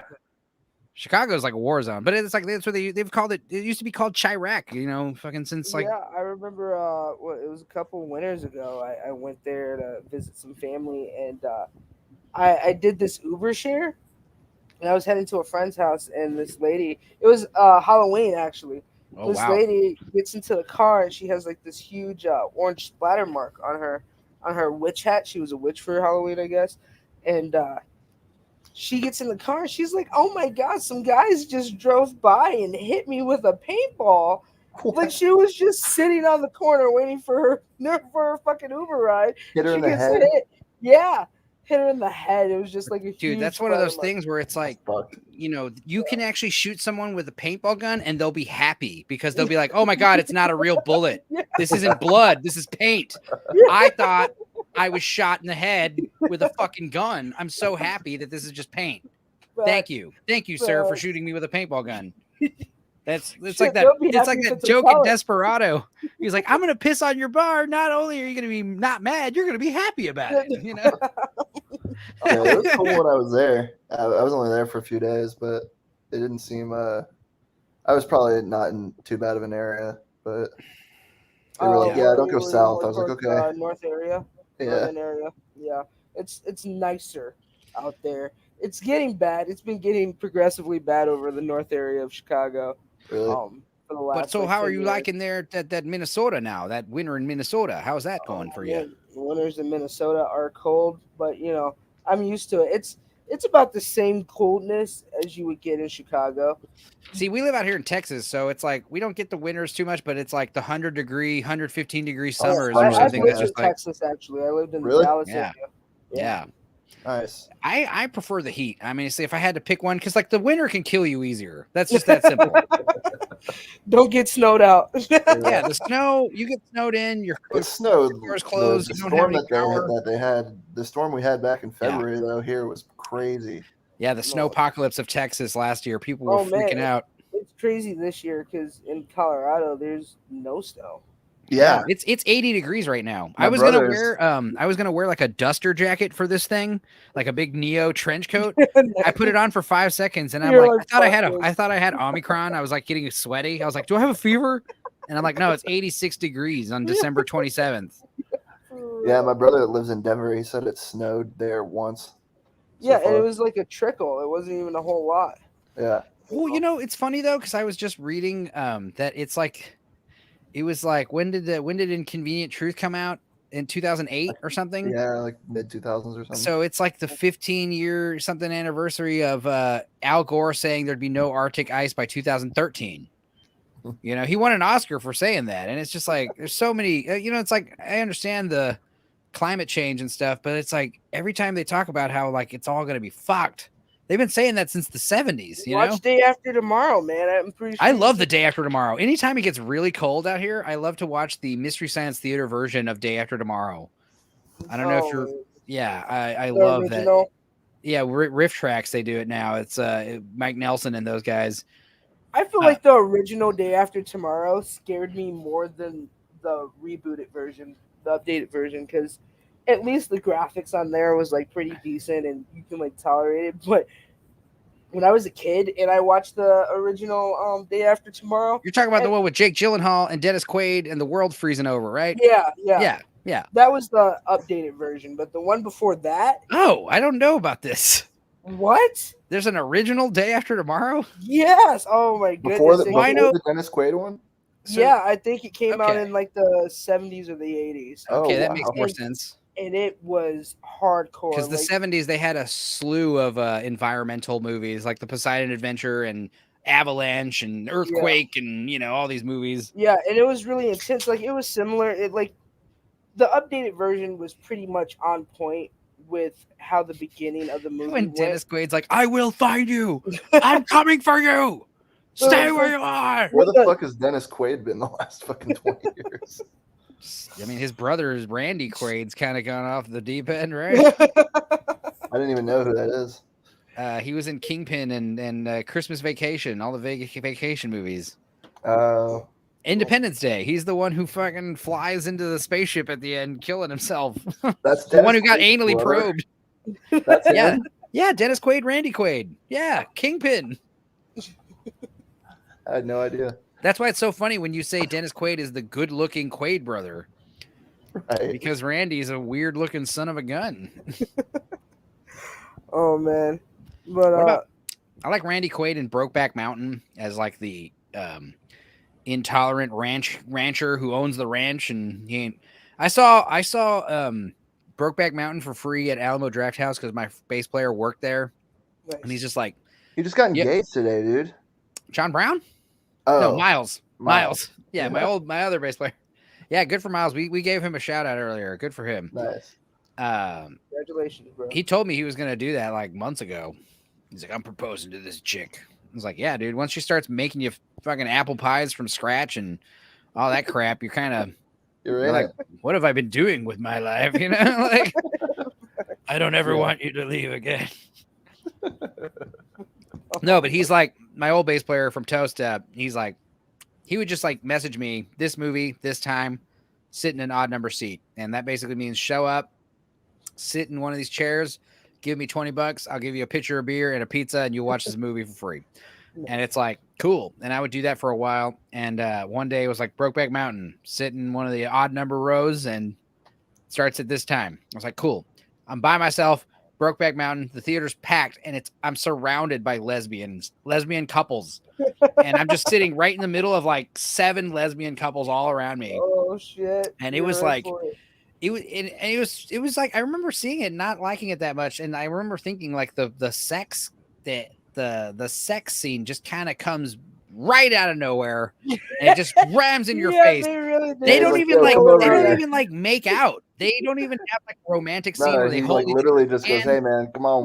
Well, it was kind of like them discovering themselves, right? Like, they kind of just small talk a bit and then they just butt fuck in a tent. Like it just goes right to like spitting on the hand, and you know it's just like holy shit. They don't even like do. It's cold, right? They start I watched snuggling. that for the first time like during the pandemic. Oh and yeah, I was like It's not a bad movie. It's not a bad movie. It's not a bad movie. I mean, all the stuff after that, with like, that's the whole thing, a gay cowboy in denial. Like that's the movie. Well, Heath Ledger's the fucking man, dude. Yeah, he's a great actor. But I gotta say, I saw the movie. My favorite gay movie is I Love You, Philip Morris, where Jim Carrey and Ewan McGregor are prison lovers. It is like, first of all, this movie, it came out of nowhere. I had no idea it was out. And as soon as I heard what it was about and who was in it, I was like, what? And I watched it, and you're like tearing up at the end. It's so beautiful. Yeah, and it's it definitely does tug at your heartstrings towards it's romantic. It's romantic. It's literally romantic. Yeah. And it's like two gay dudes in prison, and like one of them's like, they're both like kind of con men. They need more gay movies like that. If you're gonna be putting gay movies out, they need more movies like that. Because I've never seen it. A lot of the gay movies that they throw out there, it's awkward, heavy-handed, and it's heavy-handed, like forced to do it just to do it kind of thing. Yeah. Yeah, I mean, it's one of those things where like just take a normal character. It's like same thing with like writing a strong female character. What you do is you just write a regular character, and afterwards you realize like, hey, we just make this character a female, and it really doesn't change anything. Yeah. And that's how you get like Sigourney Weaver in fucking Aliens. That's how you get. Ripley could have easily been a dude. But because Ripley is just a woman, and they don't really, it's not a big deal. And I loved Alien because she definitely does have that strong personality about her. Yeah, and it's great because it's mirrored by the other chick in the first Alien movie, who's like a fucking blubbering mess the whole time. She's like, "Oh my god, we're all gonna die!" So it's great to see them two react to each other, because it's like, yeah, she's got her shit together. She's on point. And then in Aliens, like watching her at the beginning of Aliens, she is that scared, whimpering girl. She's literally been broken down. And then by the end of the movie, because of Newt, because of her maternal instincts kicking in like instantly and subconsciously, therefore she straps up. She's ready to go. She now has like a motivation to be balls to the wall and kick these fucking aliens' asses, Yeah. And it's just like, I was saying this earlier. We were talking about James Bond. Replacing James Bond with a female or whatever. The problem is you take these characters who you rag on for being toxically masculine, but then you replace them with a female and just give her the same toxic masculine traits, and that's a-okay. It's nuts. And that's been one of my biggest problems with Hollywood and all these big television companies and shit like that, because they've been switching up the genders and like the ethnicity of a lot of characters and a lot of movies and TV shows for unnecessary reasons, right? Like to be politically correct, right? To like appeal to the society that's been bashing them for so long, right?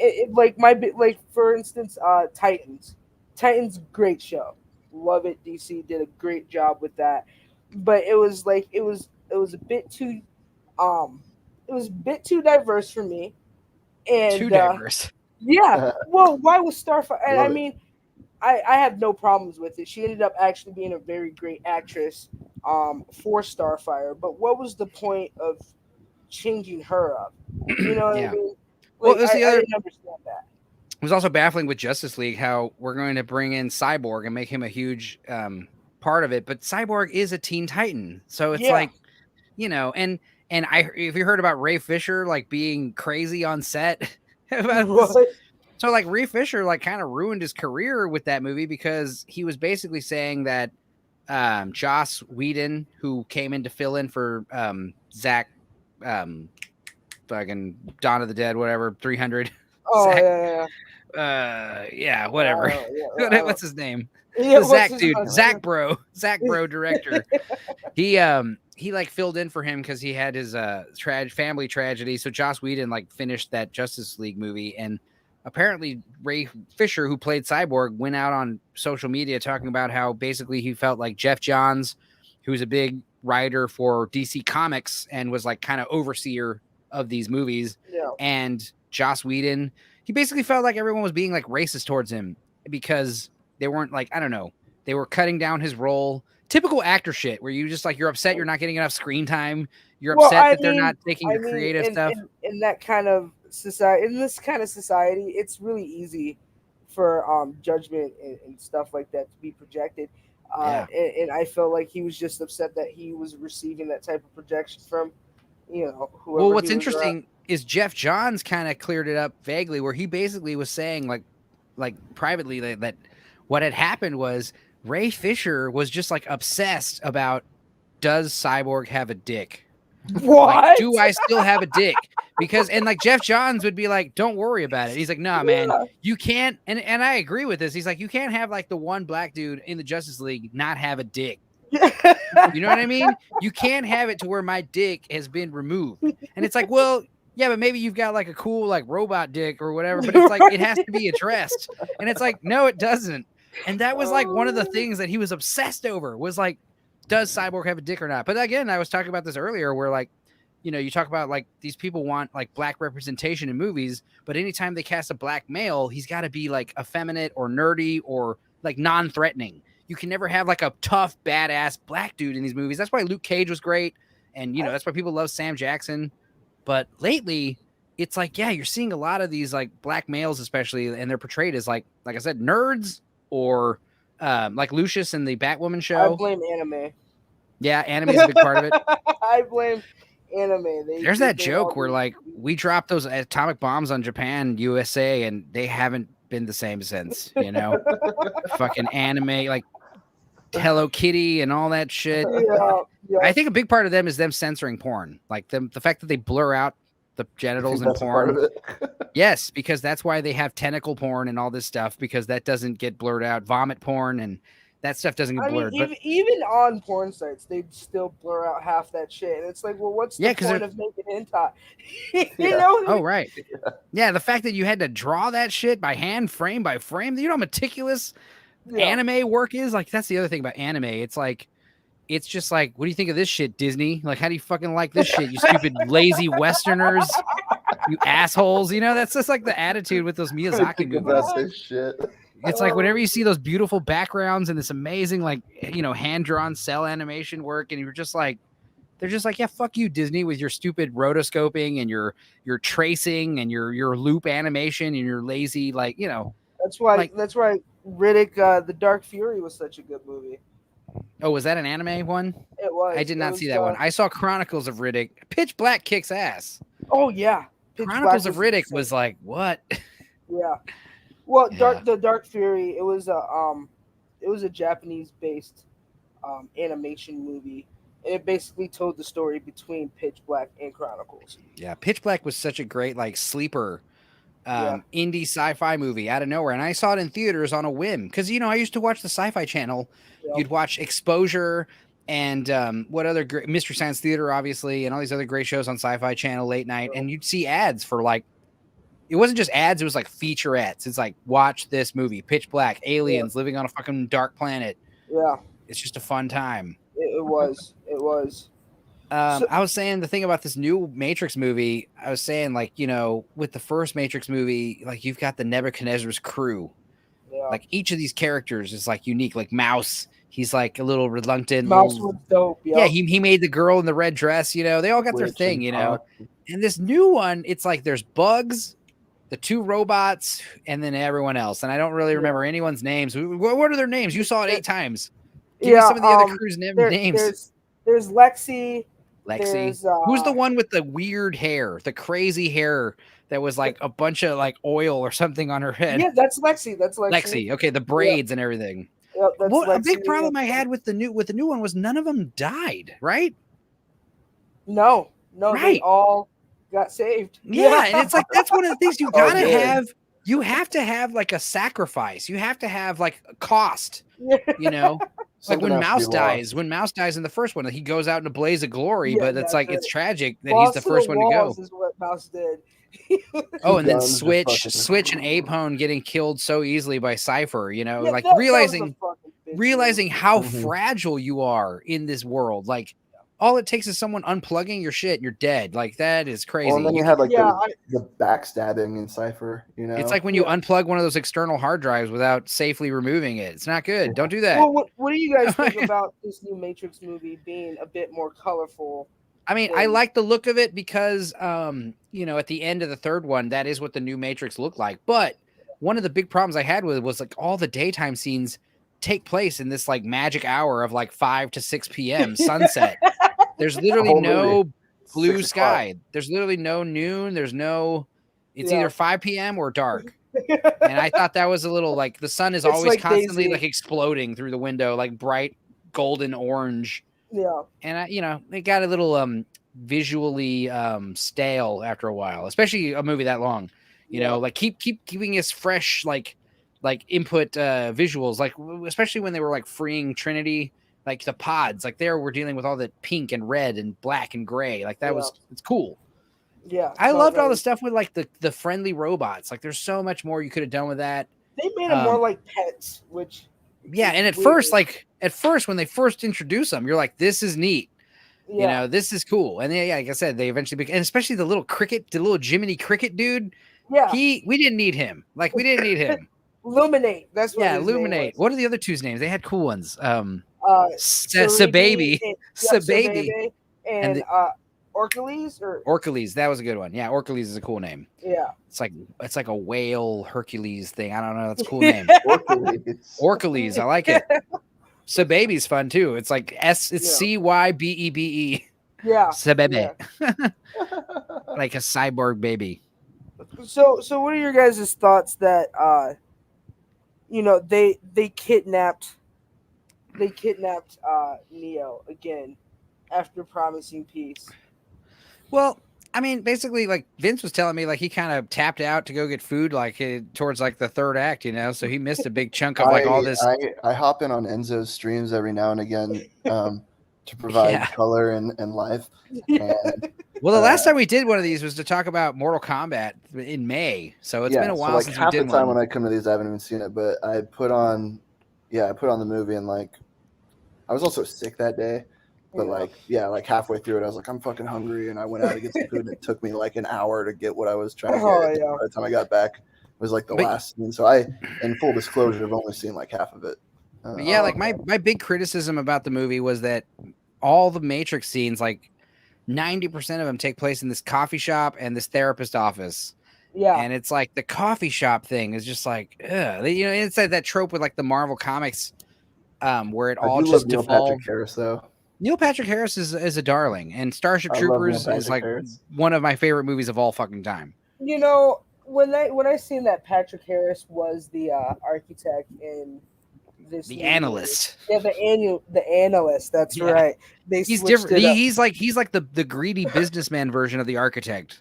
Like he explains, he's like, my whole thing was I came here and took what the architect made, and I improved output by 1,000%, and we're improving every quarter. Like a fucking, it's like, robots don't talk like this. Well, that's what I was saying earlier, right? With the comment of there was never originally supposed to be a fourth movie, right? Mm-hmm. Revolutions was supposed to be the end of it, and that even makes it into the movie of like, well, they had these 3 games, and now all of a sudden Warner Brothers is like, hey, motherfuckers, guess what we're doing? Another one. Honestly, like you didn't really need the other 2, like because like when Neo flying, it's like the end of the first Starship Troopers movie. It's like they're gonna win. They're gonna win. They're better than ever. They're gonna win. We don't need to see it though. Same thing with the Matrix. He's like, he tells you on the phone, like, I'm gonna fucking free all these people, and you're gonna be cool with it. And then he flies away, and you're like, whoa! Rage Against the Machine, and he's just like, and the rage against the machine was so perfect. Yeah, because it's like, the band name, but also like what the hell the song's talking about, the lyrics, and like just like how it's so pumped, the fucking tone. It's just like it's a perfect movie. Like it gets better every time you watch it. Yep. And like I said, like we don't need to see Neo free everybody because it's one of those things where like the more you try to explain it, the worse it gets. It's better when it's like in your head. It's like Shawshank Redemption. I don't want to know what those pretty French ladies are singing about. It just kind of, it's better when it's just in your head thinking, I don't want to see Neo free it. It's just, I imagined that he freed all the people at the end. Everyone lived happily ever after. Yeah, that would have been a better story. Imagine if this Resurrections was the first sequel since the original. Imagine the fucking hype around it. Imagine like, even if everyone was saying it was terrible, people would still see it because like I said, they weren't jaded by the last 2, Yeah, it's kind of like Boondock Saints 2. Right? Oh, I did not like. I'm not gonna lie. I thought Boondock Saints 1 was okay. Everyone loves Boondock Saints 1. Yeah, that's a OG classic movie. Well, They my name is killed it, Enzo. So Yeah. Ron Jeremy playing fucking Don Vincenzo or whatever his name was, Vincenzo, right? That was great. Yeah, it was the cherry on top of the cake, right? My big criticism of Boondock Saints was Willem Dafoe kind of ripping off Gary Oldman's performance in The Professional with like the classical music. But other than that, like Boondock Saints is a good time. It's a good time. But it's no The Professional. Firefight. That's like the classic. Love that scene. There was a good movie I saw recently called Free Fire, and it has Brie Larson in it and a bunch of other people. But the whole movie, it's crazy because it's like, I don't know if you've seen Kill List or any of these other Guy Wheatley movies, but he made this movie called Free Fire, and it's based on a true story of an actual like police report. And the thing that they talk about in movies is like, you know, gunshots are always so clean, gunfights are always so choreographed, but in real life, like there's like this story where it's like, you know, people get pinned down by gunfire for like hours, you know what I mean? Like gunfights can last like the length of like movies, you know, and that's what this movie is. This entire movie is a single gunfight in a warehouse between like 15 people, and it's like 2 or 3 teams, and it's like the whole movie is like based on an actual police like crime report about like ATF, like people selling guns like in a warehouse. It turns out so and so is a cop, and so and it just devolves into a gunfight that lasts like an hour and 15 minutes. And that's how I feel like The Matrix Resurrections was, especially with a lot of the fight scenes. Dude, I was joking. Choreographed. I was joking about what felt like the 7th hour of dudes in battleneck suits, like shooting sentinels with machine guns. They would just cut to Neo in the train station. You'd be like, oh yeah, Keanu Reeves is in this. I totally forgot. I forgot because I was just being tormented with like fucking machine gun fire for what felt like forever. And it's just that dude in the metal, like, ah! Oh, that was classic. Love that scene. But it's like, it's awesome if they do it for 2 seconds. If it goes on for 2 minutes, it's like, all right, dude, wrap this up, please. And I was highly disappointed they didn't have anything like that. Well, that's why I loved Animatrix, because it's more about like, especially like the second Renaissance story, where they explain like how it all went down with 0-1 and the machines, and like it's so cool because at first like the machines, they try to look like humans. They want to be with us. They want to be our friends. Yeah. But then when we reject them and they create their own city, that's when they start to look more like insect-like and squid-like, and they look more like they start adapting features that aren't human, like tentacles and multiple eyes and stuff like that. Like that is cool. And it's like they don't explain it, they just show it. Yeah. You see it happen. They don't have to stop and be like, oh, well, they don't like humans, so they look like insects. You just see them like start to look like weird, you know, creatures. Yeah, they look like giant flies and stuff, you know, like the face, you know, and it's very fly-like. Yeah, the eyes and everything. One is they've definitely taken a more. Oh, and the Sentinels. Just watching the squiddies in the first ones, like how they just like hovering around in the air, and that was major CGI. And it's also cool because they don't look. It's like a cat. Like it doesn't look that threatening, but when the claws come out, and it goes into kill mode, you realize that thing is extremely fucking dangerous. Yeah, like how it just jellyfish in water. It just hops on the fucking ship and just starts like ripping it open with lasers and pliers. There's just that scene towards the end of the first one where like I think she's waiting for him to like come out, and she has like her hand on the EMP or whatever. Yeah, and the thing is like ripping up the hole. The lasers are going around her and tearing the spot up, and she's still just like looking at him. That was beautiful. Yeah, and any one of these tentacles is amazing. Any one of these tentacles can just come in and crush your head in an instant. It's like a Terminator. Like that's the one thing I really feel like the Terminator sequels are awful too, because Terminator 2 obviously, but it's like, you know, really not showcasing how fucking deadly a Terminator is. Yeah. Like he will literally just like, if he grits a hold of you, let's say in the Terminator 3, you know, he grabs you and he throws you. That's like the classic stereotype of the monster movie. When he grabs any character that's an extra or a supporting character, he kills you instantly. But when he grabs the main character, he like throws them. Yeah. And he has to like go walk back to them, and he picks them up, he throws them again. And it's just like, you know. Yeah. And with a lot of the Matrix movies, there's what was that show? It was really popular. The 100. Oh, I didn't watch that one. No? Oh my goodness. And, I mean, the first few seasons kind of slow. You're kind of like, okay, I get it, but like, what the fuck's going on? Yeah, you're not selling me, man. Because when you lost me at the first few seasons, I'm like, oh, it's that long, huh? Like, yeah, it takes a toll, but it definitely shows the growth of the characters is basically what they're doing. But yeah, the biggest thing that irritated me about that is like there would be like an urgency for a certain situation, like, oh, we have to get to this location or this happens and everyone dies. Well, they take 45 minutes just to figure out what the hell they're going to do, and that takes 30 seconds to do. And I'm just like, you guys are doing way too much talking. It's a lot of padding with these shows, like Walking Dead. Nobody finishes Walking Dead. Like, everyone taps out around season 3 because tonally, there's like no levity. There's like no breaks. It's so morose and it's constantly dragging. Yeah, I definitely jumped around in that show. But like when you read the comic books, the comic books are just so much better. They're so much more well-paced. And Robert Kirkland, he's one of the richest dudes in comics because he owns that property and he's been churning those comic book out for decades. Yeah. And then he makes even more money when he like makes a collectible hardcover, sells those. But like, for instance, like the whole Herschel's farm thing in the movie where the kid accidentally gets shot in the belly. They find the Herschel people, the farmer, the people living on the farm. They accidentally shot this kid. They take him to the farm.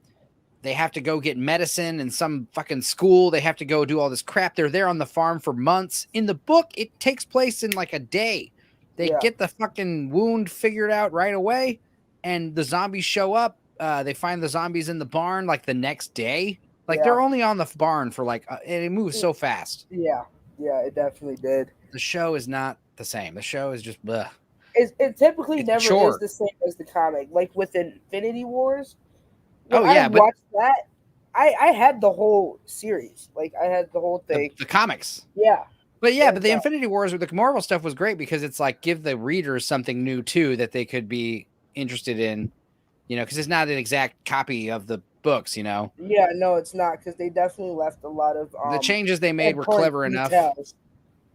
Well, like the whole thing about like, for instance, like Adam Warlock, like Star-Lord's dad, he's supposed to be a huge deal, but then in the movies, like it's Kurt Russell's character. Yeah. And now I guess they're going to have Adam Warlock show up in this new Marvel Phase 5 or Phase 4. I don't know. But I Adam Warlock's supposed to be like a huge deal and he's not even in any of them yet, Yeah. Yeah, Jesus. Well, that's because they're taking forever to just like they're slowly giving us these movies and this content to Did you see the new Spider-Man? Which one? Sorry. The newest one, No Way Home. Spider-Man. Nope, I have not seen that one. Okay, the last Spider-Man I watched was Homecoming, and that Spider-Verse. was because Zendaya was in that. Yeah, she's great. Yeah, and I liked Far From Home too. Far From Home gets a bad rap, but I thought the Mysterio thing was okay. It was pretty good, but Into the Spider-Verse, that shit was amazing. Did you watch that one, the animated one?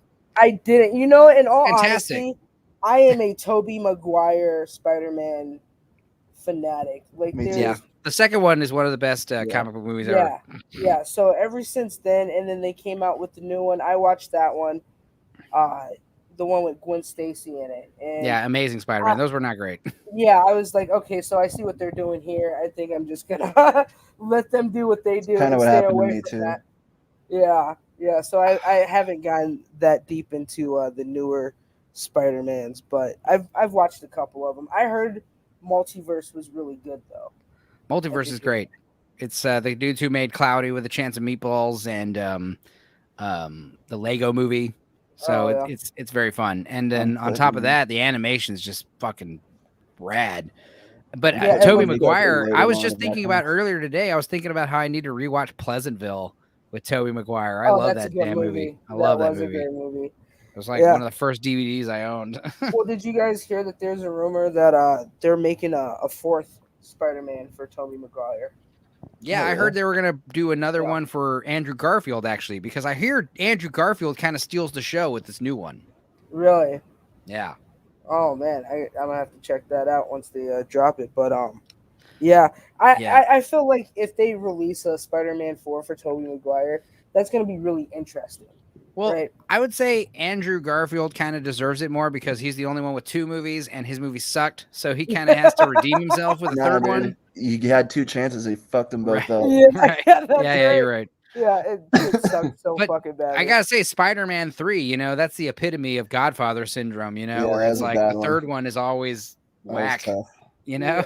Yeah. I'm just put the Matrix Reloaded on in the background. Terminator, I have Terminator it on in 3. the background too. The second one? Yeah, Nice. Right Fuck on. yeah. it was fucking funny. Hugo I did Weaving love the boss. Merovingian, but what about the Merovingian in this new one? That was just baffling, Okay, right? so with the Merovingian in this one, not only was that a fucking Easter egg for them to say, okay, Oh. they're gonna do a spin-off.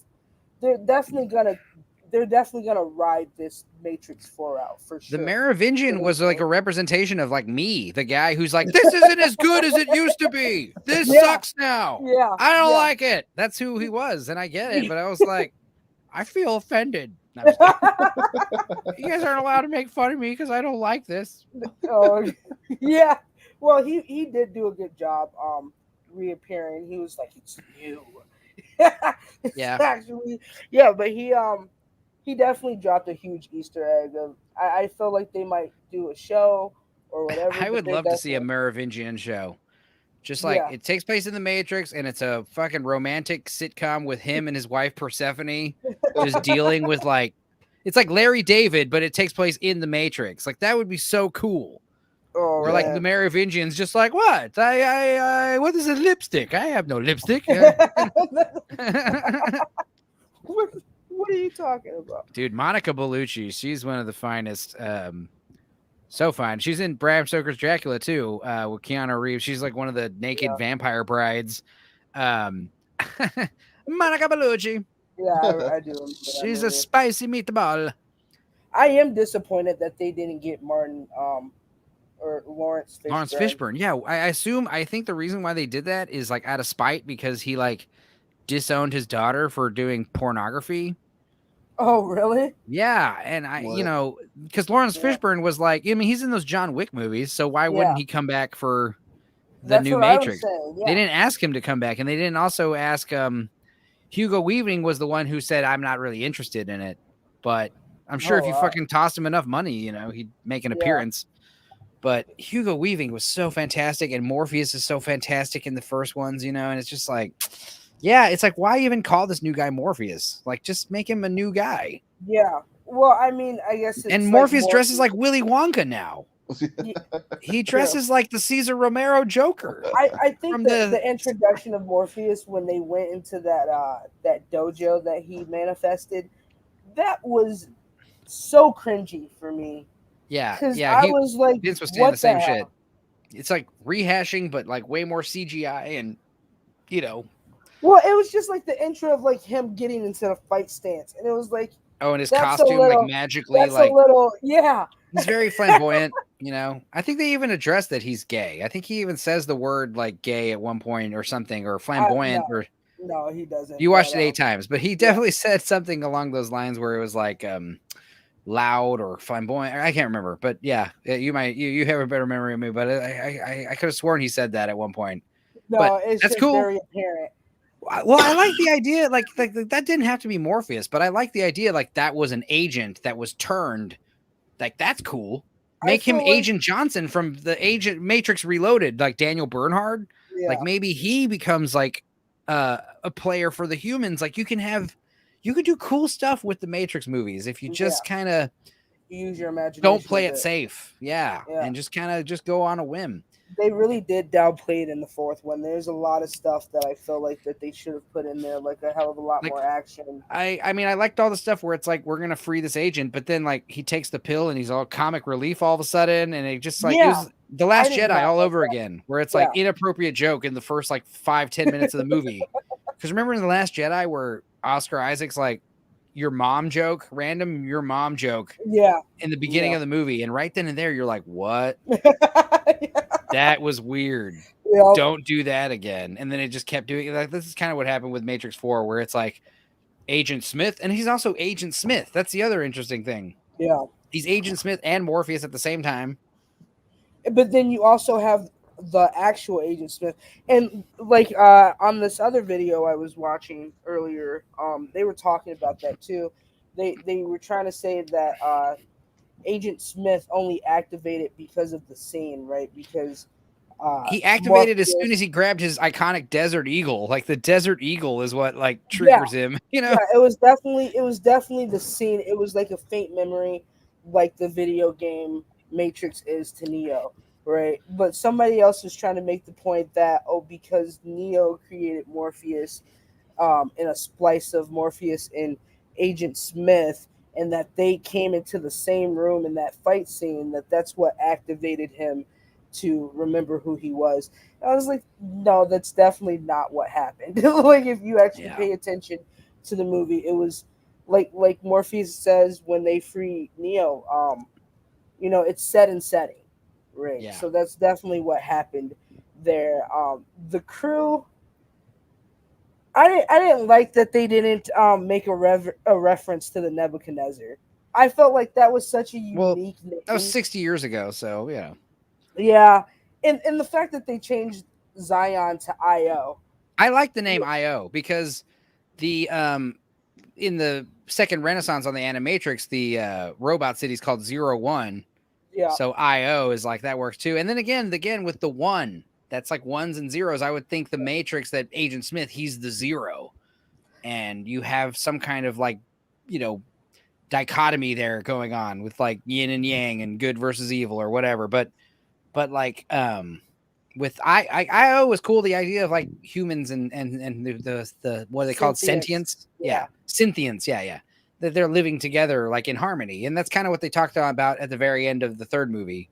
When you have the architect and the oracle sitting on the bench, and it's like, hey, well, maybe we can live in a world without the war, but we can still have like the Matrix somehow. Like, it's crazy. Well, she, at the end of Revolutions, the oracle basically says like, how long do you think this piece, or somebody asks her how long do you think the piece is gonna last? And she said as long as it needs to, right? Which definitely reference to like a second coming of a war. Sequel bait for sure. Yeah, for sure. Kept it open. And then, she asks the architect, are you gonna keep your word? And he's like, what do you think? I'm human? So I remember, I think the second Matrix movie or the third one ends with a Dave Matthews Band song. And that was a little fucking out of, that was a little, yeah. I remember leaving the theater like, is that Dave Matthews Band? Okay. That is not what Yeah, I mean, the stuff I loved about the second Matrix movie is definitely like all the Merovingian stuff. It's just so funny and weird. Wiping your ass with silk, I love it. Like fucking, all that stuff is so great. That's more like not playing it safe and being weird. Definitely with the second one, they definitely threw in a lot of more. And then that whole the freeway. Don't ever go on the freeway. It's suicide. Why? Because any motherfucker driving a car can instantly turn into an agent and fucking they're right next to you. Like, how quickly they can get you.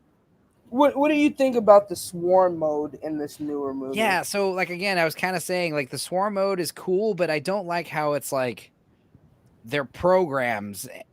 Like it should be like they're human beings and they're overtaken by. You should just make it like there's way more agents. But it does make more sense, right? Because if you talk about the robots versus robots Civil War, it was because of lack of energy, and it was because they couldn't keep up the power source because a lot more people were being freed. Right. And so he said, well, instead of just keeping a bunch of people and just taking them over and blah blah blah, it's easier to just saturate the Matrix with a bunch of programs. Yeah.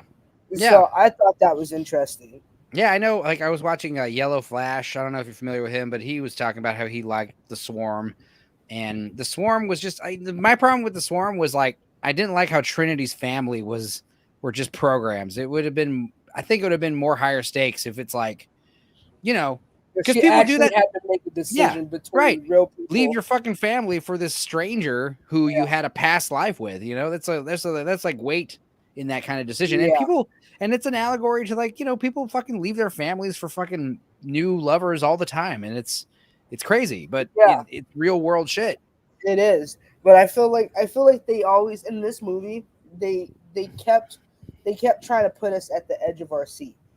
And it was kind of like, okay, well, what's going to happen here?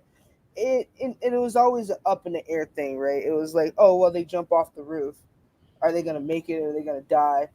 And then you think, with so many movies and predictiality, if that's a fucking word, like they're going to fucking fall off the roof and they're not going to make it, right? That's going to be the end of this movie. Yeah, I knew for a fact that Trinity was going to be flying around showing him how to fly. It's like, oh, I knew that was going to happen. But at the same time, like, yeah, I found the new one to be pretty damn boring, to be honest. But at the same time, like that, I'm just comparing it to the first one, which is like compared to the first one, it's like the first one's like, life changing practically. So it's really hard to live up to that. So I understand why in the first 20-30 minutes of the movie, their whole shtick is like, it's not going to be as good. Just getting that out of the way. Yeah. All this shit about reboots, it's like, it's not going to be as good. So just, and again, it's like, well, I think they made fun of rebooted movies. Yeah, you have to be self-aware with this stuff, but not too self-aware to where it comes off as cringy or pretentious, which I feel like this movie did at times, especially in the beginning.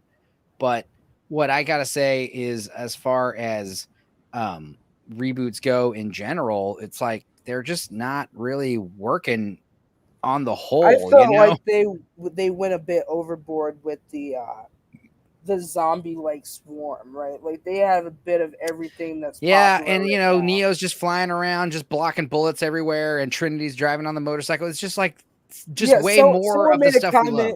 Someone made a comment that Neo looks like Magneto when he's like trying to manipulate metal. I was joking about how like on the poster of the movie, like Keanu Reeves is literally like trying to stop you from watching the movie. He's literally like, don't do it. Stop where you are. Don't come here any further. But I mean, it was one of those movies where it's like, the more terrible I hear about it, the more excited I get about watching it, honestly, So it was one of those things where I was not having high hopes. So I'm jaded by all these other, terrible movies. But I got to say, like, talking back about Warner Brothers and this deal with HBO Max, do you think it's possible that they're just like, this movie's not really that good anyway, so let's just keep it on HBO Max? Same thing with Dune. It's like, this is like half a movie, so let's just keep it on HBO Max. Like, because like the director's like, this has got to come out in theaters, and they're like, honestly, we're gonna just try to do HBO Max. And in all honesty, between HBO Max and Warner Brothers, I feel like they are really monopolizing on the subscription. Really, the thing is, Disney Plus, the same amount as going to the movies. But then you're also going to continue to pay that monthly if they're coming out with stuff that's in the theaters. And people. But what's like the price point to where you have this many people paying this much money to make up for these like $100 million movies? Like I hear Netflix. I hear Netflix is like almost $1 billion in debt. Yeah, there's no possible way to close that gap. Right. You got to just do slower, smaller, indie, lower costing movies, but. That's just basically saying death to the Hollywood blockbuster right there. Well, I mean, it kind of needs to be with the trash they've been putting out for the last 15 years. I agree. But the thing is, like, when you have these movies that are coming out, like for instance, like Disney was going to do the same thing with all the Marvel movies. Everything's coming out in Disney Plus. But then when like COVID started kind of letting off, it's like, you know what? Black Widow, it's going to be in theaters only. Let's just see what happens. No. Not Black Widow. It was another one. Black Widow was on Disney Plus, right? I can't remember. I believe so. But anyway, like, for instance, this new Spider-Man movie, they were like, no, fuck that. It's theaters only. Deal with it. And it seems like they're reaping the benefits for that decision. But you know what the other thing is too? It's like when you go to public places like that, a lot of those places require you to be jabbed for censor words, right? Right. And a lot of people in America don't want to get the jab. No. So I'm never doing it. Never complying. I'm sorry. Yeah. Me neither. My New Year's resolution for 2022 is do not fucking comply to anything these people fucking tell me. They made me do it. They made me do it for tour. Yeah. Yeah. But like, are you gonna get boosted? No, because Fuck after it's like no. you already fucking did me dirty twice. You know what I mean? Yeah. Like, like so Yeah. many people are just like, you know what? I played your fucking game all last year and the year before, and let's just try not listening to you. Let's see if that works. Because listening to you isn't working at all. But well, like, I guess the bottom line to that is like, there's no way they can make up for that deficit, but they're going to have to deal with it. And it's simply around those politics a lot of the time. yeah, and you as a person of color, how do you feel with this like fucking constant pandering and this like purse puppying of like people like you, where it's like, I mean, are you like cool with this, or are you also offended by like how heavy handed some of this shit gets? It's like at this point, the world is gonna just throw itself into chaos. I'm just gonna fucking survive. I think things are gonna get a little bit worse, and then they're gonna get a lot better. It's definitely gonna get a hell of a lot worse before it gets better. I don't think it's gonna get like as bad as we've seen before in human history. I don't think it's gonna get like that bad. I think we as a collective society are just like over all that shit, like mass death and chaos. That's why this whole COVID thing, it's like we're all like collectively just like, here's the thing, if you got 3 shots in 9 months and you still got the disease, you're allowed to ask questions. You know what I mean? Like you should be allowed to, and people see it every day that they're not allowed, and it's very eye-opening. And it's the red pill, like the red pill represents the painful fucking truth that shatters your worldview. That's you right. know, you weren't here when we were talking about it earlier, but I was at a music festival running into a friend of mine, and he was super excited about this new movie, The Matrix 4. Yeah. And this is back in like November October.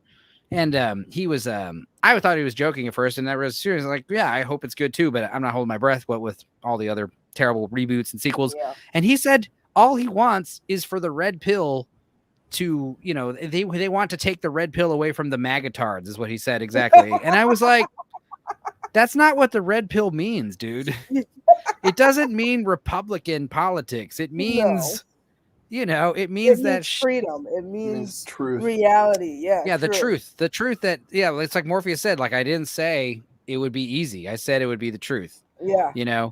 And just like the analyst said too, people like to be kept in their pods. In all honesty, they don't want the responsibility of the truth. With that responsibility comes great power, right? I think a big reason why a lot of people like make fun of and discount the Pizzagate conspiracy theory is because if that shit was true, that would be a red suppository. That would be so crazy to know that Tom Hanks is a fucking allegedly a pedivore. You know what I mean? Like, yeah. He's like, I loved you in Forrest Gump, and you did that shit on Epstein Island or whatever. You can't, allegedly, you can't say that, but it's like the reason why a lot of people like laugh about that stuff is because the truth is, if that was true, that would be nightmarishly horrifying. Yeah, well, that's has a lot to do with like the pedestal that we put these people on. Oh yeah, I always say, me and Vince are both musicians. And I always joke about don't listen to any fucking musicians. Don't listen to actors. Don't fucking, stop worshiping these people. They're idiots. We are narcissistic fucking morons who are just doing it for fucking pussy. That's literally all. Hey, speak for yourself, bro. I picked up drumsticks to get laid. And by the time I realized it didn't work, I was too good to quit. That's a fucking good one. That's what happened. But like actors, you ever hung out with a fucking actor, like a real actor? They're awful. They're just like, it's like, oh man, you are so self-absorbed. It's good for you. I mean, don't get me wrong. It's like, you're fucking hot as shit and you're young and but Hollywood's just gonna chew you up and spit you out like they do everybody. But that's like the appeal of Keanu Reeves, right? Like, yeah, Keanu Reeves is an everyman. We were talking about how anomaly. We were talking about how, like, if the world actually is run by crazy satanic vampires, like in Blade, Keanu Reeves isn't one of them. Keanu Reeves is one of the good guys. Yeah, for fucking sure. I would hate, like, that would be earth shattering to find out he isn't a good guy. It would. I would definitely be devastated. Imagine if Keanu Reeves had a basement full of like child like sex slaves.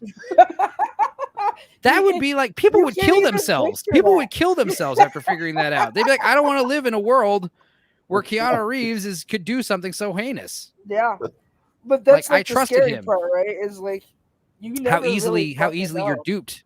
How easily you're duped by fame and fortune, you know? Yeah. And that's the other thing is like, you know, you hear stories about when a celebrity is a good person. You're like, that's great. Because most of the stories are like, yeah, Ben Stiller, you're not allowed to look at him in the eyes on set. Like if you fucking make eye contact with him, he'll fire you. It's like, what the fuck kind of crazy person are you? Ben Stiller? Fucking Ben Stiller? Yeah. Like Tom Cruise, I hear is a nice guy, but I hear it's all clearly like for show. Like Patrick, Christian Bale, when he was American Psycho, he said he was basing his whole performance on Tom Cruise because Tom Cruise, what he does is he smiles at you, but his eyes are like dead. Like he's like an empty, like a mannequin. Like hello, Tom Cruise is great to see you. Psychopath. He's like jumping. God forbid the people who deal with his life insurance. Or, you know, he's like jumping off of skyscrapers and shit in all of his movies and flying. I've never seen two women so ecstatic to get away from that fucking man than his two ex-wives. Katie Holmes, especially. She was literally like a prisoner. Like, oh my God. She was like his young child bride. Do you ever see The Gift with Cate Blanchett? Katie Holmes gets naked in that one, and she is fine. But you can see why Tom Cruise was like, she'll do. You know, she's this one. She's shorter than me too. She's also shorter than me, which is good because Nicole wasn't, and I didn't like that. But dude, Eyes Wide Shut, that movie's so fucking badass and creepy and weird. I watched it recently. That's one of those movies that like the more you watch it, the more crazy shit you notice. Dude. Yeah. And also like they talk about like I'm pretty sure the guy in the red cloak is the Sidney Pollack, the guy with the glasses who has the lady overdose. I think that's his friend. Like there's a lot of Stanley Kubrick, man. He doesn't like, you know, he was so meticulous. Like The Shining. That's one of those movies where like Stephen King hates it because Stephen King hates it. He claims because it's so different. But the reason why he really hates it is because it's so much better than his book. It is really like improving the story. And the main reason why he doesn't like The Shining is because in the book, it's very clear that it is the hotel and the ghosts and the curse that make Jack Torrance go crazy. Yeah. But in the movie, it's like, no, it's just Jack Torrance. He's just like that. It's the cabin fever. It's like something inherently inside of him.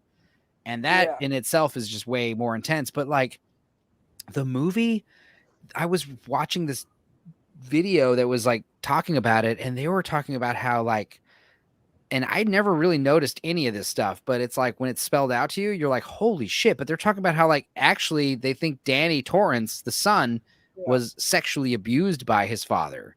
And there's so many like cues about it. Like, for instance, like the teddy bear scene, the bear scene. What the hell's going on with that bear giving a blowjob, right?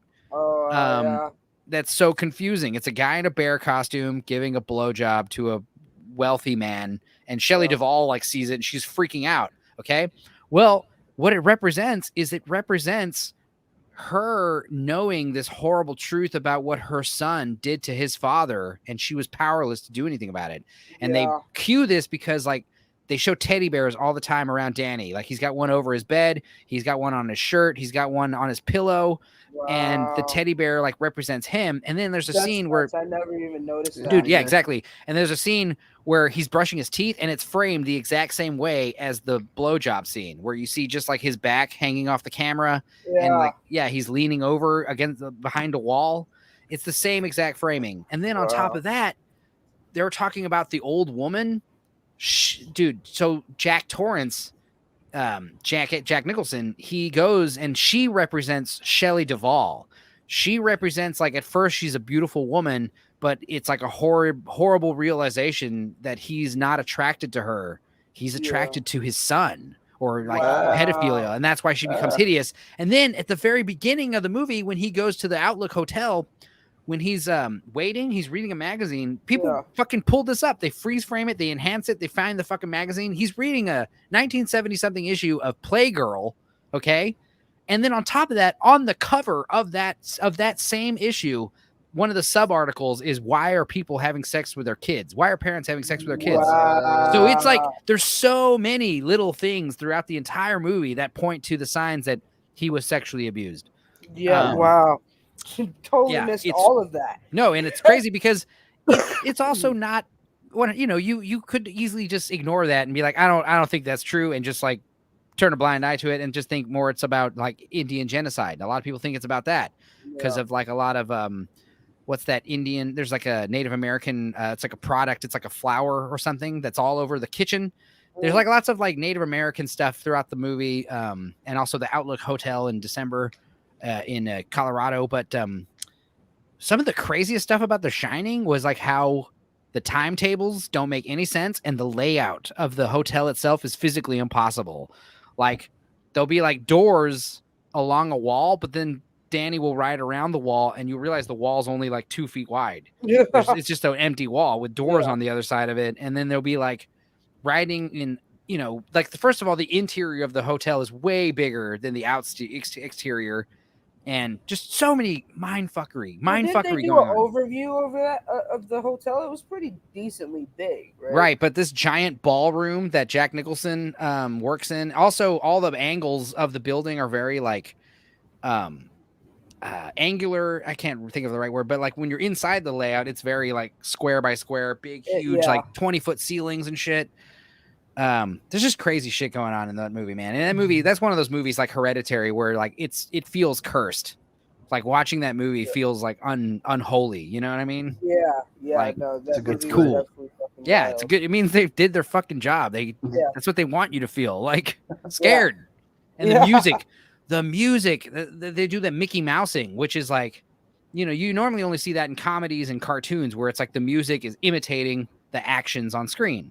But like in the movie, it's way more like horror stings. Like when like Jack Nicholson like points, they'll be like bum bum bum, and then he'll smile and they'll be like ring, and it's just like little like they call it Mickey Mousing, and it's just one of those things where you don't really notice it the first several times you watch it, but the music is super scary in that movie. That's yeah, it definitely was intensifying when you watched it. And that's a big thing with movies, right? Like the music.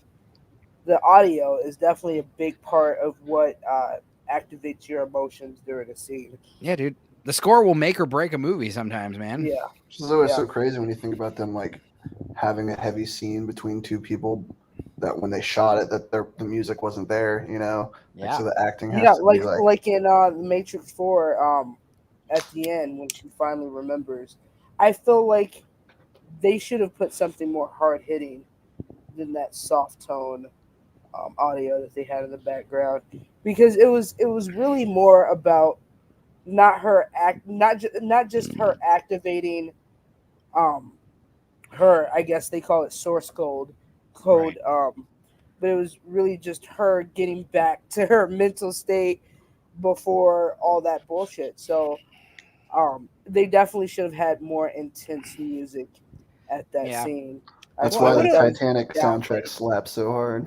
Yeah, well, James Horner, he like approached, he made that song with Celine Dion like in secret, because like they had the score, but he's like, let's do a song for the end credits, and James Cameron was like, they were originally gonna end it with just like the orchestra, but then James Horner just shows up to James Cameron with like this fully produced song, and again, James Cameron heard the song, he's like, yeah, sure, cha-ching.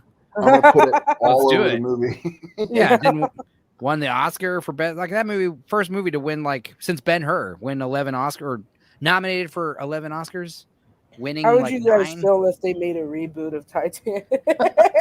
Only if it took place modern day and it was like a modern day Titanic. Like, no, I'm just kidding.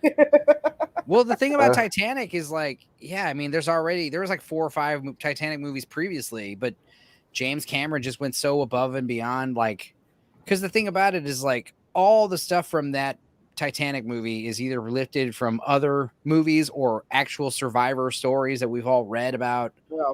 Like everyone knows that the band played till the very end. Everyone knows that the ship broke in half because the survivors talked about it, Yeah. But what's interesting about Titanic is it's simultaneously one of the best movies ever and one of the worst movies ever. It's very interesting. Yeah. Because Yeah. like it's on a technical level, it's so fucking amazing. Like it really took place in that end of that golden era of special effects where you had to really be innovative and come up with cool trickery, like magic, Hollywood magic. That's why they called it magic, because you had to figure out how the fuck do we make a dinosaur? Like how the fuck do we, you know? They were like, we'll use a computer that had never been done before. It's like, oh shit, that was. Did you guys know that? Sorry to switch topics. No, go for it. Did you guys know that Hagrid from Harry Potter was a machine? Was a what? Was a machine. The top half of like his head on down to like his neck. No. Machine. And they just use like a fucking virtual. They just put his face on the machine to make him look really big. You mean? No, it was literally like a detailed machine that had facial expressions, all that, and it's basically they put the actor in a huge suit, and it was like extremely hot, so they had to have like a bunch of ventilation on it, and then they put this huge machine on top of him, and that was Hagrid. And I was like, holy shit, I never knew that this entire You're time. a wizard, Harry. Yeah. Because his facial is because his face is just so crazy looking? Yeah, well, it looks super realistic, right? I assume like, it's because of like the CGI he's got to be a giant, you know? Yeah. So I assume for certain shots they did have like a big fucking giant puppet or something, you know? But like when you find about like the Lord of the Rings movies, like how they made Gandalf look huge and the hobbits look small, it's all forced perspective. It's all just simple. Like the set's actually 30 feet wide. Yeah. And like the camera is just looking down this 30-foot hallway that's supposed to be like this tiny little living room. Which is insane how they do that. It's like, you know, they're fucking using the noggin, you know? Yeah, perspective, my friend, perspective. They're not just filming the whole movie on a green screen, you know? And that's the other thing about the Lord of the Rings was like all the costumes, all the makeup, all the fucking armor. That shit was made, but that's know? That's the thing I respect about Lord of the Rings too, is like they knew when to stop, right? Yeah. And even with the Hobbit series, that was an entirely different story, which I feel like with the Matrix, Hobbit should have been one movie. Hobbit should have been one movie. Really? You think or so? Or at least two, not three. Jeez Louise. I feel like they didn't want to do to the Hobbit what they did with the Lord of the Rings, because Lord of the Rings, that whole movie takes I want to say like 10 hours. Yeah. Dude, the extended version, it's like, whoa, it's like 12 or 13, man. Yeah. And you know what's crazy though is like, even if you don't like the Lord of the Rings movies, by the end of the third one, when they won all those fucking awards, it's like, yeah, dude, they kind of did deserve it. I mean, even if you don't like the movie, it's like it's such a fucking feat.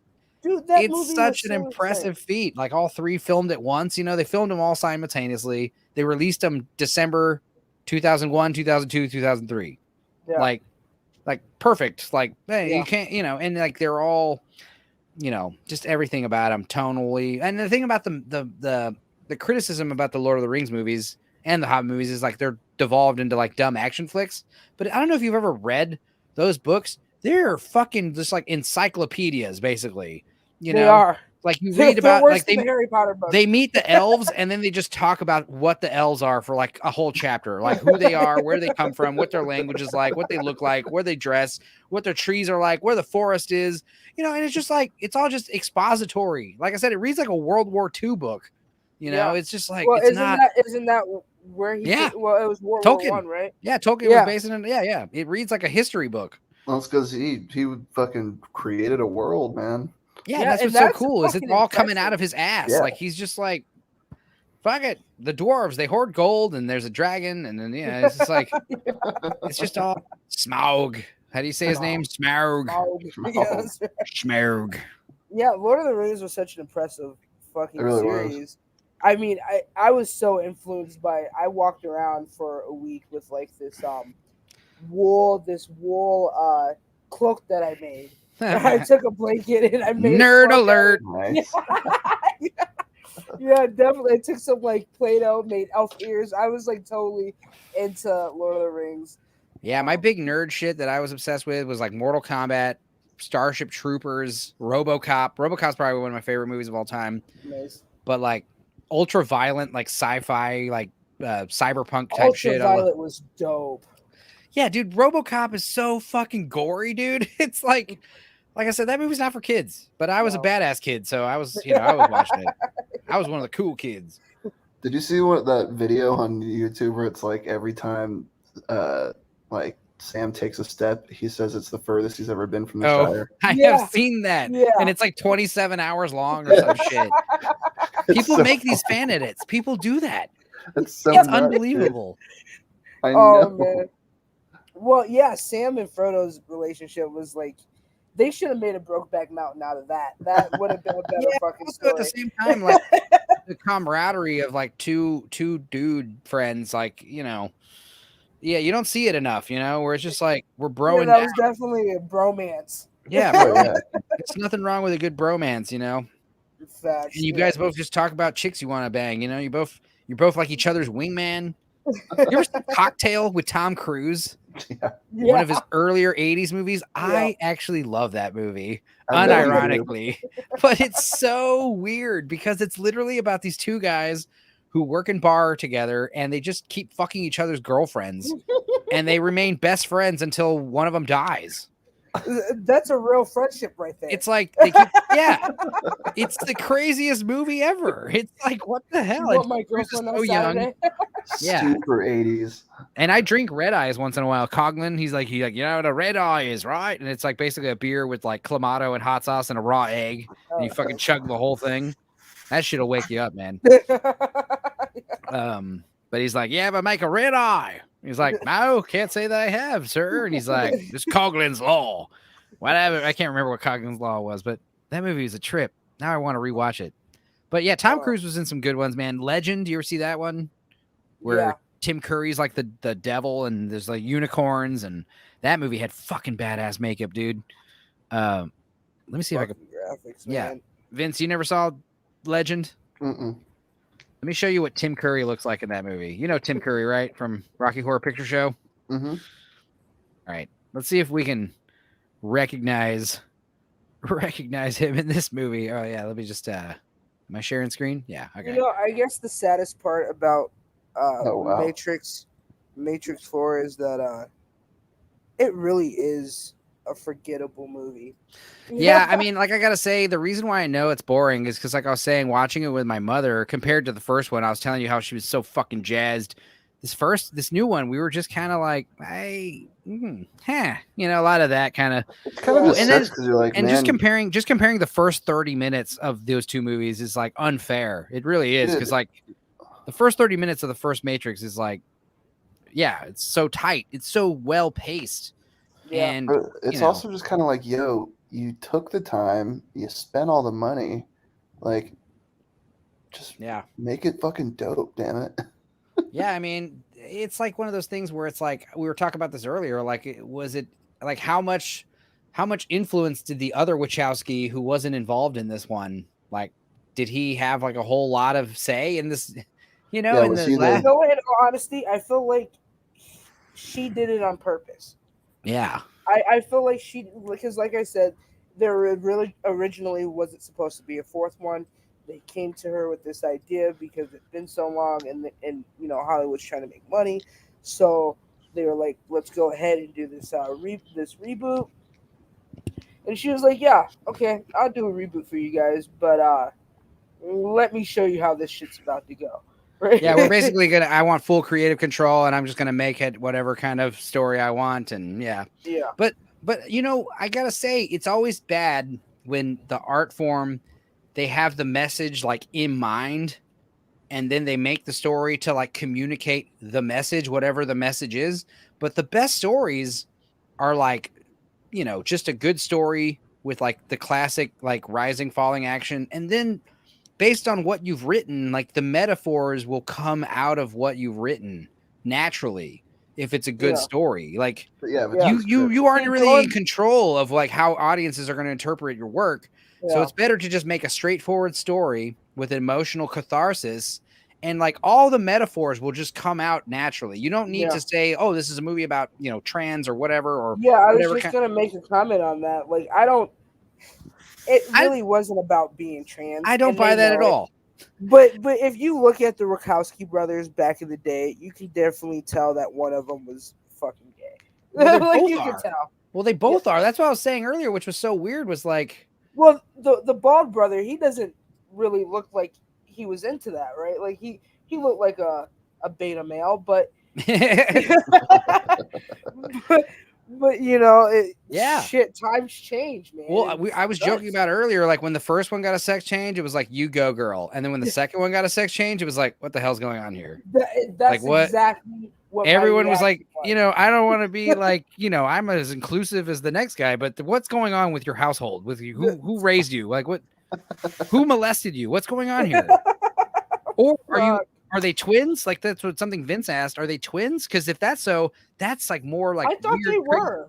Okay, but that's like crazy shit about twins. Like they're that similar to where if one of them gets a sex change, they both want sex changes. That's crazy that two twins would both have just dysphoria. But I think that's a case by case basis, right? Yeah, it's always a case by case basis. Yeah, because I've met dozens of twins, and they're like solar opposites. But are they identical twins? Yeah. Wow. Yeah. Yeah. I mean, it's a nature versus nurture type thing. I'm sure. Like, were they raised to be different, or were they raised to wear matching outfits their whole fucking lives? You know. I felt like their imaginations got the best of them at the end of the day. I always joke, like, man, after the success of the first Matrix movie, the Wachowskis really changed, man. They're not. Yeah. I'm just joking. But you ever see their first movie, Bound, with Jennifer Tilly and Gina Gershon? That is one of the fucking hottest, fucking most badass movies I've ever seen. It's so good, and it's a great movie. Again, with no limited special effects, low budget. Yeah. The whole movie's like a play. It takes place in a fucking apartment. Yeah. And it's just like fucking great. It was. Joey Pantoliano. From that to the Matrix. Yeah, that's an upgrade. And then they go from the Matrix to Matrix 2, 3, Speed Racer. What else did they fuck? You know, not as good. And they get a lot of credit for V for Vendetta, but they just produced that one. Yeah. They didn't direct that one. So it's like I feel like the Wachowskis were another example of being plagued with success, you know, because like the success of the first Matrix movie, like I said, Joel Silver and all these fucking Warner Brothers executives, you could tell they were like, we've got to make more of these. Offered to be made a movie with. We got to make more of these, Larry. Like smoking a big cigar, like yeah, the kids love it. We got Rob Zombie on the next soundtrack.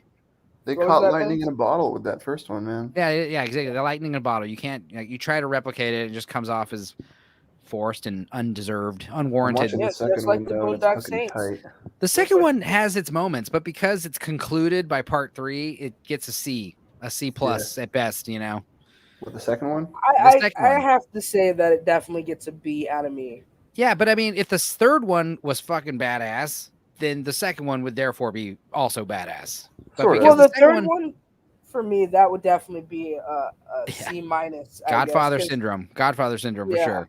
Godfather 3, Spider-Man 3, Terminator 3, Alien 3. What other third one sucked? You know, there's so many, you know? Yeah. X-Men 3. Right. Return of the King was dope, though. Yeah, I mean, yeah, that's an exception. Toy Story 3, Toy Story 2, those are good. You know what was a good series? I don't know if you guys ever seen it, but Cube. Yes, I love Cube. That Cube was something that they kept fresh. Yeah, and Cube 3 is like, it's like the Saw movies where it's like it's the same movie but just new death scenes. It's cool. Yeah. It's fun. That Cube 3 was Hypercube or was that Cube 0? I think that was Hypercube. Hypercube was part 2. Cube 3 was a prequel. The trilogy, any like trilogy movie or the difference is like stories that have already been written. Mm-hmm. Like if they're not having to write it by the time it comes and the worst around. is like, so like they make the first Matrix movie, the Wachowskis probably worked on that script for fucking a decade, you know, because it was an original idea, and then it's like, great, let's make a sequel in a year. It's like, oh my god, I can't do that again that quickly. Like Lord of the Rings is already written. The first 3 movies were already pre-written. They had already did that. Well, they borrowed a lot from some very successful cyber punk comics and books, you know. And that's what I feel like with, you know, Matrix 4 is that they definitely took a lot from like Transformers, you know, a bunch of different movies, and just a callback to all the previous movies that they had before. They definitely threw a bunch of different shit in there. You know, And yeah. I mean, guilty pleasure is like, so like Aliens, you know, like Terminator.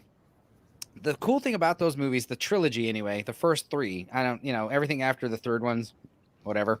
But like the cool thing about Aliens and Terminator, the first three movies are three different genres. Like in Terminator and Aliens, the first one's a horror slasher flick. The second one is balls to the wall action film.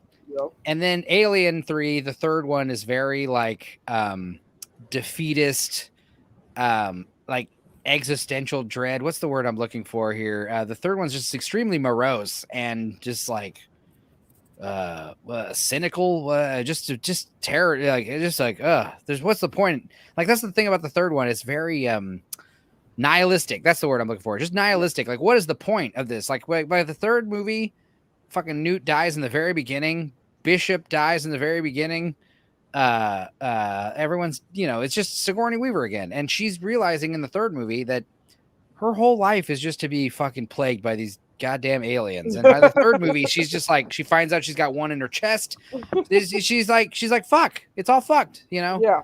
And it's just a very dark tone. And a lot of people hate Alien 3. I actually don't mind it. I love the dog alien. I love the design of the dog alien. It's so cool how he like runs around on all fours and it's not like a guy in a suit. Yeah. But Terminator 3, that movie is like kind of like a schlocky action comedy.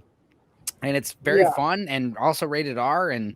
But what makes Terminator 3 salvageable is the end when fucking Judgment Day actually happens. And that kind of just comes out of left field and kind of leaves everyone with like a gut punch at the end of the movie. Yeah. And that itself is like, makes it like kind of worth watching. I love the ending of Terminator 3. Because it concludes. It tells the story back to forward. And then the fourth one is like, oh, Terminator Salvation. It's going to take place after Judgment Day, War of the Machines. And it's like, all right, let's get fucking crazy. And then it just went stupid with like, it's a Terminator with a human heart. Oh, it's a heart. He's like the Tin Man. He's like, hi. But you know what was cool about Salvation that they didn't do? I read the original ending for Salvation and it blew my fucking mind.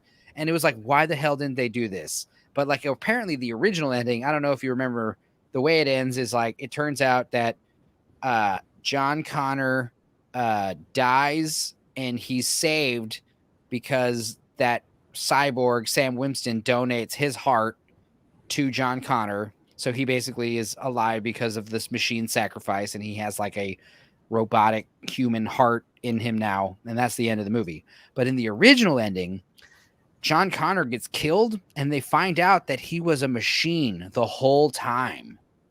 Wow. And they're like, what the fuck? And they find out, been a better ending, and they find out that how do you fucking can tell everyone that the leader of the human resistance is a fucking Terminator on top of everything. And it's like, where did he come from? So then what they do is something about how they take Sam Worthington's character and like have him replace him as John Connor. I don't remember exactly what happened, but the idea that like they're opening up John Connor's torso and he's like cybernetic inside and you're like, what? Like, that's like the implications, you know? But of course they ditched it because it's too crazy. You know what would flip society on its head if they just took the Terminator and the Matrix and made something completely incredible. That'd be a great crossover. It would be a good crossover. Also, remember the RoboCop versus Terminator video games? Those were fun. The comic books, those were always fun. Yeah. But the thing is, you got to have your good guy, your hero. Like RoboCop versus Terminator, clearly RoboCop's the good guy.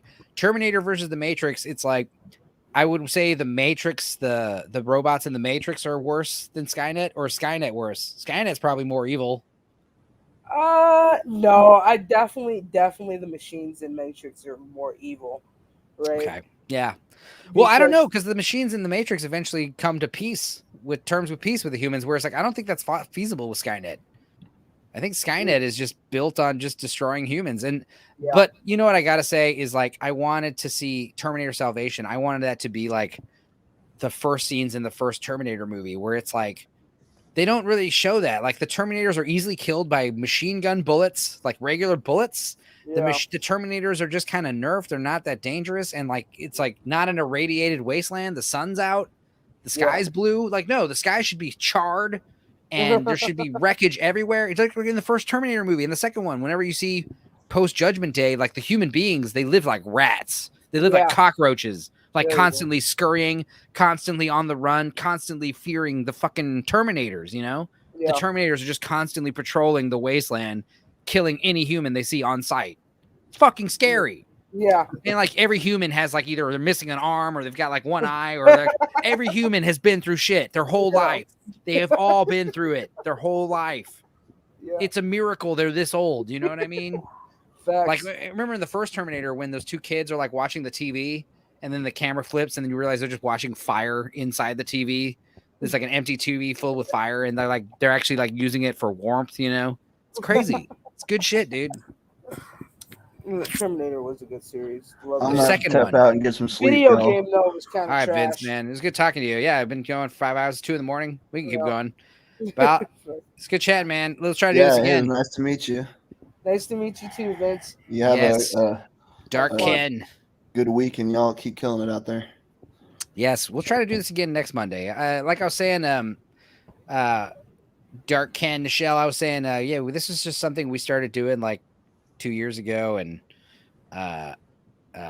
it's just good to bring it back. I haven't done one since May, and I was doing these on my Facebook page, you know, but the streaming On Facebook, quality it's easier to get more people in. Well, it was easier, especially during the pandemic. We were getting like full houses all the time. It was to the point where like around the summer of 2020, people were like, "You doing it again this Monday? Is it coming up this Monday? What are we talking about this Monday?"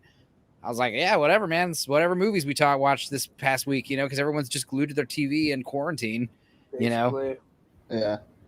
All right, Vince. Well, you take it easy, brother. Have a good one. All right, good night, man. Night. Yeah, I'm shocked that we went this far because like the last couple, I kind of got tuned out with doing it because like the last couple I did, it was like just basically me talking to myself about fucking Starship Troopers or whatever the hell. Yeah. But then I did that, and then I waited a while and did that Mortal Kombat one. That was fun. I had a few people like coming in and out, but it's hard to get people to like sit through the whole fucking 5 hours on a Monday. Well, yeah. Well, most people work, you know. Well, during the quarantine, it was no problem, but Friday and Saturday are rough because people, you know, want to go out, and, you know, Sunday people are just ready for work tomorrow, but it's like Monday's nothing going on anyway. So it's like, fuck it. Yeah.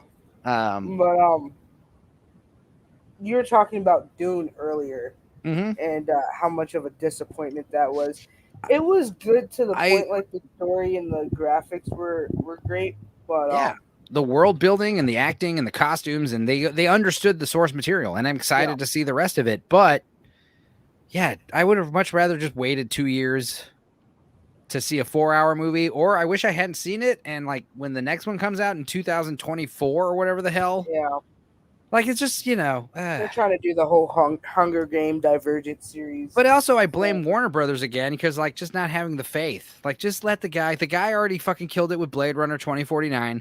He killed it with fucking Arrival. He killed it with Prisoners. He killed it with the guy knows his shit, Denis Villeneuve. So just let him make his magnum opus Dune movie. You know how cool it would have been if it was 4 hours long and had an intermission? I like mean, at old least school? 2.5 hours like The Matrix 4, you know what I mean? Because This one was 2.5 hours long. It was like almost 3 hours long, and it's still like God, that felt like 90 minutes. I'm not gonna lie. No, exactly. The pacing's fantastic, and you really want more when it's over. You really want. That's the worst fucking end line ever, where it's like this is just beginning in credits. Like, fuck you. Yeah, exactly. I'm just getting comfortable. Upset. And the fight scene, oh my goodness, they waited till the end to show the fight scene, and it was just like, the way they upplayed that. Yeah, the way they Well, I'm hoping that they actually tackle, because the thing about the 80s Dune movie is they didn't tackle, because the whole thing is it's that white savior story, but it's not. If you read the Dune books, it's actually about how like the irrevocable damage that Paul causes by freeing these people. Eventually the Fremen like hate him. You know, eventually he betrays them, you know, it's like, it's a crazy story. It is. But you know, you can do a lot with it. If you had like, if this first one was 4 hours long and you were going to make another 4 hour long sequel, like 4 or 5 years from now, let's do it. But like, let's have the movie. If the movie's going to end at the fucking halfway point, at least have it end with some kind of arc. And it wasn't even the halfway point. Right. It's like everyone's dead and now they're wandering the desert with the Fremen. The end. Yeah. And it's just like, okay, dude. And it's like, it sucks because it's like, you're so like, your dick's so hard for what you've been watching. It looks so great. Yeah. It's like they're getting it right. And you're fucking, the sandworms are fucking badass. Like the worm sign. Yeah. Like in the 80s movie, David Lynch, the worm sign's literally like this weird lightning. Yeah. But in this one, like, yeah, you just watch the fucking sand just turn super loose and start like vibrating. It looks like that ferrofluid. It's cool. It is. It's badass. Like I said, the graphics and the way they played it was so impeccable. Yeah, I liked it, but I'm not watching it again until the second one comes out. Yeah, facts. It's just like, I don't really see the point. It's like I said, it just kind of ended on a meh, because yeah. I mean, here's the thing. I'm speculating who's gonna play the guy who played Sting, the crazy bad guy from the Harkonnens. He's like the younger, handsomer son. Oh, and he's Sting in the 80s one, but I'm thinking Jared Leto or maybe Jake Gyllenhaal. Oh, let's not. Absolutely no. Well, because those guys have worked together with the director before, so I'm thinking like logically, like that's who I'm thinking is going to, because it's got to be someone handsome, someone famous, and someone like who we're not used to seeing play like sadistic maniacs. Let's throw Tom Holland in there. Tom Holland, yeah. I mean, if he's he'll be older too, so yeah. But Jake Gyllenhaal might be good. I'd like to see Jake Gyllenhaal play a fucking psychopath in the space future. Facts. Yeah, I think. Yeah, that would be good because. Did you see Prisoners? With him, with Jake Gyllenhaal and Hugh Jackman, where Hugh Jackman's daughter goes missing, and he hunts down like the guy who he thinks did it, and he fucking kidnaps him and. I watched that halfway through. That movie is so intense. Well, from what I seen, it was. That's the same guy who made Dune and Blade Runner 2049. That was another one where I did not think it was going to be that great, and it ended up. Yeah, I loved really it. It's so good. Yeah. Like I couldn't recommend watching like Blade Runner without watching that sequel. Like really. Yeah. And it's one of those movies where I tried to like. One time I was like, let's watch Blade Runner for the fourth time. Let's go to sleep to Blade Runner 2049. Let's put it on and pass out. I ended up staying up the whole like 3 hours just watching the whole thing. I was like, shit, this is too good. And that's what Chronicles of Riddick was for me. Yeah. For a very long time. I'm not gonna lie. Because it was such a good movie. I was really disappointed with Riddick though. It was Oh right, there's movie. A third one. There's a fourth one. Holy shit. Yeah, because the third one's the animated one you're talking about, right? The second one is the animated one. And then Chronicles of Riddick. Yep. And then Riddick is the fourth one. I totally forgot about Riddick. Yeah. Yeah, I was so stoked to find out that Vin Diesel wanted to make the fourth one so bad. He took out a second mortgage. Oh, poor bastard. He fronted his own money for that movie. Poor schmuck. But it actually ended up doing really well, and it sold in theaters pretty good. Yeah, I mean, if it makes money, that's all you can hope for. Yeah, well, I mean, it was good. It was good to see the backstory of Fury and to see another Fury in the movie. But I feel like it was the action was there, but the story was slow paced for me. Yeah. It was a decent movie. It wasn't great. It wasn't better than Chronicles or Pitch Black, but it was definitely a decent movie to be added to the trilogy. Yeah, I remember seeing Pitch Black when I was in middle school or high school in the theaters in El Paso. In the desert too. Like I lived in a place that kind of looked like that fucking planet too, so it's cool. But like I remember being like a teenager in a fucking practically empty movie theater, seeing this random. Almost like a sci-fi original film. Yeah, because it wasn't very popular when it was great. I remember walking out of there like, fuck yeah. Yeah. And seeing all the cool shots of like, Vin Diesel's like reflective eyes, Yeah. Stuff was great. I'm not gonna lie, for years I tried to find contacts that were everyone wanted reflective. I mean, it's also like Salem's Lot, where he's like, look at me, where the vampire has his eyes. Or Terminator, in the first Terminator movie when Kyle Reese is having that flashback to like that Terminator busting in with a machine gun and shooting everyone, and you just see his like silhouette and there's like two red eyes. Yeah, he's got the minigun and he's just like mowing down everyone. It's fucking scary. Yeah, it was intense. Fuck. Yeah, and it's like James Cameron's smart motherfucker because he talking about earlier one of the reasons why these movies are bad is because they know they have an unlimited budget and unlimited special effects. They can do whatever they want. But with Terminator, you know, James Cameron had this horrifying nightmare about a skeleton, like a robotic skeleton hunting people with red eyes. Like that was like the main central image. Yeah, but that was so he like comes up with this idea of like, okay, it's a war of like machines versus people, but that's expensive. So how about it takes place in present day because of time travel? They're gonna go kill a kid or the mother of someone, you know. Yeah, you're gonna kill someone because of something you haven't done, which is like give birth to someone who's gonna grow up to be someone like, you know, you're totally innocent. Yeah. So you save money that way, making it set in the present day. And it's like, well, we can't have this robotic skeleton walking around, so he looks like a human. He's got flesh over his body. Like, so all these cool ideas just come from the fact that like, it's gonna cost too much money to make that, you know. That's why you come up with these great ideas, you know. Yeah, art through adversity. I was really happy when they brought back Sarah Connor in the what was that, the fourth one? The fifth one. The fifth one. So they're coming out with a sixth one. Did you know that? No, but it's like this newest one where they just killed John Connor in the first fucking 5 minutes is just like, ew. Yeah. You know, we went through all, it's like Alien 3 where it's like, dude, we went through all that shit with the second one just to erase it like that. Come on, man. Yeah, and then not only that though, but it was like, oh, well, anyone could now be the leader of the resistance. It's okay, we've got this spicy Latina John Connor now, so she's way cooler. She's better. And it's just like, no, it's the same thing. Yeah, it was the exact same Except thing. we don't know this person. We know John Connor because we saw him. He was a troubled teenager dealing with his mom in a fucking mental institution. Like the kid had a fucking rough life. And you know, Sarah Connor was. But what's so cool about Terminator? Undoubtedly one of the badass. Yeah, she's way better than Ripley, I think. Like, because like in terms of like Ripley versus Alien, like or Ripley versus Sarah Connor, like.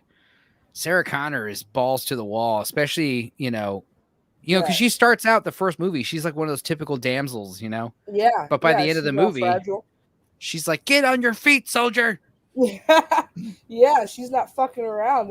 That mama bear instinct kicked in her and it never fucking left. And I appreciated that. Yeah, that's something that, you know, my mother was always telling me is like, you know, my mom's a sweet lady, but she's like, if anyone ever tried to fuck with my kids, I'll tear their fucking eyes out of their head. Yeah. Like, you know, like mama bear style. Like, it's how kids are, you know, and like, that's another thing why Ripley rules with Aliens with Newt, you know, having Newt was such a great, like, James Cameron knows how to expand upon his ideas. And that's why I'm kind of excited about the Avatar sequels. Cause it's like Avatar was meh, you know, it came and it went and everyone kind of got over it. And James Cameron's is really worried because he's working on like fucking 3 movies right now simultaneously. And he's worried, like, are people even giving a shit? Do people even care about Avatar anymore? In all honesty, I can't wait for an Avatar 2. I'm excited because I know he's going to do something totally off the walls with it. Yeah, well, of course. I mean, just the first movie was absolutely insane. I would compare Matrix 1 to Avatar. Definitely on a technical level. Yeah, on a technical level, but even with the minor details, like Matrix 1 coming out in 1999 was so advanced. Avatar was 10 years later, 2009. Yeah, but it was so advanced. Oh yeah. For, you know, the graphics in I remember reading about people like getting depression because they weren't in fucking Pandora when the movie was over. What? Yeah, it's like there's also the 3D shit, you know, because that was the thing about again, you know, Matrix again talking about like the success just bursts all these awful copycats. So like Matrix started this fucking trend of like trench coats and sunglasses and kung fu, but like Avatar started that awful trend of shitty 3D movies. And the thing is, Avatar, they filmed it in 3D. You film it with 2 cameras.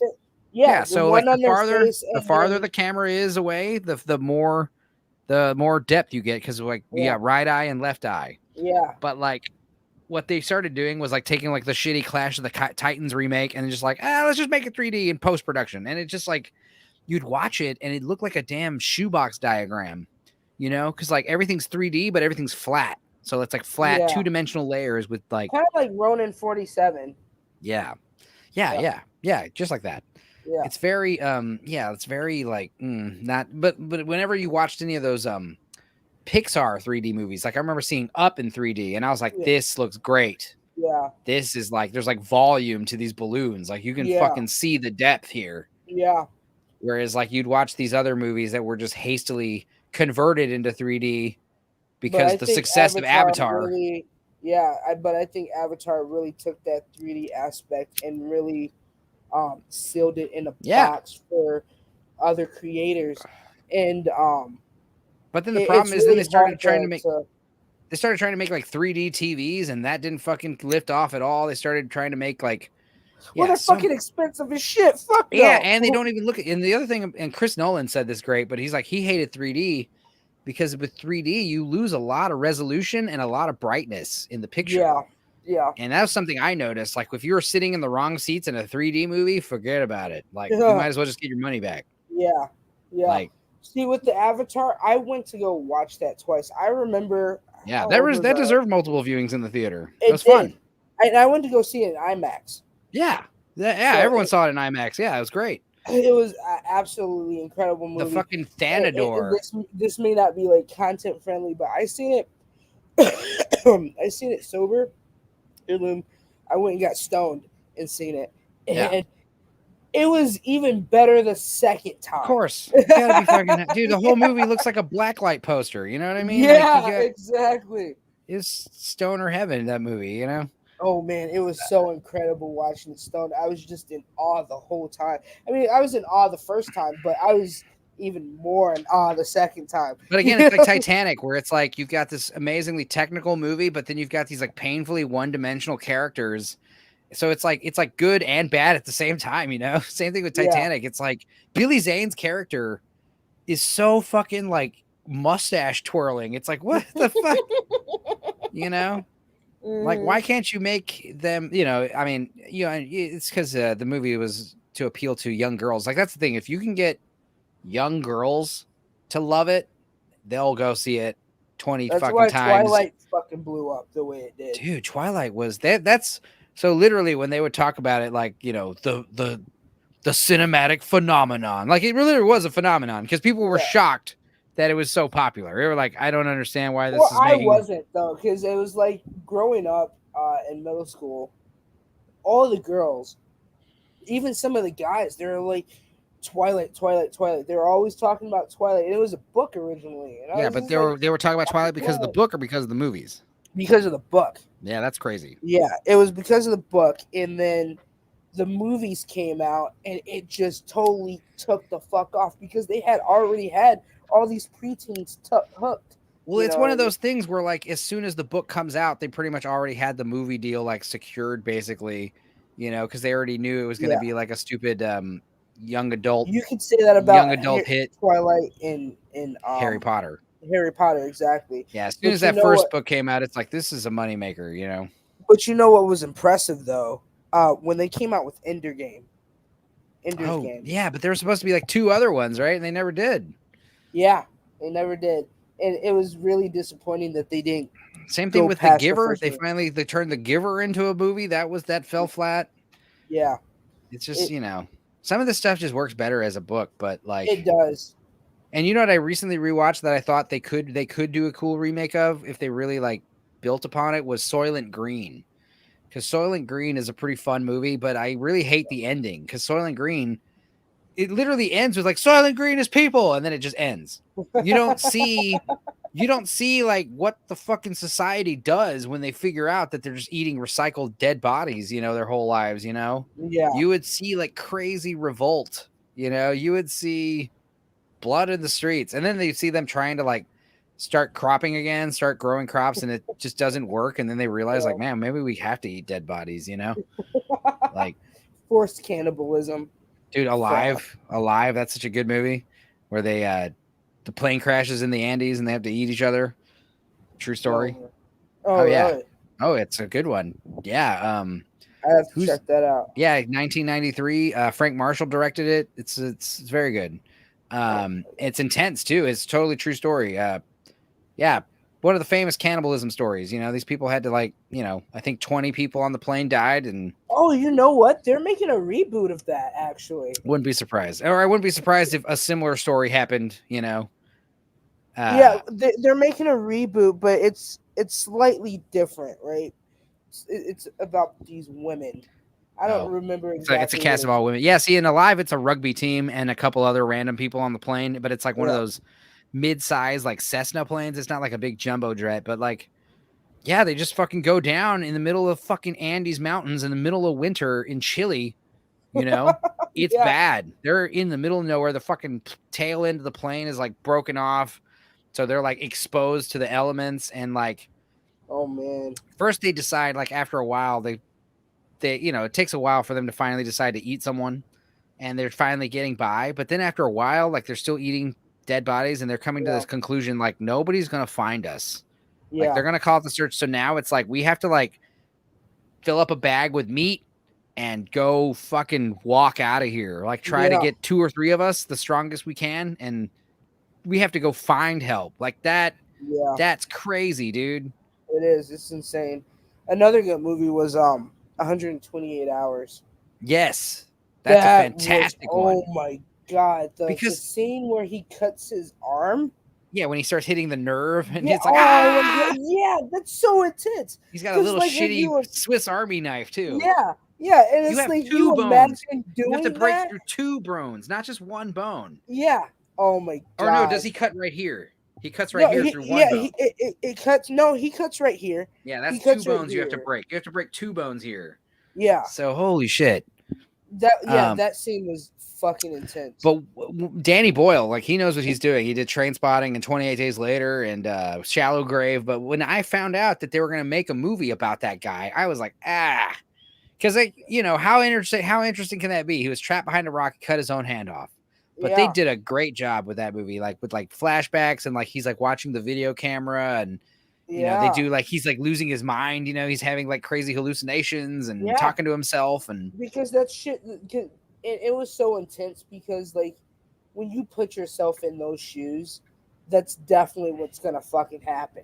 You know what I mean? And then on top of that, it's like with Alive, it's like you come to this conclusion, you know what? I'm gonna die here if I don't do something. So eventually it's like, I gotta cut my own goddamn arm off. Like that's 5.5 days. Yeah. By fucking the 4th day, you're like, I'm gonna die tomorrow. Yeah, I mean this guy literally drinking his own piss just trying to stay alive. Like, it's nuts. It's fucking nuts. That's a great one. And Danny Boyle, man, he did Slumdog Millionaire and what other great movies did he? Yeah, Trainspotting. That's a classic. Oh yeah, that was a good one. 28 Days Later. That was the movie that fucking rebirthed the whole zombie genre. You know? Yeah. Because it was, even though they weren't zombies, they were the infected. You know, they were just people with a disease. But that's why the Dawn of the Dead remake. What the fuck is his name? The guy who did the damn Justice League movies. 300 Zack Snyder. My God. That was on the tip of my tongue. Zack Snyder. That's his name. Anyway, Zack Snyder, he did the Dawn of the Dead remake, which I think is probably his best movie. But that was all because of 28 Days Later. You know, the fucking fast zombies. Yeah. That's when they really... Because back in the day, it was really just like typical slow-moving zombies. You know, they're scary, but you can outrun them. But then, he definitely implemented faster moving zombies. Simon Pegg from Shaun of the Dead, he had a great like commentary about zombies, about why they should be slow. They work better slow because like zombies represent death itself. You know, death is always slowly creeping up towards you. And if you're not careful, if you're, you know, unhealthy, if you're not fast, if you're not smart, if you just think that you're going to be okay, if you think that death isn't really a big deal, that's exactly when death comes for you, you know, and death will like overpower you. And it's like, it's one of those things where it's like this slow, luminous threat. But like, if you're not careful and you're overwhelmed, that's it. It's over. Yeah. And the running zombies is like, you know, that's just too much. That's adrenaline. That's adrenaline, though. It really is. And that's why I don't play games like Resident Evil. Dude, did you play Alien Isolation? That is the scariest fucking shit you'll ever go through, man. You know what was a scary game for me growing up? It was Xbox original. It was Dino Crisis. Did you ever Oh, play that game? I did not, but I'm familiar with it. It's It's like yeah, it's not a very popular one. secret lab shooter full of dinosaurs. Yeah, and it's super intense, right? Because So you're you're just just going through this huge island, this huge lab base, and you never know really when a dinosaur is just gonna fucking pop out and like scare the holy shit out of you. yeah. Yeah, Alien Resurrection or Alien Isolation. That game is like so insane because like you can't really kill the alien. The alien shows up, all you can do is like hide in a locker or like fuck. It's scary, dude. Oh And the wow! alien's like snooping around, like it can fucking hear you, and you're like holding. You literally have to press a button to like hold your breath. Oh my Like god! it's fucking scary. and And then the androids show up. They're a fucking nightmare too. Like it's one of those. It's a survival game where it's like, yeah, dude. Like you see a couple of androids or the aliens up there, it's like I'm not going that way. You gotta and go they find don't another make way. games like that no more. Yeah, and it was great because it also really got the aesthetic of the first Alien movie down to a T, with like all the gadgets and the analog future tech of like the Alien movies. Yeah, like VCR static on the and computer monitors. That's where I feel like they failed with the Terminator game. Oh yeah, they did not do a good job with that at all. It was just like I remember there was like a Terminator shoot 'em up arcade game back in the 90s, Terminator 2. That was a fun one, but it was just one of those like arcade, like coin filling games, Those games are designed just to take as many quarters as possible. That's right. Oh man, arcades used to be the shit. Dude, I was talking about with the Mortal Kombat episode in May, like when I remember so vividly when Mortal Kombat 2 was on arcade at Peter Piper Pizza, and all of us were like in 2nd or 3rd grade, and we were like, oh, like Reptile and Melina and all these characters. It was just like, whoa, that's how you expand on a sequel, Well, not just that, but it was just like back in the day, like we would skip school to go to the arcade, save up our allowance for like a couple weeks, go to the arcade and just fucking $10, man. That was like about an hour or two worth of fucking video games. Oh man, yeah, and that's why I feel like they should have expanded on Path of Neo. That was a really good game. When they came out with Enter the Matrix, I felt like that was a cop out. It wasn't. I mean, I hate it when stuff is like, you'll understand this movie more if you read this comic book or if you play this video game. That's kind of what they did with like the Star Wars new stuff. It's like, no, that's not how. I don't. If I have to read a supplemental material or play some video game just to understand your movie more, then your movie sucks. Yeah. I mean, if it's cool, it's cool if like the supplemental material like just adds to the experience. But if it's like, oh, if you want to know how Jada Pinkett, how Niobe got here, you got to play the game. Then the end of Matrix 2 will make sense if you play the game. I'm like, fuck you. Yeah, I'm not playing the game. And even then, it didn't really fucking make that much sense. Even then, it didn't matter. Yeah. God damn, it's that stupid it's that damn decoder ring from Christmas Story all over again. It was like, drink your Ovaltine. Yeah. It's like, you son of a bitch. You got me. So how did you feel about Niobe being in the 4th one? I feel like I liked her, but what was even crazier was the other old lady who was running the garden. Yeah. I was like, why does she look so familiar? You know who she is? I realized like in the middle of the movie. I'm like, that's the aunt from the 1st season of Family Matters. Yeah. I was like, holy shit, that was bothering me. Yeah. No, and once I figured it out, I was like, whoa. Yeah. Because I remember it was pretty obvious. I was like, okay, so that's obviously... They were basically dropping an A-lister in there to keep you enticed. I don't know if I'd call her an A-lister, but Jada Pinkett was great because it was like, you'd see the two of them interacting, and it was so clearly like young actress in old lady makeup, and then an actual old lady. And they're both like, they're both talking to each other. Yeah, well... I feel like they should have brought more people back. I mean, even if like from the council, even.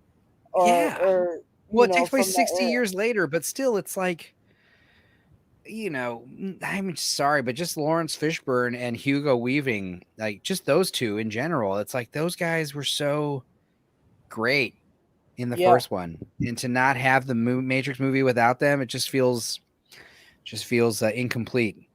It does. It does. It was really upsetting not to have more characters. And it's like, I would have felt better if this like Agent Smith Morpheus character was just a new character. You know, his name was, you know, Agent Smorpheus or something. Whatever. As long as he's just a new guy. Yeah. Morpheus. We'll just call him Smorpheus. Like that. Yeah, because you can't really call him Morpheus, right? Because Morpheus obviously dies in the real world. Well, they remember when they did it in Revolutions, where they replaced the actress who played the Oracle. She passed away in real life, so they just replaced her in the third one. It's like, but that was easier to do. It was, but still, even then, audience was like, I don't like this. You know, like, I understand what happened, but I don't care. Because, like, you're just, like, copping out. It's like, oh, it's the Matrix. I changed everything. The code, it changed. Yeah. It's like, just say she died. Yeah. Just say I'm the new Oracle. But then they say that she died in the fourth one, and it's just like, well, why did she die? Oh, well, in the third one, like, Agent Smith becomes the Oracle, right? That was a good... Yeah, he takes her over. That was the part where shit hits the fan, where it's like, all right, this is getting cool. But then it just turned into, like, Dragon Ball Z at the end of it, you know? I mean, but that was a dope-ass fight scene. It was cool. But the problem, it was the same thing with, like, Star Wars Episode 3, Revenge of the Sith, where, like, they're having this lightsaber fight. And it goes on for so long that it just starts to become boring after a while. It's so crazy too. They're like fucking How doing. Can you get bored of lightsabers? Those motherfuckers. Oh, you can when they get overused, man.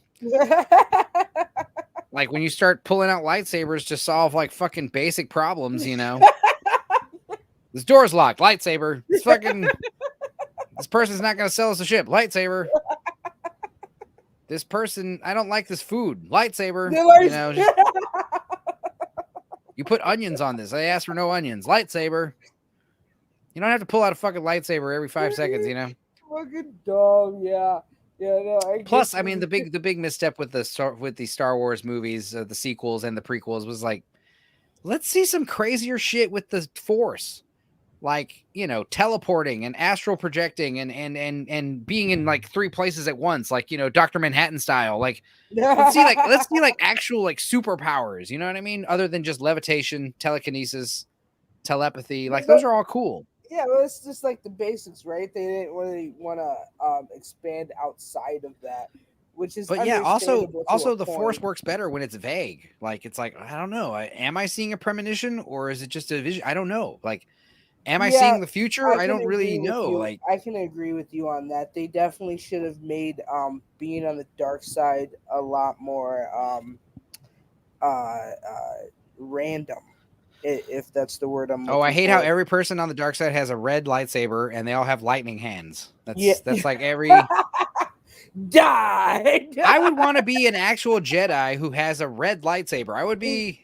But then I'd pull out my red lightsaber and they'd be like, "You're a bad guy." I'm like, "No, I just." Well, I guess that's what they did with Last Jedi, huh? Yeah, I just like red. Like, can't you know? Who said red is such an evil color? You know. Yeah. Same thing with green. Yeah, facts. Although I gotta say, yeah, watching I mean, Empire is obviously my favorite, but like Return of the Jedi, like seeing Luke as a fucking Jedi master with his green lightsaber, it's just like, okay, this is like a new character now, and I like it. Badass. And it's definitely fresh. All the stuff at Jabba, yeah, exactly. Keep it fresh. Like that's the thing about the first 3 movies. Like they're all pretty unique. Yeah. And like with Hoth and the what's that big like abominable snowman guy? That good like Chewbacca? No, the one at the beginning of Empire who like fucking almost kills Luke and captures him in the cave and gets his arm cut off. Oh fuck! What is this? Yeah, it's not a Wampa. Oh, the Wampa is what he rides, right? Yeah, that's what he rides. But it's let's see here. Hang on, Empire, abominable snowman. Abominable snowman. Yeah. I'm sure it's gonna be. Yeah, someone thought it's called. Oh, it is a Wampa. Oh, that's a Wampa. Oh, then what the fuck does he ride? Who fucking knows? The camel thing. Oh, that's a tauntaun. Okay, that's a tauntaun. Tauntaun. The Wampa is the big monster. But yeah, the Wampa's great because you start the movie and it's so much darker than the previous movie with like, you know, the fucking tauntauns getting killed, getting cut open. You got this big abominable snowman getting his arm cut off, and it's just like Luke is like tied up and useless, and he struggles to get his lightsaber like in his hand with the Force. But it's like a good like this movie's gonna be darker than the next one, than the last one. This movie's gonna be a little bit heavier than the last one. It's a good like foreshadowing of the rest of the movie. And I feel like they did a good job with the movies going forward. I mean, darker.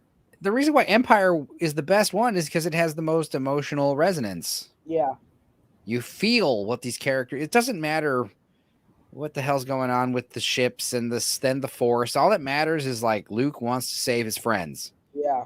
Like that's the heart of the story, and that's all that really matters. Same thing with the first Matrix movie. Like, who gives a shit about like ones and zeros and agents and sentinels? All that really matters is Neo needs to save Morpheus.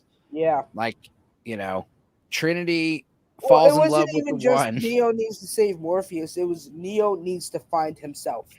Yeah, that too. To be who he is, because society wanted to keep him in a box, and he not let him expand to the greatest of his ability. All those great scenes of his shitty job at the beginning. Yeah. I love that stuff. He's like, if you continue to choose not to come to work on time, then you could choose to find yourself another job. Yeah, well, fuck this job. Fuck you and this job. He's like, I'm sorry, Mr. Dandridge. It won't happen again, sir. Yeah, what does he say? He's like, that whole Agent Smith. He's like, you help your landlady take out her garbage. Like every fucking line he says is so good. Mr. Anderson. Yeah. There's like 2 lives you live. One life has a future. The other does not. That scene right there was one of the most iconic scenes. Yeah, and again, when they did the mouth closing in Matrix 4, I was like, his boss is talking to him and his mouth closes randomly, and it's just like, it's not the same. But you know what? Once you actually, that scene right there in Matrix 4, it's really fucking funny, because when you see it actually happen to the updated version of Mr. Smith or Agent Smith, it's kind of funny. Yeah. It's a joke in itself. It's very tongue-in-cheek and self-aware, but like I said, it's like self-aware and meta to the point where it like becomes kind of cringy and definitely pretentious. But like the first one, like it's not the fact that you're watching someone's mouth close. That doesn't bother you. No. Your fucking mouth sealing closed. Yeah. That's horrifying. You're like, why can't how can you have a phone call if you are unable to speak? And he's just like, what? And then his mouth closed, and he starts like freaking out. Like, what you would do, you would stand up and you'd be like, okay, what's happening? Yeah. And then they put that fucking thing in his belly button, and then he finds out that thing is real. Oh my God. Yeah. They put a tracking device in you. They should have put more shit like that into the fourth one. Oh, and remember that huge ass contraption they just pull out of the backseat of that car and they put it up to his belly button? Yeah. And it's like, what the fuck is that thing? Like that thing is designed specifically for that one purpose, and it's right like the size is creative imagination. Yeah, it's like the size of a fucking ottoman. It's like you just haul that thing around like a Ghostbusters proton pack or something. Like more shit like that, more weird stuff like that. Yeah. And I don't know if you've ever seen the movie Existenz with Jude Law and Elizabeth Shue. Yeah, no, I have. But it's like, that movie came out. That movie and The 13th Floor, they both came out around the same time as The Matrix, and they both have kind of similar stories about virtual reality. And they were both so overshadowed by the success of The Matrix, which is a shame because both of those movies are great. Yeah, but they don't have any mentionability, if that's a fucking word. Yeah. Existenz is so great. I love recommending it to people, like especially if you like David Cronenberg. A lot of people haven't seen it. Yeah, I'm like, or if they have seen it, it's been a long time. I fucking should rewatch Existenz. But I we were talking earlier how I saw Antlers this year. I liked that one. I don't think I should have waited 2.5 years to watch it though, because that movie was supposed to come out like March of 2020. Yeah, well, a lot of shit got delayed. It got delayed all the way to October 2021, and I didn't see it until this month, December. Do you know what movie over the quarantine the movie Arrival. Yeah, with That- Amy the- Adams. Yeah, Amy Adams and what was Yeah, his it's the same face? guy who made Dune and Blade Runner. Yeah. That's also Denny Villeneuve. Yeah, Denny it was a good movie and it was intense, but I felt like every movie after that, right? It used the same soundtrack. Oh no, I and- feel you that way. Again, it's like with the Matrix. Like when a movie makes a lot of money, there's just so many of these copycats. Yeah, They just start copying the aesthetic, and it's the same thing with like the Marvel movies. Like so many movies have that brand of humor. Yeah, Like the new Star Wars movies, they're trying to replicate that brand of humor that it works And in the they Marvel can't get movies, it. but Yeah. it doesn't belong in a Matrix movie. It doesn't belong in a Star Wars movie. That kind of, joking Yeah. at inappropriate times. The Matrix, the Marvel movies always do. They do them well too. The jokes land. Those jokes actually land. That's an important factor. You can't just have characters just being like witty assholes and not being funny. Yeah. And like the jokes in like America, that's America's ass. That's like one of the funniest fucking things when they talk about like an Endgame, like he's, Steve Rogers joking about his own ass. Like that's funny. And it's done in a lighthearted way, but yeah, but yeah. Matrix 4 is definitely a forced movie. I appreciated the fact that they even came out with the fourth movie. I did. Well, and I appreciated the lighthearted humor and the callbacks. But in actuality, at the end of the day, it is a very forgettable movie. But you were talking about Arrival, copycats with that stuff, like the soundtrack, especially. I know what you're talking there. Like they had like whale sounds. They had like whale sounds in the movie to be like. Well, it's the same thing with Inception with that womp. Every movie trailer after Inception had that fomp. Yeah, that horn sound. Definitely. You see that everywhere.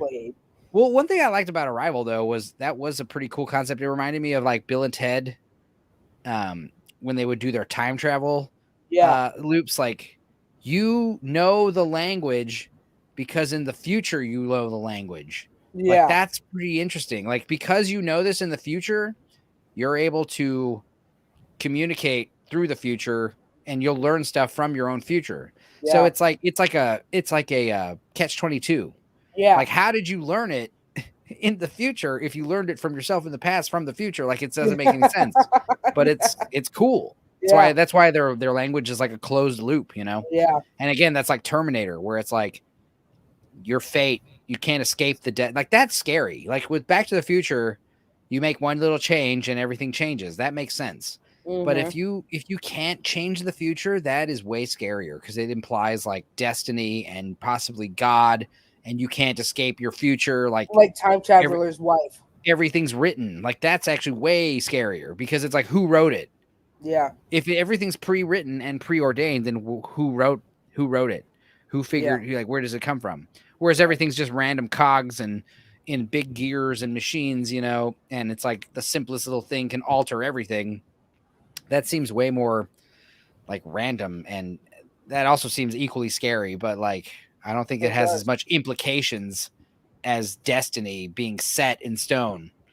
Like Terminator's always freaked me out because it's like when the reason why John Connor grows up to be this great military leader is because his mother told him his whole life he's going to be a great military leader. Yeah. And he knows what Terminators are because Terminators came back in time to kill him. Yeah. So that's why, in the future, when everyone's being hunted by machines, you got this one guy. He's like, they're Terminators. I know what they are. Let's take them, let's take them down. Follow me. And it's like, who are? It's like, don't worry about it. I'm John Connor. I'm just a guy. I'm the hero. I don't know. I'm just... Yeah, he had that mentality. Yeah. The idea that your greatness, it's like Spider-Man. Like the shit's thrust upon you. You don't try to become like the president. Like usually you should be asked to be president. People want you to be president. That's how it should work. You don't just like fucking, that's why like Showgirls and All About Eve, like the Hollywood backstabbery. Cause that's more like, I want to be on top. So I have to fucking tooth and claw my way up there. Yeah. And that shit's like so scandalous. It is. But I feel like Hollywood is definitely trying to play or capitalize off of America's escapism. Yeah. For sure. Also, a lot of but that's the problem nowadays is the escapism. It's not working. Like, I don't want to see real world bullshit politics in these fantasy stories. You know, like I'm trying to escape this crap. You know, it's like when I go to karaoke. You know, I don't want some guy to come up and do a song about like fucking war and just do a speech about like soldiers or the you know I'm here at karaoke, man. I just want to hear you know, just play the song. And you know, that's cool. It's cool once in a while, but I mean, if you're doing it all the time, it's like, bro. Yeah. And the same thing is like with these like forced politics in these stories. Like, I don't really care. Well, it's like they're trying to implement politics in almost every aspect. And it's not even implement. It's not even implement politics. It's like influence your personal beliefs. Like, it's not just like, hey, we're not going to present two sides of a coin. It's like there's these assholes, and then there's the good guys. You want to be with us, the good guys, right? Yeah. And it's like it's a little on the nose, man. It is. Things worse. Yeah, not everything's black and white. There's always gray areas. There's always a lot of gray area. It's a case by case basis, like you said earlier. It's always case by case. Yeah. Every fucking person, every fucking murder and sex change and adultery and fucking, it's all done. Like there's reasons why people fucking do shit they do. And you got to learn to forgive people. You got to learn to like not hold crazy grudges. Well, but you know what? Within the media right now, I feel like they're trying to dehumanize us as much as they possibly can. Totally. With all of that stuff. And it's like, it's really hard to keep your humanity when you're constantly thrusted into these rabbit holes of bullshit and desensitizing. You know, everybody makes jokes about everything, and then, you know, if you're offended, then, you know, you're a social justice warrior or you're toxic or whatever the case. And people throw these words around a lot. Alt-right. You're fucking, you don't like the fucking new Star Wars movies, you're alt-right, racist, istophobes, you know, sexist. Phobic, you know, whatever. And it's like, that's gaslighting. That's gaslighting audience people to curtail criticism, you know? Yeah. And it was like, I made a tweet about Matrix 4. I said I actually enjoyed it. I made a couple comments on it. And somebody commented on the tweet, and they're like, "Oh, well, your opinion is the only one that matters, I guess. And if anyone opposes you, some shit." That's projection. Like, that's projection. Yeah, for sure. And it was like, well, I guess that. Well, I responded to him, and I was like, well, I guess that means my opinion about the movie doesn't matter then. Yeah, and I never told anyone to agree with me. Yeah, he was like, if they don't agree with you, you're opposing this, that, and third. And there are people out there like that, but I can tell you from talking to you for the past like 4 hours or whatever, you know, you're definitely, you know, you seem pretty laid back. And that's the thing is like, you know, honestly, I'm shocked you fucking coming in here. Like, I loved The Matrix 4. I watched it 8 times. I want to talk about it. I was like, I don't agree with you at all, but come on in. Let's talk about it. And you're fucking totally allowed to love that movie. And I don't fucking hate you for that. And I'm not going to try to convince you otherwise. And it's just like, the thing about like I like doing the show, especially like during the quarantine, it's like these are just stupid movies. So even if we disagree, it's a fucking movie. So who cares? We're not talking about heavy shit. Exactly. But then when we do talk about these movies and this nerd shit, when we nerd out, we realize you and I, according to these people, we're very different, you and I. But no, we're not. We fucking talk to each other about the Matrix. There's and thousands of people. It's like you and I, you know, we're the same, man. Yeah. The blood in my veins run through yours, you know, and we're both, you know, we're just monkeys with shoes that like to be entertained. Exactly. You know? And you know, I only think the movie's great because of the simple fact is there is a fourth fucking movie. Yeah. Like, I mean, it's totally okay if you're just fucking biased and you just love the fucking Matrix and you're just gonna love every fucking Matrix thing ever. That's fine. I'm the same way with Superman. I'm not a huge fan of the newer Henry Cavill movies, but the motherfucker is great Superman, and I wish he had a better script to work with. But like, I mean, Super is my boy. Like, if you make a Superman movie, I'll check it out. Yeah, you know, Batman. I'm excited about this new Batman movie. It's hard to fuck up Batman, you know. It is, but you know, me personally, ever since Christian Bale, I feel like there hasn't been a good Batman. I mean, Ben Affleck was okay. Yeah, he's decent. He does the role justice to an extent. But yeah, I it's blame Zack nothing. Snyder. Zack Snyder should not be heralding the Justice League. The thing about the Justice League, especially Superman, it's like it should be light, uplifting, positive, colorful, bright, fun.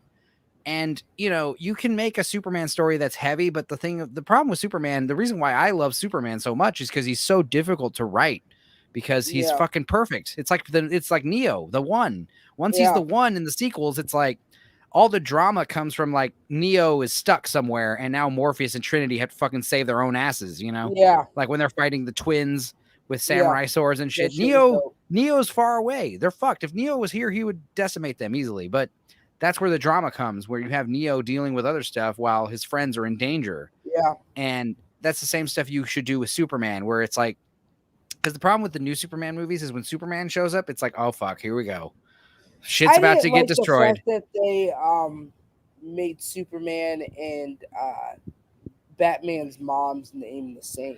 Well, they are the same. Weird. They are the same, but I hate how they made it like a big deal. Like, who cares? Martha Kent and Martha Wayne, that's a thing. But like, who, like, you would think that would be like, oh, hey, yeah, my mom's name's Martha too. Huh, neat. Yeah. It should be like, why did you say that name? Yeah, exactly. And his mother's name is Martha.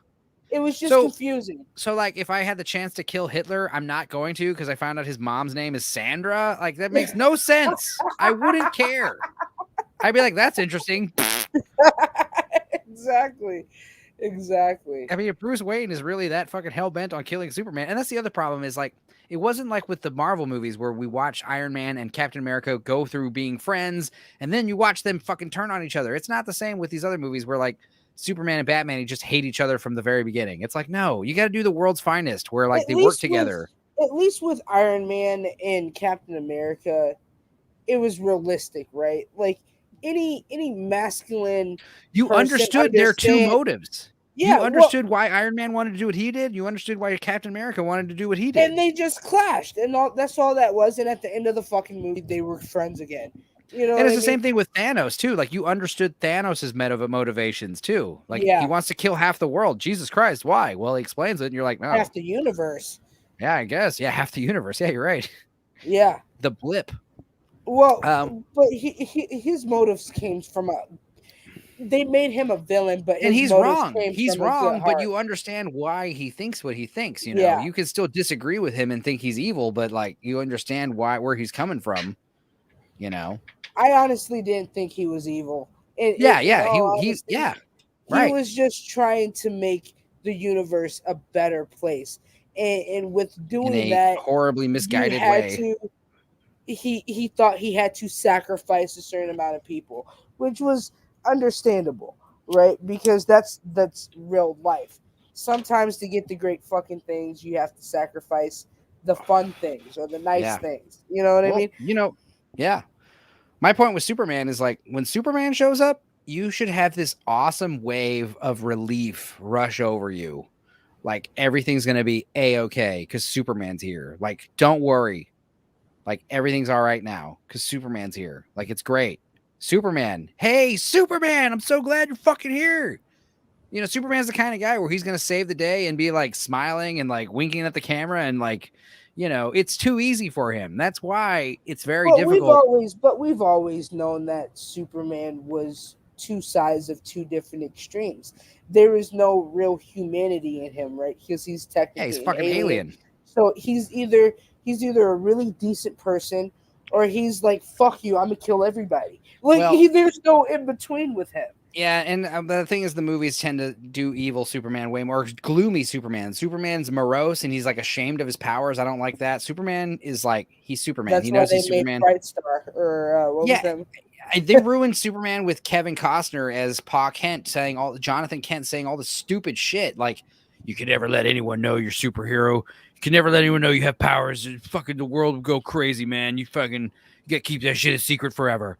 And but in reality, that's what would happen, though, right? No, yeah, but in reality, though, that's why you raise a Superman who becomes like forlorn and ashamed, and this is why it doesn't work, because, like, first of all, Superman's father dying in a tornado, ridiculous. No pubescent teenage son would ever listen to his father in that situation where his father's about to get sucked up by a tornado and he's like, don't rescue me because people can't know you have superpowers, son.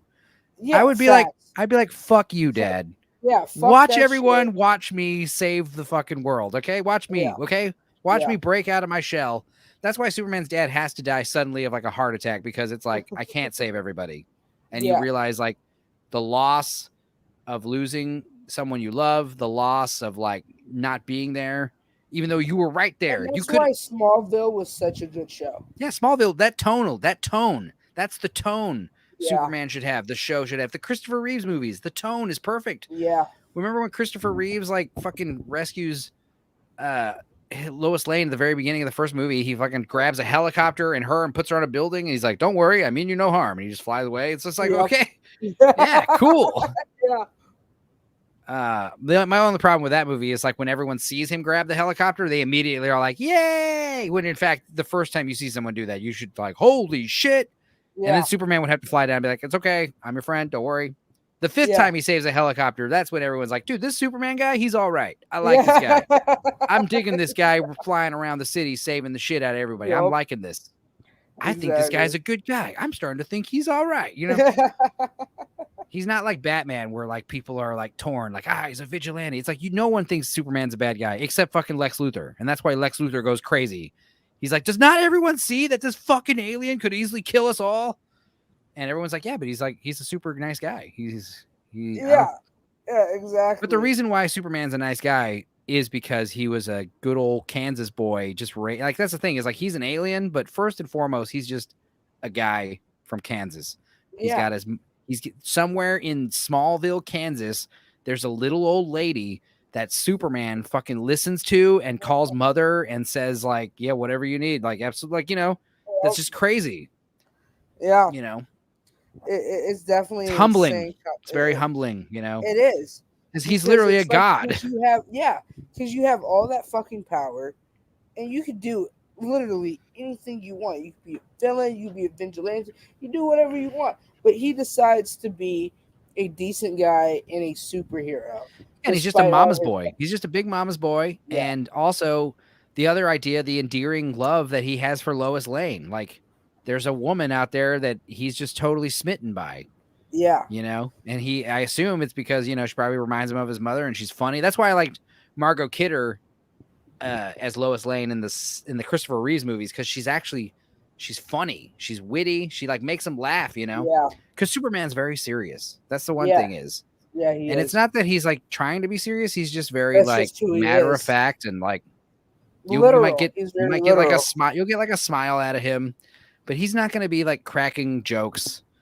Yeah. He might say a little something with a little wisecrack on it, but he's not going to be saying like punchlines and doing one-liners, and you know, it's like I said, it's a very delicate thing to get Superman correct, especially in film. And lately, they haven't been doing it. So it's like, I'm giving you one more fucking chance, Warner Brothers. Like, Man of Steel was a pretty decent movie when it comes to graphics and action. Oh yeah, that stuff was great. But the storyline between Lois Lane and Superman, it was kind of dead to me. Dude, it sucks because like she figures out who he is before she even meets Clark Kent.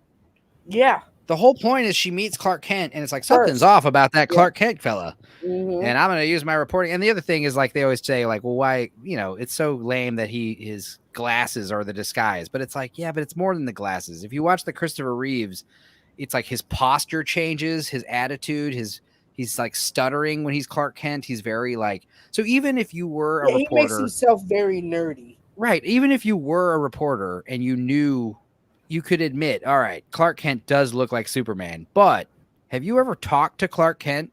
Like, there's no fucking way that guy's Superman. And you know, that's always Clark Kent, baffled me. Clark Kent is a giant ignoramus. Yeah. So even if you fucking put Clark Kent in the suit, you would still be in disbelief because you're like, that fucking nerd the whole time? Yeah. No. Yeah. I refuse to believe it. And that's always been my biggest disbelief about it, because literally the only thing that changes about him is the glasses a pair and of the spit glasses, curl. And the spit curl.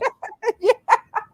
But you know what's really fucked up is like the reason why they got rid of like the red underwear and they changed the symbol a little bit and they get rid of the spit curl. They make all these little changes to the character design just enough so that way Warner Brothers and DC can like retain primary ownership and they don't have to. They can pay the Schuster and Siegel families less royalty monies. Yeah, because this isn't the actual 50s design that you have trademarked. This is a little bit different. yeah. So we're going to pay you still will pay you royalties, but not nearly the amount you deserve. Like it's just so fucking evil. Yeah. It's fucked up. And you always, that was the one thing I loved about those Deadpool movies is like they showed that you can do the X-Men like with their costumes, with their individuality, with their actual you can bring the comic book characters to life. Like the Juggernaut in part 2, that shit was so perfect. And Colossus in the fucking movies, that is Colossus, and it's like it's like 5 different actors playing him. You know, give me 1 second, all right? Give me 1 second. No worries. Right back. But yeah, she's doing the bathroom dance. Is what's going on. But yeah. I gotta say, folks, I don't know who's watching. Probably not a lot of people. I imagine we'll get some viewers not live. I always like to watch my podcasts after the fact so I can watch it at double speed.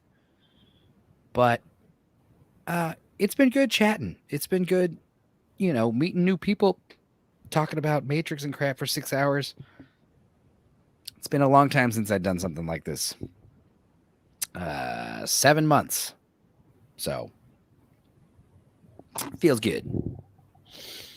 But what else is going on? Everyone's checking the phones. Going to the commodes.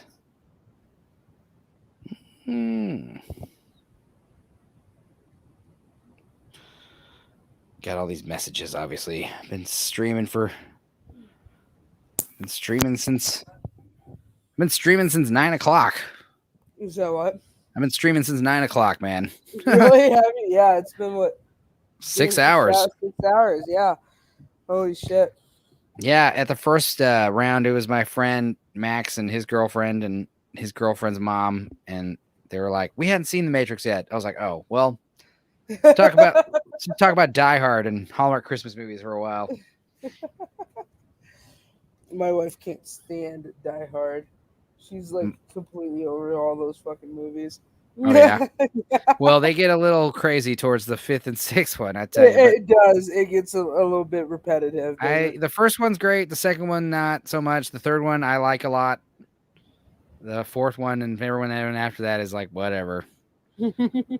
Bruce Willis, I liked it. I like Die Hard 3 where Bruce Willis was like balding. Because like in all the other ones, he just shaves his head, which is like too cool. Bruce Willis, like in the third one, when he's all hung over, he's like running around, being forced to run around fucking New York, trying to stop bombs from going off, and he's just got like a massive headache the whole movie, and he's filthy. He gets so progressively like grosser too. At the end of the movie, he's just covered in like oil stains and blood, and it's gross. But that's why those Die Hard movies are great, because it's like, walking barefoot on glass, that kind of shit. It's like, oh, man, that made bastard. People do that. Yeah, my mom loves Die Hard. It's like one of her favorites. Right? Yeah, she loves Bruce Willis. I liked him in Red. Red's fucking great. The Red movies, those are also based on comics. Those were fun. Yeah, they were great. When he fucking puts the bullets on the frying pan and just like leaves them in the all that stuff was cool, man. Those are good. And Helen Mirren, she is probably like the oldest hot lady I'd bone. Definitely a MILF. She's a gilf. And I don't know if you ever seen her naked back in the 70s. She was always showing it all off in their old British movies. She's got a crazy set, I tell you. I bet they look nice. The Queen bless it. But yeah, Red was great. Bruce Willis, but I also love Death Becomes Her, where he plays like a fucking dorky plastic surgeon / like. You ever see that one where he Goldie Hawn and Meryl Streep are like, fighting over like the recipe for immortality and stuff. Oh no, which movie is that? It's called Death Becomes Her, and it's like Bruce Willis in like this love triangle with Goldie Hawn and Meryl Streep. And I don't want to give away too much if you haven't seen it, but it's like Robert Zemeckis, the guy who did Who Framed Roger Rabbit, Back to the Future. Yeah. It's like this dark comedy about death and immortality and love and all this good stuff. It's a blast. It's a blast. Totally watch that one. Death Becomes Her. And Bruce Willis is awesome because he's playing like a different character. He's like a kind of fucking nerd. I might have seen it because once in my life, I watched over 10,000 movies over a span of 5 years. Dang. Yeah. That's all I fucking did was watch movies all day. Dude, I've been doing karaoke like pretty much ever since I moved out here to Alvin. A few like almost about like 15 months ago. And I started doing karaoke like once or twice a week every week, and I've done like over about 500 songs now. Oh yeah, shit. Because like every week I'm just like, let's come up with more songs. I don't know. It's just I don't want to do any repeats. So. I remember you said you have a band. So yeah. What band do you have? Well, right now I've been playing in some String Cheese Incident cover band, which is fun. It's like a smash. It's like a super group with like a bunch of Austin dudes. My original band I was talking about was like Toast. We were touring a lot back in the early 2000s. We kind of disbanded around 2010 or so. Okay. But my passion project right now is Fecal Pickle, which is basically like me and my piano player doing drunken lounge piano music, kind of like Richard Cheese. Yeah. But with a little bit more heart, I guess. Okay. Basically just a glorified karaoke show for me. All right. It's nice and stupid. But there was a time a few years ago living in Austin where I was playing drums in like 6 bands at a given time. It was a nightmare. Oh yeah, yeah. No, I worked for a Subway, for 3 different Subways actually, on call. So jeez, I get it. Yeah, I mean Vincent, who was here earlier, he's Vincent Antone. He's got DJ project he does with electronic music producer with him and our buddy Jose, who's a really good drummer. Oh, nice. And then they're also playing Mama Festa for a while. That's another Austin band playing original music. I don't know. It's like living in Austin. It's like all of our friends are basically in bands. Yeah. So it's music, like, it doesn't even get, phased anymore when it's like, oh, you're in a band. It's like, yes. So it's everyone I know. But honestly, I do. I haven't been playing a whole lot of it. I've been a graphic designer for over 10 years. Doing a lot of band posters and festival stuff. So I'm still like that's pretty much like. Yeah, you got your foot in the door. Throwing the shows and playing the music and doing all that stuff was fun. But I was like, just making the band poster. Can I just do that? That's the fun part. That's the easy part. I can do it from home. I get JOMO, I get the joy of missing out where like people are like, I'm one of those guys. Like I'm not an introvert, I guess, but it's like I definitely am lazy. I am a Scorpio. I'm a homebody. I like to be home. Yeah. All my shit's here. I feel like any millennial these days, they've already been through the street life as kids. So right. As early adults, we're like, fuck that shit. Yeah. And like last year with the quarantine, you know how easy the quarantine was for me? Like I had no problem staying at home. It was easy for me for like the first few months. And then I was just like, I'm starting to go crazy. Oh yeah. I mean, there's a difference between staying home by choice and then staying home because you have to. Yeah. And also like in the first few, like I remember like I was freaked out about COVID January 2020. I was like, nobody knew what the hell was going on. And I was one of those few people that was like, nah, dude, this shit's going to fuck up everything. And then when March came along and everything started getting canceled and everything was like becoming pretty real, I was very relieved. I was like, oh, thank God they canceled South by Southwest. Oh, thank God, But then by April, when everyone was freaked out of their minds, by April, I had come around. I was like, this isn't a big deal. Like, this is not nearly as bad as I thought. There was going to be like 4 million dead Americans in April of 2020. Yeah, that's how bad we thought it was going to be, or I thought, it wasn't as nearly as bad, except for the no, we had like 4,000 dead by April of 2020. I was like, oh yeah, that, in all honesty. Yeah, I mean, honestly, I don't know if this comes off as callous, but I don't think we should lock down again unless another virus comes around and fucking 10 million people die. No, fucking 100 million die. Like, we're not like, I want to see bodies being pulled out of houses like by dump trucks in the street. Then it's nuts because like I don't know if you've done your research on the Spanish flu, but when that came out, everyone had to get vaccinated, and all those people died, including the sick. So yeah, and that's the other thing is like, exactly. Like, I'm not gonna like people who want to take the vax, like, go for it. I'm not gonna stop you from doing it. So, stop trying to make me do whatever it is, you want me to do. It's like smoking cigarettes, right? Like, I'm seriously at the point where it's like, if you don't want me to get on a plane, then I won't fucking travel then. Fine. I will just hold out. Basically, I'll just keep working from home, doing what I'm doing. I don't give a shit. You want to try me? Like, go, let's do it. The second I can't get allowed in the store, though, that's when people are going to freak out. They're not that dumb. They're not. They wouldn't do that here. They do that in Australia and stuff because nobody has guns. Yeah. Facts, fucking Britain. Yeah, man. And that's the other thing. It's like, it's this double-edged sword where like people are trying to appease everybody. So it's like, Black Lives Matter, but also if you're unvaccinated, fuck you, you deserve to die. But then at the same time, it's like, yeah, but you know how many fucking black people aren't getting that shit? Like, so you gotta pick an audience. Me personally, I've never supported Black Lives Matter. Yeah, that's because you're fucking, you're not, you're actually black.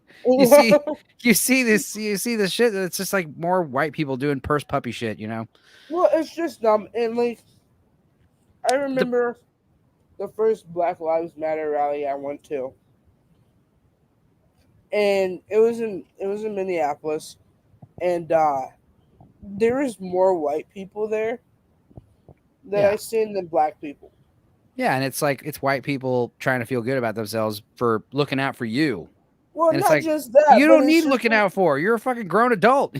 Well, it's not just that, but it's just like all that shit that they're trying to fucking spew. It's like, it's understandable. At the same time, it's not going to change. Well, the problem is, like so many other things, they take something that sounds like a good, noble cause. Black Lives Matter, the Patriot Act, fucking, these things sound good, but then you read the fine print, you're like, this is horrifying. What is this shit? You read the, Black Lives Matter, cool. But then you read it, it's like, oh, apparently we're all supposed to be like gay communists. Like, okay, like, I don't see what does that have to do with anything? Like, you want us to basically just like tell our families to fuck off and live like godless heathens. And that's cool. Yeah. You're allowed to do that, but like, this ain't the recipe for success. I'm sorry to say that. No, as much as a debaucherous fucking scallywag that I am, like, yeah, God, family, country, these are important things that you should love and respect and take care of. And, and we make a mockery of it. Your dad voted for Trump. That doesn't mean your dad is the devil and you get to fucking write him off and act like he's dead. It's like, a lot of people automatically assume that I don't like Trump, right? They automatically assume that I'm like Trump is the Democrat. Funniest fucking president we have ever had. He's the most shit talking. He's a thug. I ain't gonna fucking lie. I would give anything to get some fucking hilarious tweets right now over the shit we're dealing with now. You know what I mean? Like, is it really that bad? Was it really that bad? Like, I keep telling, and dealing with my friends in Austin, there's so many of them.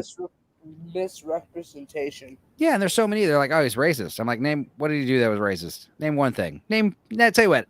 3 most offensive racist things he's ever done. Let's hear it, because he's obviously done a million things that are racist. So let's hear it. And it's like, no, he's not. I can't think of anything he's done that's racist, but he just represents racism. Yeah, he just represents racism because his fan base is racist, and it's like, the fuck are you talking about? He wasn't called racist until he ran for president. That's true. It's just weird. But And one of the biggest problems with that is after his election, there was a lot of racial issues. Yeah, which but even it's like I was a part of. But yeah, this shit really started amping up though when Obama became president though, because I noticed it early on in 2016 with the comic books. The comic book industry was just like that was where the fucking comics gate, the woke, because it was so easy for the woke people to infiltrate Marvel comics. And this is like right around the time the Avengers movies are raking in boatloads of cash. And then you go to get Iron Man comics and it's like Iron Heart. It's Riri Williams. You want to read Thor comics and it's Natalie Portman. She's the new Thor. You want to read Hawkeye. It's Hawkeye's daughter. She's Hawkeye now. You want to read Wolverine. It's X2. She's the new Wolverine. And she's literally called Wolverine and she wears Wolverine's outfit. About earlier with like Hollywood trying to. Sorry, I'm chewing. It's okay. What are you eating? Lemon chicken. I had some Yummy. Chinese. Yeah. I'm excited for New Year's Day because New Year's Eve you party balls, but then New Year's Day you're all hungover. You get Chinese food. It's fuck yeah! It's a tradition. It's like the best fucking part. General So extra spicy or Happy Family extra spicy. Any of that shit is just like oh yeah. Spicy foods from Chinese restaurants are good. Dude, Thai or Indian places. If you go to like a Mexican restaurant, you ask for extra spicy, like they'll make it extra spicy. Yeah. But if you go to like an Indian restaurant or a Thai place and you ask for extra spicy, they'll like triple it. They're like, oh yeah. My oh. favorite dish from a Thai restaurant is the drunken noodle. Oh, drunken noodle, bankrupt noodle, fucking pad Thai, all that stuff's great. Yeah. There's a place in Austin called Madam Mam's, and the best thing they have is the pineapple fried rice. And it's like fried rice, pineapple, egg, bell pepper, onion, shrimp, ham, sausage, chicken, walnuts, raisins. It's like, what the fuck is in here? It's like everything's in there. It's like amazing. And then you ask for it like level 5 spicy, and it's like Texas is really known for their authentic foods out there. I can tell you that because I have lived out there, and they do have plenty of affordable and delicious Chinese buffets out there. One of the biggest things I miss about Texas, in all honesty. I want to say Chinese, and not Chinese or Korean, is the number 3 biggest spoken language in Texas, besides English and Spanish. Yeah. But yeah, I mean, it's a formula where, like, you know, if you're from Indonesia or somewhere, like certain families from certain Asian countries, they'll come to America and they'll like if you're from, I want to say if you're from Indonesia, they open donut shops. And if you're from, Vietnam, you open a pho place. And the thing is, like, these places, they have like a formula. Like, come here with your 5 kids, start this restaurant, pay them this much. Donuts, for instance, the donut shops, they're always run by like an Asian family because it's like they're being told, like, come to America, do what we did. Like, it works. You have low overhead costs. And it does. Yeah, no, and it works. And these people, they raise families out here running a damn donut shop. It's awesome. Yeah. And there's a place here in Alvin that's called Dear Donut Man, and they don't fuck around, dude. They're open at like 4 in the morning, and they have like, you know, the bacon on the donuts and the crazy cream filled, all the, you know, all the crazy donuts, you know. Yeah, no, they do, and you know, I appreciate authentic food. I really do. I'm a foodie to the max. I make really good food. And that's how you know when a state is diverse or not. When they have different types of food and it's actually good. Yeah, and what's crazy is like I was in Austin, which was all right, but like now I'm near Houston, and like, dude, there's some fucking badass food out here. Like, my mother went to like an orthopedic surgeon, and he's like in the southern tip of Houston, and there's this place. It's like a chain. It's a Jamaican food place called Golden Crust. I'd never heard of it. It's a chain, and I've never heard of that. This shit is amazing. I was so happy with it. It was like oxtail and dirty rice and curry chicken. Yeah, jerk chicken, and you know, it was like buffet style. Like, you get 2 entrees and a side, you know, and it's like, oh, cool. So light it up in a styrofoam and give it to you. And I remember taking that home, and I'm like, I want to come back here. Fucking smash that place. Yeah. Yeah, and then, you know, all these like small towns out here in the middle of nowhere, Texas, like there's so many like little local spots like Dairyland, like some local Dairy Queen spot. They got these burgers. They're fucking dope. Yeah. Milkshakes, malt. There's a place called Malton Burger that I went to the first time. And it's like, I've heard of them. Yeah. had a chocolate malt. It's like, Jesus, it's like living in another time. I fucking tell you can't get a good shake from many places. My favorite thing about Texas, though, is HEB, the grocery store HEB. It's like life-changing. The store brand stuff, brand is not a bad word when you're going to HEB. Like the store brand stuff, sometimes it's like better. Like the sodas are like cane sugar sodas. They newer, they have to be a newer grocery store, huh? HEB, they've been around, I want to say, since, I don't think 100 years, but less than 100 years. But 1950s, I'm thinking. How long was HEB been around? Howard Butts, I think his name is. But yeah, I've never been to an HEB store. When I lived in Texas, the big ones were Tom Thumb and Kroger. Yeah, in El Paso we had Albertsons.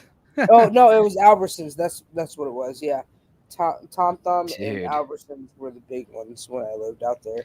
Okay, so HEB was founded November 26, 1905 in Kerrville, Texas.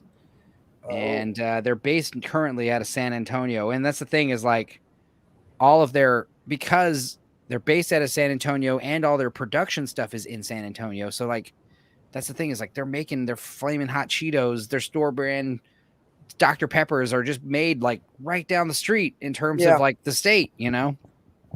So like right now people are talking about like supply chain issues. And it's like, I don't think Texas is going to have those as much because of HEB. Yeah, because it's a brand based out of Texas. I actually heard a rumor that Texas is trying to become its own country. I'd be for it. I wouldn't care. I mean, as long as my personal life doesn't change too much, but I feel like it would, That's the other thing about like what we were talking about. Well, that's what we were talking about, like with the Black Lives Matter people and the Antifa people. It's like, you have to be, if your life is going to be drastically improved by becoming a communist, like your life you're probably not living in a good place. Most people's lives like take a downgrade when we switch to communism, Yeah. And, I hate to be all like fucking Senator McCarthy or anything, but like communism's not good. Like, no, it's not. It's not great. And like, people talk about because then there's no real motivation, right? Because then if you have communism, it cuts imagination, it cuts creativity, it cuts the production of moving further in society. Absolutely. So many of my dumb friends think that they're going to seize the means of production and then just like start working on their art. No, motherfucker, you're going to be plowing fields and shit. Yeah, good luck. They're going to put you to work. Yeah. And but the other thing is like, with like, just being like for instance, like the misconception that Star Trek is like some kind of communist or socialist utopia when it's actually totally not. No. What the fuck? The Borg is a communist utopia. Yeah. That is communism 101 right there. They're all the same fucking hive mind creatures. They're no individuals. That's capitalism.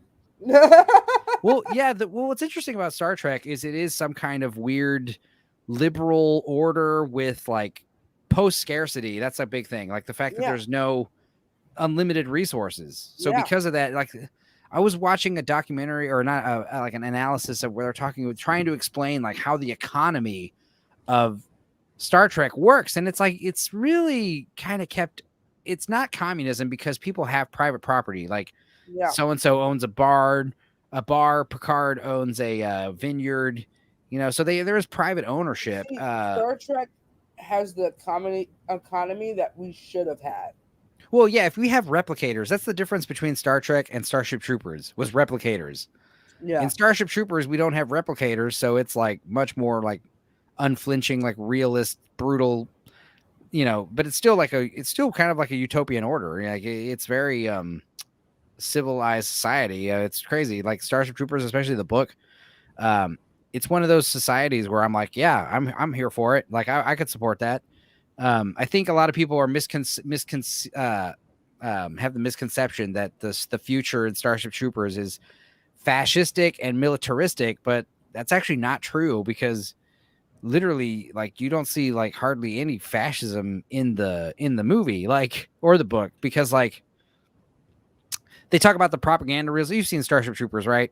Yeah. Giant, yeah. Well, they talk about like those propaganda reels, like the if you like to know more, they talk about like the propaganda reels are like, that's fascism, and it's like, no, because they're telling the truth.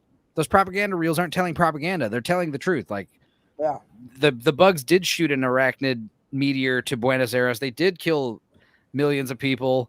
The arachnids are an existential threat to humans, so we kind of have to go to war with them. There's like a story, like the conspiracy theory is that, the humans are just being tricked into going to war because like the military complex, they just need territory to take over, but that's not it at all. They literally are throwing meteorites at Earth.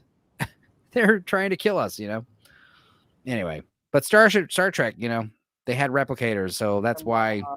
YouTube. I'm on a Yeah. YouTube video. Yeah, we're talking about Resurrections. Is that your wife? Anyway, we've been going for 6.5 hours, so we could probably wrap it up in a second. Anyway, I think you muted yourself. There's a button next to your. Here, I can unmute you. Is that better? No, here I go. I thought I muted myself the first time. Oh, no. No, that was all on live. Here we go. So what time is it over there? It's like 2 a.m. or 3:30? It's like 1:30. 1:30. Oh, okay. Yeah, it's 3:30 over here. But I guess I'm gonna turn in. But it's been really nice chatting with you, man. Yeah, for sure. Nichelle, or should I call you Dark Ken, or what do you prefer? Yeah, you can call me Nish. Nish. All right, cool. Yeah, I mean, we'll try to do this again next Monday. I don't know. You can find me on Facebook too if you want. Well, do you have any idea what the content will be next Monday? No, but it's always just same old shit, talking about movies and pop culture. But I haven't done it in several months. So, we can talk about whatever. I would like to talk more. Earlier, we talked about Hallmark Christmas movies. And I feel like I could talk about that a lot more, like how formulaic and weird they are. Yeah, they're really fucking. Yeah, I don't know. What are your favorite movies? I mean, obviously you love The Matrix. Oh yeah, well, my top 5 would be Matrix. Would definitely be the first. Wow. Yeah, for sure. I watched Matrix when I was really young, so it really had a huge impression on me. And then the second one would be like I can say Boondock Saints. That was a really good one. Mm-hmm. Just the first one though. The second one, I felt like they tried to do too much comedy, and it just wasn't hitting for me. I agree. Then my third one would definitely be the Tobey Maguire Spider-Man. Spider-Man for sure. And then the third one would be the Divergent series. That was very interesting to me. Oh wow. Yeah. It was actually, as cheesy and cornball as Divergent series was. There's 3 of them, right? 4. I think there's 4. I think there's 4 of them. Yeah. What about those Hunger Game movies? I only saw the first one. The Hunger Game movies, it was entertaining. It was interesting, but it was just missing something for me. Yeah. So it's definitely not in my top. Jennifer 5. Lawrence was in that new movie Don't Look Up on Netflix, which I would recommend. I liked it a lot. That was a good movie. It was. I've seen that. That didn't feel like 2.5 hours. You know what I mean? That didn't. Nice. It was really funny. Definitely one of the better Netflix endeavors. I think my favorite movies are like RoboCop, From Dusk Till Dawn, Heat, Boogie Nights. What are some other really good ones? I love Ace Ventura Part 2. That's probably one of the funniest movies ever made. Definitely a top 5 for me. I think I got that whole movie memorized. Yeah, I don't know. I love horror movies. I love The Ring, The Thing, The Shining, The Exorcist, and then Lord of the Rings. I think that would be my top 5 right there. Nice. Yeah. Yeah, I'm definitely more like a 80s, 90s kid, nostalgia kind of thing. Like I Yeah. said, if I were to pick, I do love Heat with Al Pacino and Robert De Niro. That's a fantastic one. From Dusk Till He was Dawn. good, yeah. RoboCop is probably up there, top 3. You know what? A couple of good Boogie movies Nights. were Queen of the Damned. Oh yeah, I like Interview too, man. Interview is great. Interview with a Vampire was amazing. I actually want just to watch that the other day. So I've been trying to because I'm living with my mother, helping her out and helping grandma out. Grandma's got like Alzheimer's or dementia, and it's like moved up here kind of because of that. But the quarantine stuff made it super easy to just do that anyway. But I want to work on a graphic novel while I'm living up here, and I just want to do like a fucking badass, like terrifying vampire story where the vampire is not romanticized. Because I'm really tired of like, hopefully I could be like the bride of a vampire someday. That'd be fun. It's like, no, it wouldn't. It'd be a horrible nightmare. I mean, True Blood did that, but True Blood was also a very deep and intricate series, if you've ever watched that. So I want to do a story that's pretty bare bones where it's like a single lady being tormented by a fucking vampire. Like the first time it attacks you, it's like being raped, like it just shows up and it takes your fucking blood and you're all like waking up like in an alley, all disheveled, like holes in your neck. Like what the fuck was that? And then the worst thing ever happens. The fucking vampire comes back to your house like a couple weeks later, just when you started thinking maybe I imagined all that. Maybe it's okay. That's when the fucking vampire's like at your window. Like, let me in. And you're like, oh, I don't want to let you in, but you don't have a choice because the vampire has like power over you, like fucking hypnotism, terrifying. You got that Invisible Man feel to it. Right. Yeah, exactly. Like an abusive relationship. Well, that's what it would be like. Because then the vampire, once he's in your house, he can come and go as he wants. And what happens is the vampire goes from taking your blood to you just willingly giving the blood, because that's a lot better than fighting it, because the vampire is just going to fucking whoop the shit out of you. And then eventually in the final stage, when you become totally broken and like under the vampire's will, like that's when you start becoming the familiar. That's when you start running errands for it and doing things for the day. Like instead of like, you'll think like, hey, rather than me give the vampire blood, I'll just find someone else. I'll bring another girl here for it because that'll save me. You know what? I really want you to make this. Yeah, no, it's something I've thought of for a long time. Fresh. But then eventually there comes a point where the lady will have to make a decision. Like eventually this vampire is going to have no more use for you and it's going to fucking kill you and move on to another woman. Like no big deal. To you, to the vampire, you are just cattle. So at a certain point, she has to make the decision, like, I've got to kill this thing or die trying.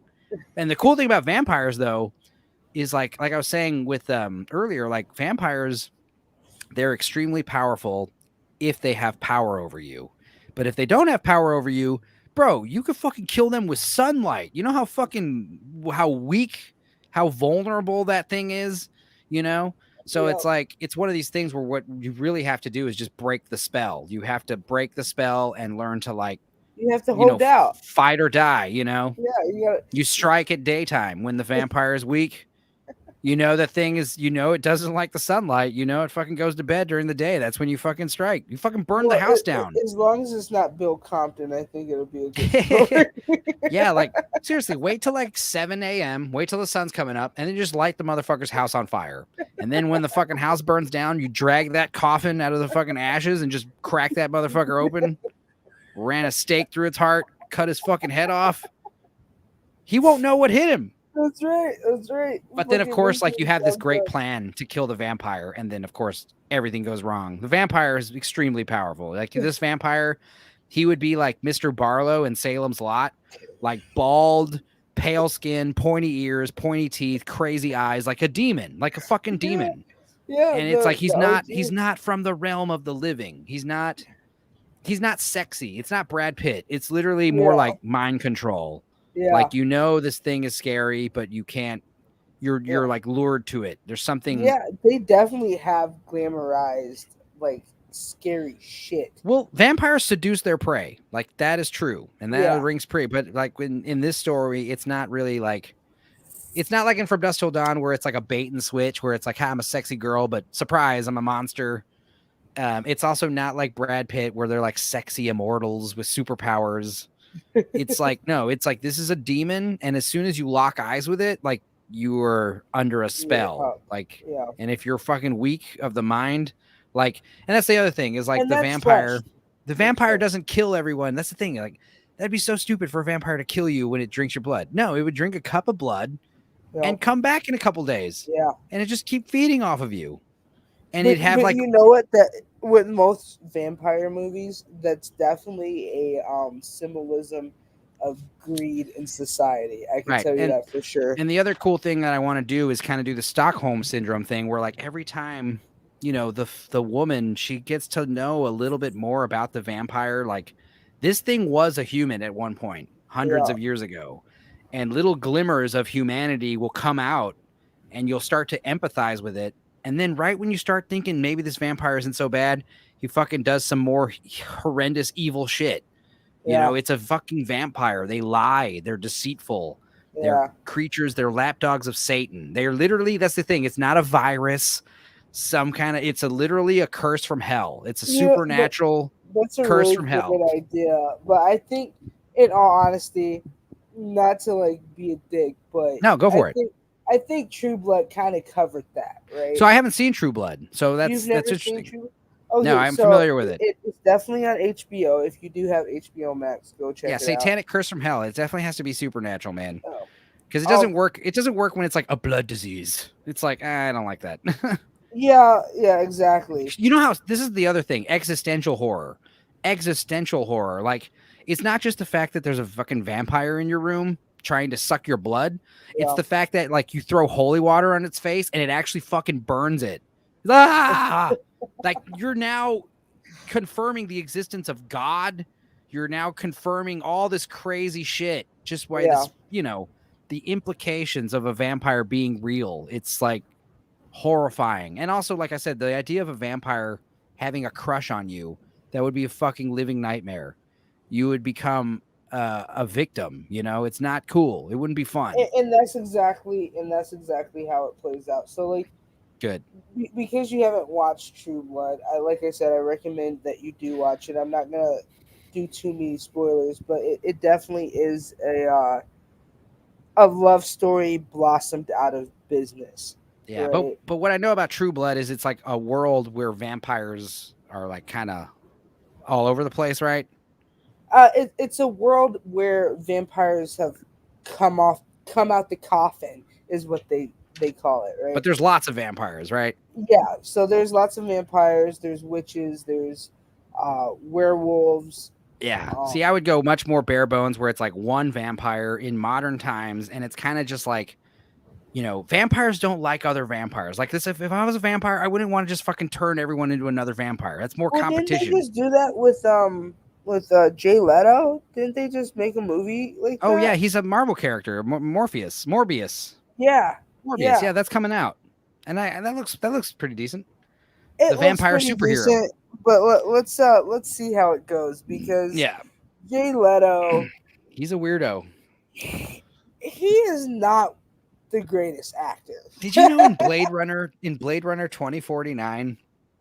The contact lenses he wore actually literally like covered his vision. So he was literally blind. He did that. He wanted to do that. You know, he's just like, I want these contacts to like literally shield my vision so I can't see. So I could be like in the part. And it's like, you asshole. You know, like same thing with Daniel Day-Lewis. Like he's a great actor, but when I hear like how he's like in character all the time, and it's just like, God, what a dick. Yeah. Well, they copy a lot of that shit from Heath Ledger, right? Because he was really Heath Ledger was really, when he got a role, he dove into it head first. Yeah, but that's why he ended up like fucking killing himself in a bathtub, because taking the edge off of the Joker, you know, you're like drinking some wine and taking some sleeping pills in a fucking hot tub. Stupid. That's what they say, but in all honesty, I just feel like the pressure of immersing himself as the Joker, and then his real life problems with Oh no, of course it's all that Michelle, too. what's her face? You're a Hollywood celebrity, dude. There's like so much bullshit you're dealing with, I'm sure. And that's why it's not cut out for everybody. I was one of those kids where it was like when I was like 12 years old, it was like me and my brother. It's like, yeah, we should be in movies. That'd be fucking easy. We'd make a bunch of money. We'd just pretend to be like fucking Sylvester Stallone's kid in some movie. That'd be easy, right? And then we actually had like a meeting with some agents who were like, okay, well, first thing you got to move out of El Paso, go to LA. You got to live in Hollywood. And it's just like, oh, nah, pass. Yeah. Basically, he's like, yeah, you got to move to California and like basically let producers diddle you. And that's like the typical story, right? Like I remember being a 10, 12-year-old being so disillusioned by Hollywood when I was a little kid. Like, oh, yeah, no, this is like not for me. Yeah, no, definitely back in the early 2000s, late 90s, even in the mid 2000s, they definitely emphasized about, running away to California and trying to start a career. Oh, yeah. Well, I mean, that was the thing back in the 60s, too. You know, there were so many of these drug movies where it's like the classic story where the young girl goes to Hollywood, hangs out with hippies, starts smoking dope, and then it ends in like a crazy like murder, suicide. There's so many movies like that from the 60s and 70s. Yeah, because that's exactly what it was. that shit was happening, too. Yeah. I mean, you're being thrusted into this like world of like that's the thing is like when I grew up in high school, I was going to Mexico partying because I lived right there next to the border. So it was like when I moved to Austin, I was 18. I saw so many friends of mine just like get fake IDs and just overdo the drinking. Yeah. Whereas like I was already tapped out of drinking when I was 18. Yeah. So by the time I turned 21, I was like, yeah, I have a couple beers, Yeah. Exactly. Meanwhile, like my friends who were 18, like vodka, tequila shots, fucking vomiting everywhere all over 6th Street and getting arrested, urinating somewhere, and DWIs, multiple DWIs, and got friends who fucking died in car crashes, and by the time I was 19, I was telling my friends, "You act belligerent, and I'm gonna be gone." Like deuces. I'm not finna stick around for that. I don't get belligerent. Like I get kind of talky. Like right now, I've had 4 beers over the course of this almost 7-hour stream, so that's not bad. But like when I get drunk, I get sleepy. I'm one of those motherfuckers where like I'm gonna be sleeping at the table, like I'm gonna fall asleep at the bar, and they're gonna be like, "You can't sleep here. You gotta go." And it's like that's way better than like the guy who shits himself or pisses himself or fights people. Yeah, like just let me take a nap, dude. Just like exactly. But, it's like there are I think I've gotten that fucked up like 2 or 3 times where like, let's lay down Enzo. Let's put him on a couch somewhere. He's sleepy. I think that's only happened to me like twice. Like I had to drink like a whole bottle of Jameson to myself, basically. Yeah. You start drunk. Swimming. Yeah. Oh, the worst is like you take that like shot and you're just like, "Yep, I did it." The worst is you take LSD or mushrooms, and you become like an alcohol sponge. So you're just drinking and drinking and drinking. It's no big deal. It doesn't affect you. And then like 12 hours later, the fucking psychedelics wear off, and now you're fucking drunk. Yeah. Like you're like, holy shit, I'm drunk. Like I need to go to bed. It's awful. I've done that. A couple of times. Yeah, it's the life, man. It is. Well, Nish, I keep thinking it's 6:46 in the morning, but I'm like, nope. That's how long we've been streaming. It's only 3:46. So we're okay. But right, it's good chatting. I'll try to catch you next Monday. I'm a subscribe. Yeah, maybe subscribe to the channel or find me on Facebook, whatever's easier. Yeah, I am going to start streaming on YouTube because this seemed to be so much easier than Facebook. Facebook, I'd always have internet connection issues. Yeah. The quality, it'd be like I'm streaming from Potato, there would be also just like content issues, all types of shit. Yeah, Facebook is full of shit. But whack. Cool. Well, you have a good night. Have a good weekend. Have a good New Year. Hope you had a good Christmas. It's good meeting you.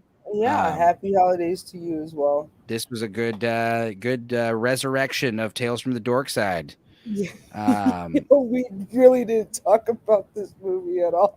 No, I mean we talked. I mean, out of the 7 hours, I want to say we talked about Matrix for at least 2 or 3 of those hours. So that's plenty, Yeah, they got their 2 hours of fame. But also, yeah, I appreciate your opinion. You know, loving the movie. That's great. I should watch it again. I can't imagine watching it 8 times in the span that it's been out. That's crazy, and I commend you for that. It is, you know, and it's just the simple fact of, you know, it's out. I guess, subconsciously, I'm just trying to catch this movie up with the So, rest. did you of the finish movie. the second one already? How far along are you in the second one?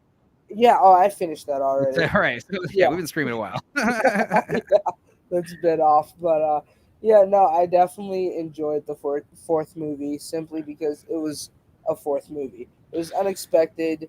Yeah. I thought it was boring and overinflated and extremely meta, but you know, I still had fun watching it with Mom. And I definitely am glad I hated it because I started the stream to rant about it, and if I hadn't have done that, I wouldn't have met you. So that's right. Thank good you. stuff. I appreciate meeting you as well. No problem. And hopefully we can have another conversation in the future. Yes, man. Keep watching the shitty movies and keep watching the good movies and TV shows and comic books, video games. We'll talk about whatever, you know, whatever. Yeah, that's right. Virtual. These are basically just glorified virtual nerd out hangouts. You know. But I'm always down for that. Love it. All right. Cool. You have a good night, man. You too. Good night. Nice meeting you. Thank you. Take it easy. You too. Bye. And I guess that will conclude the show. Conclusions. All right. Later, y'all.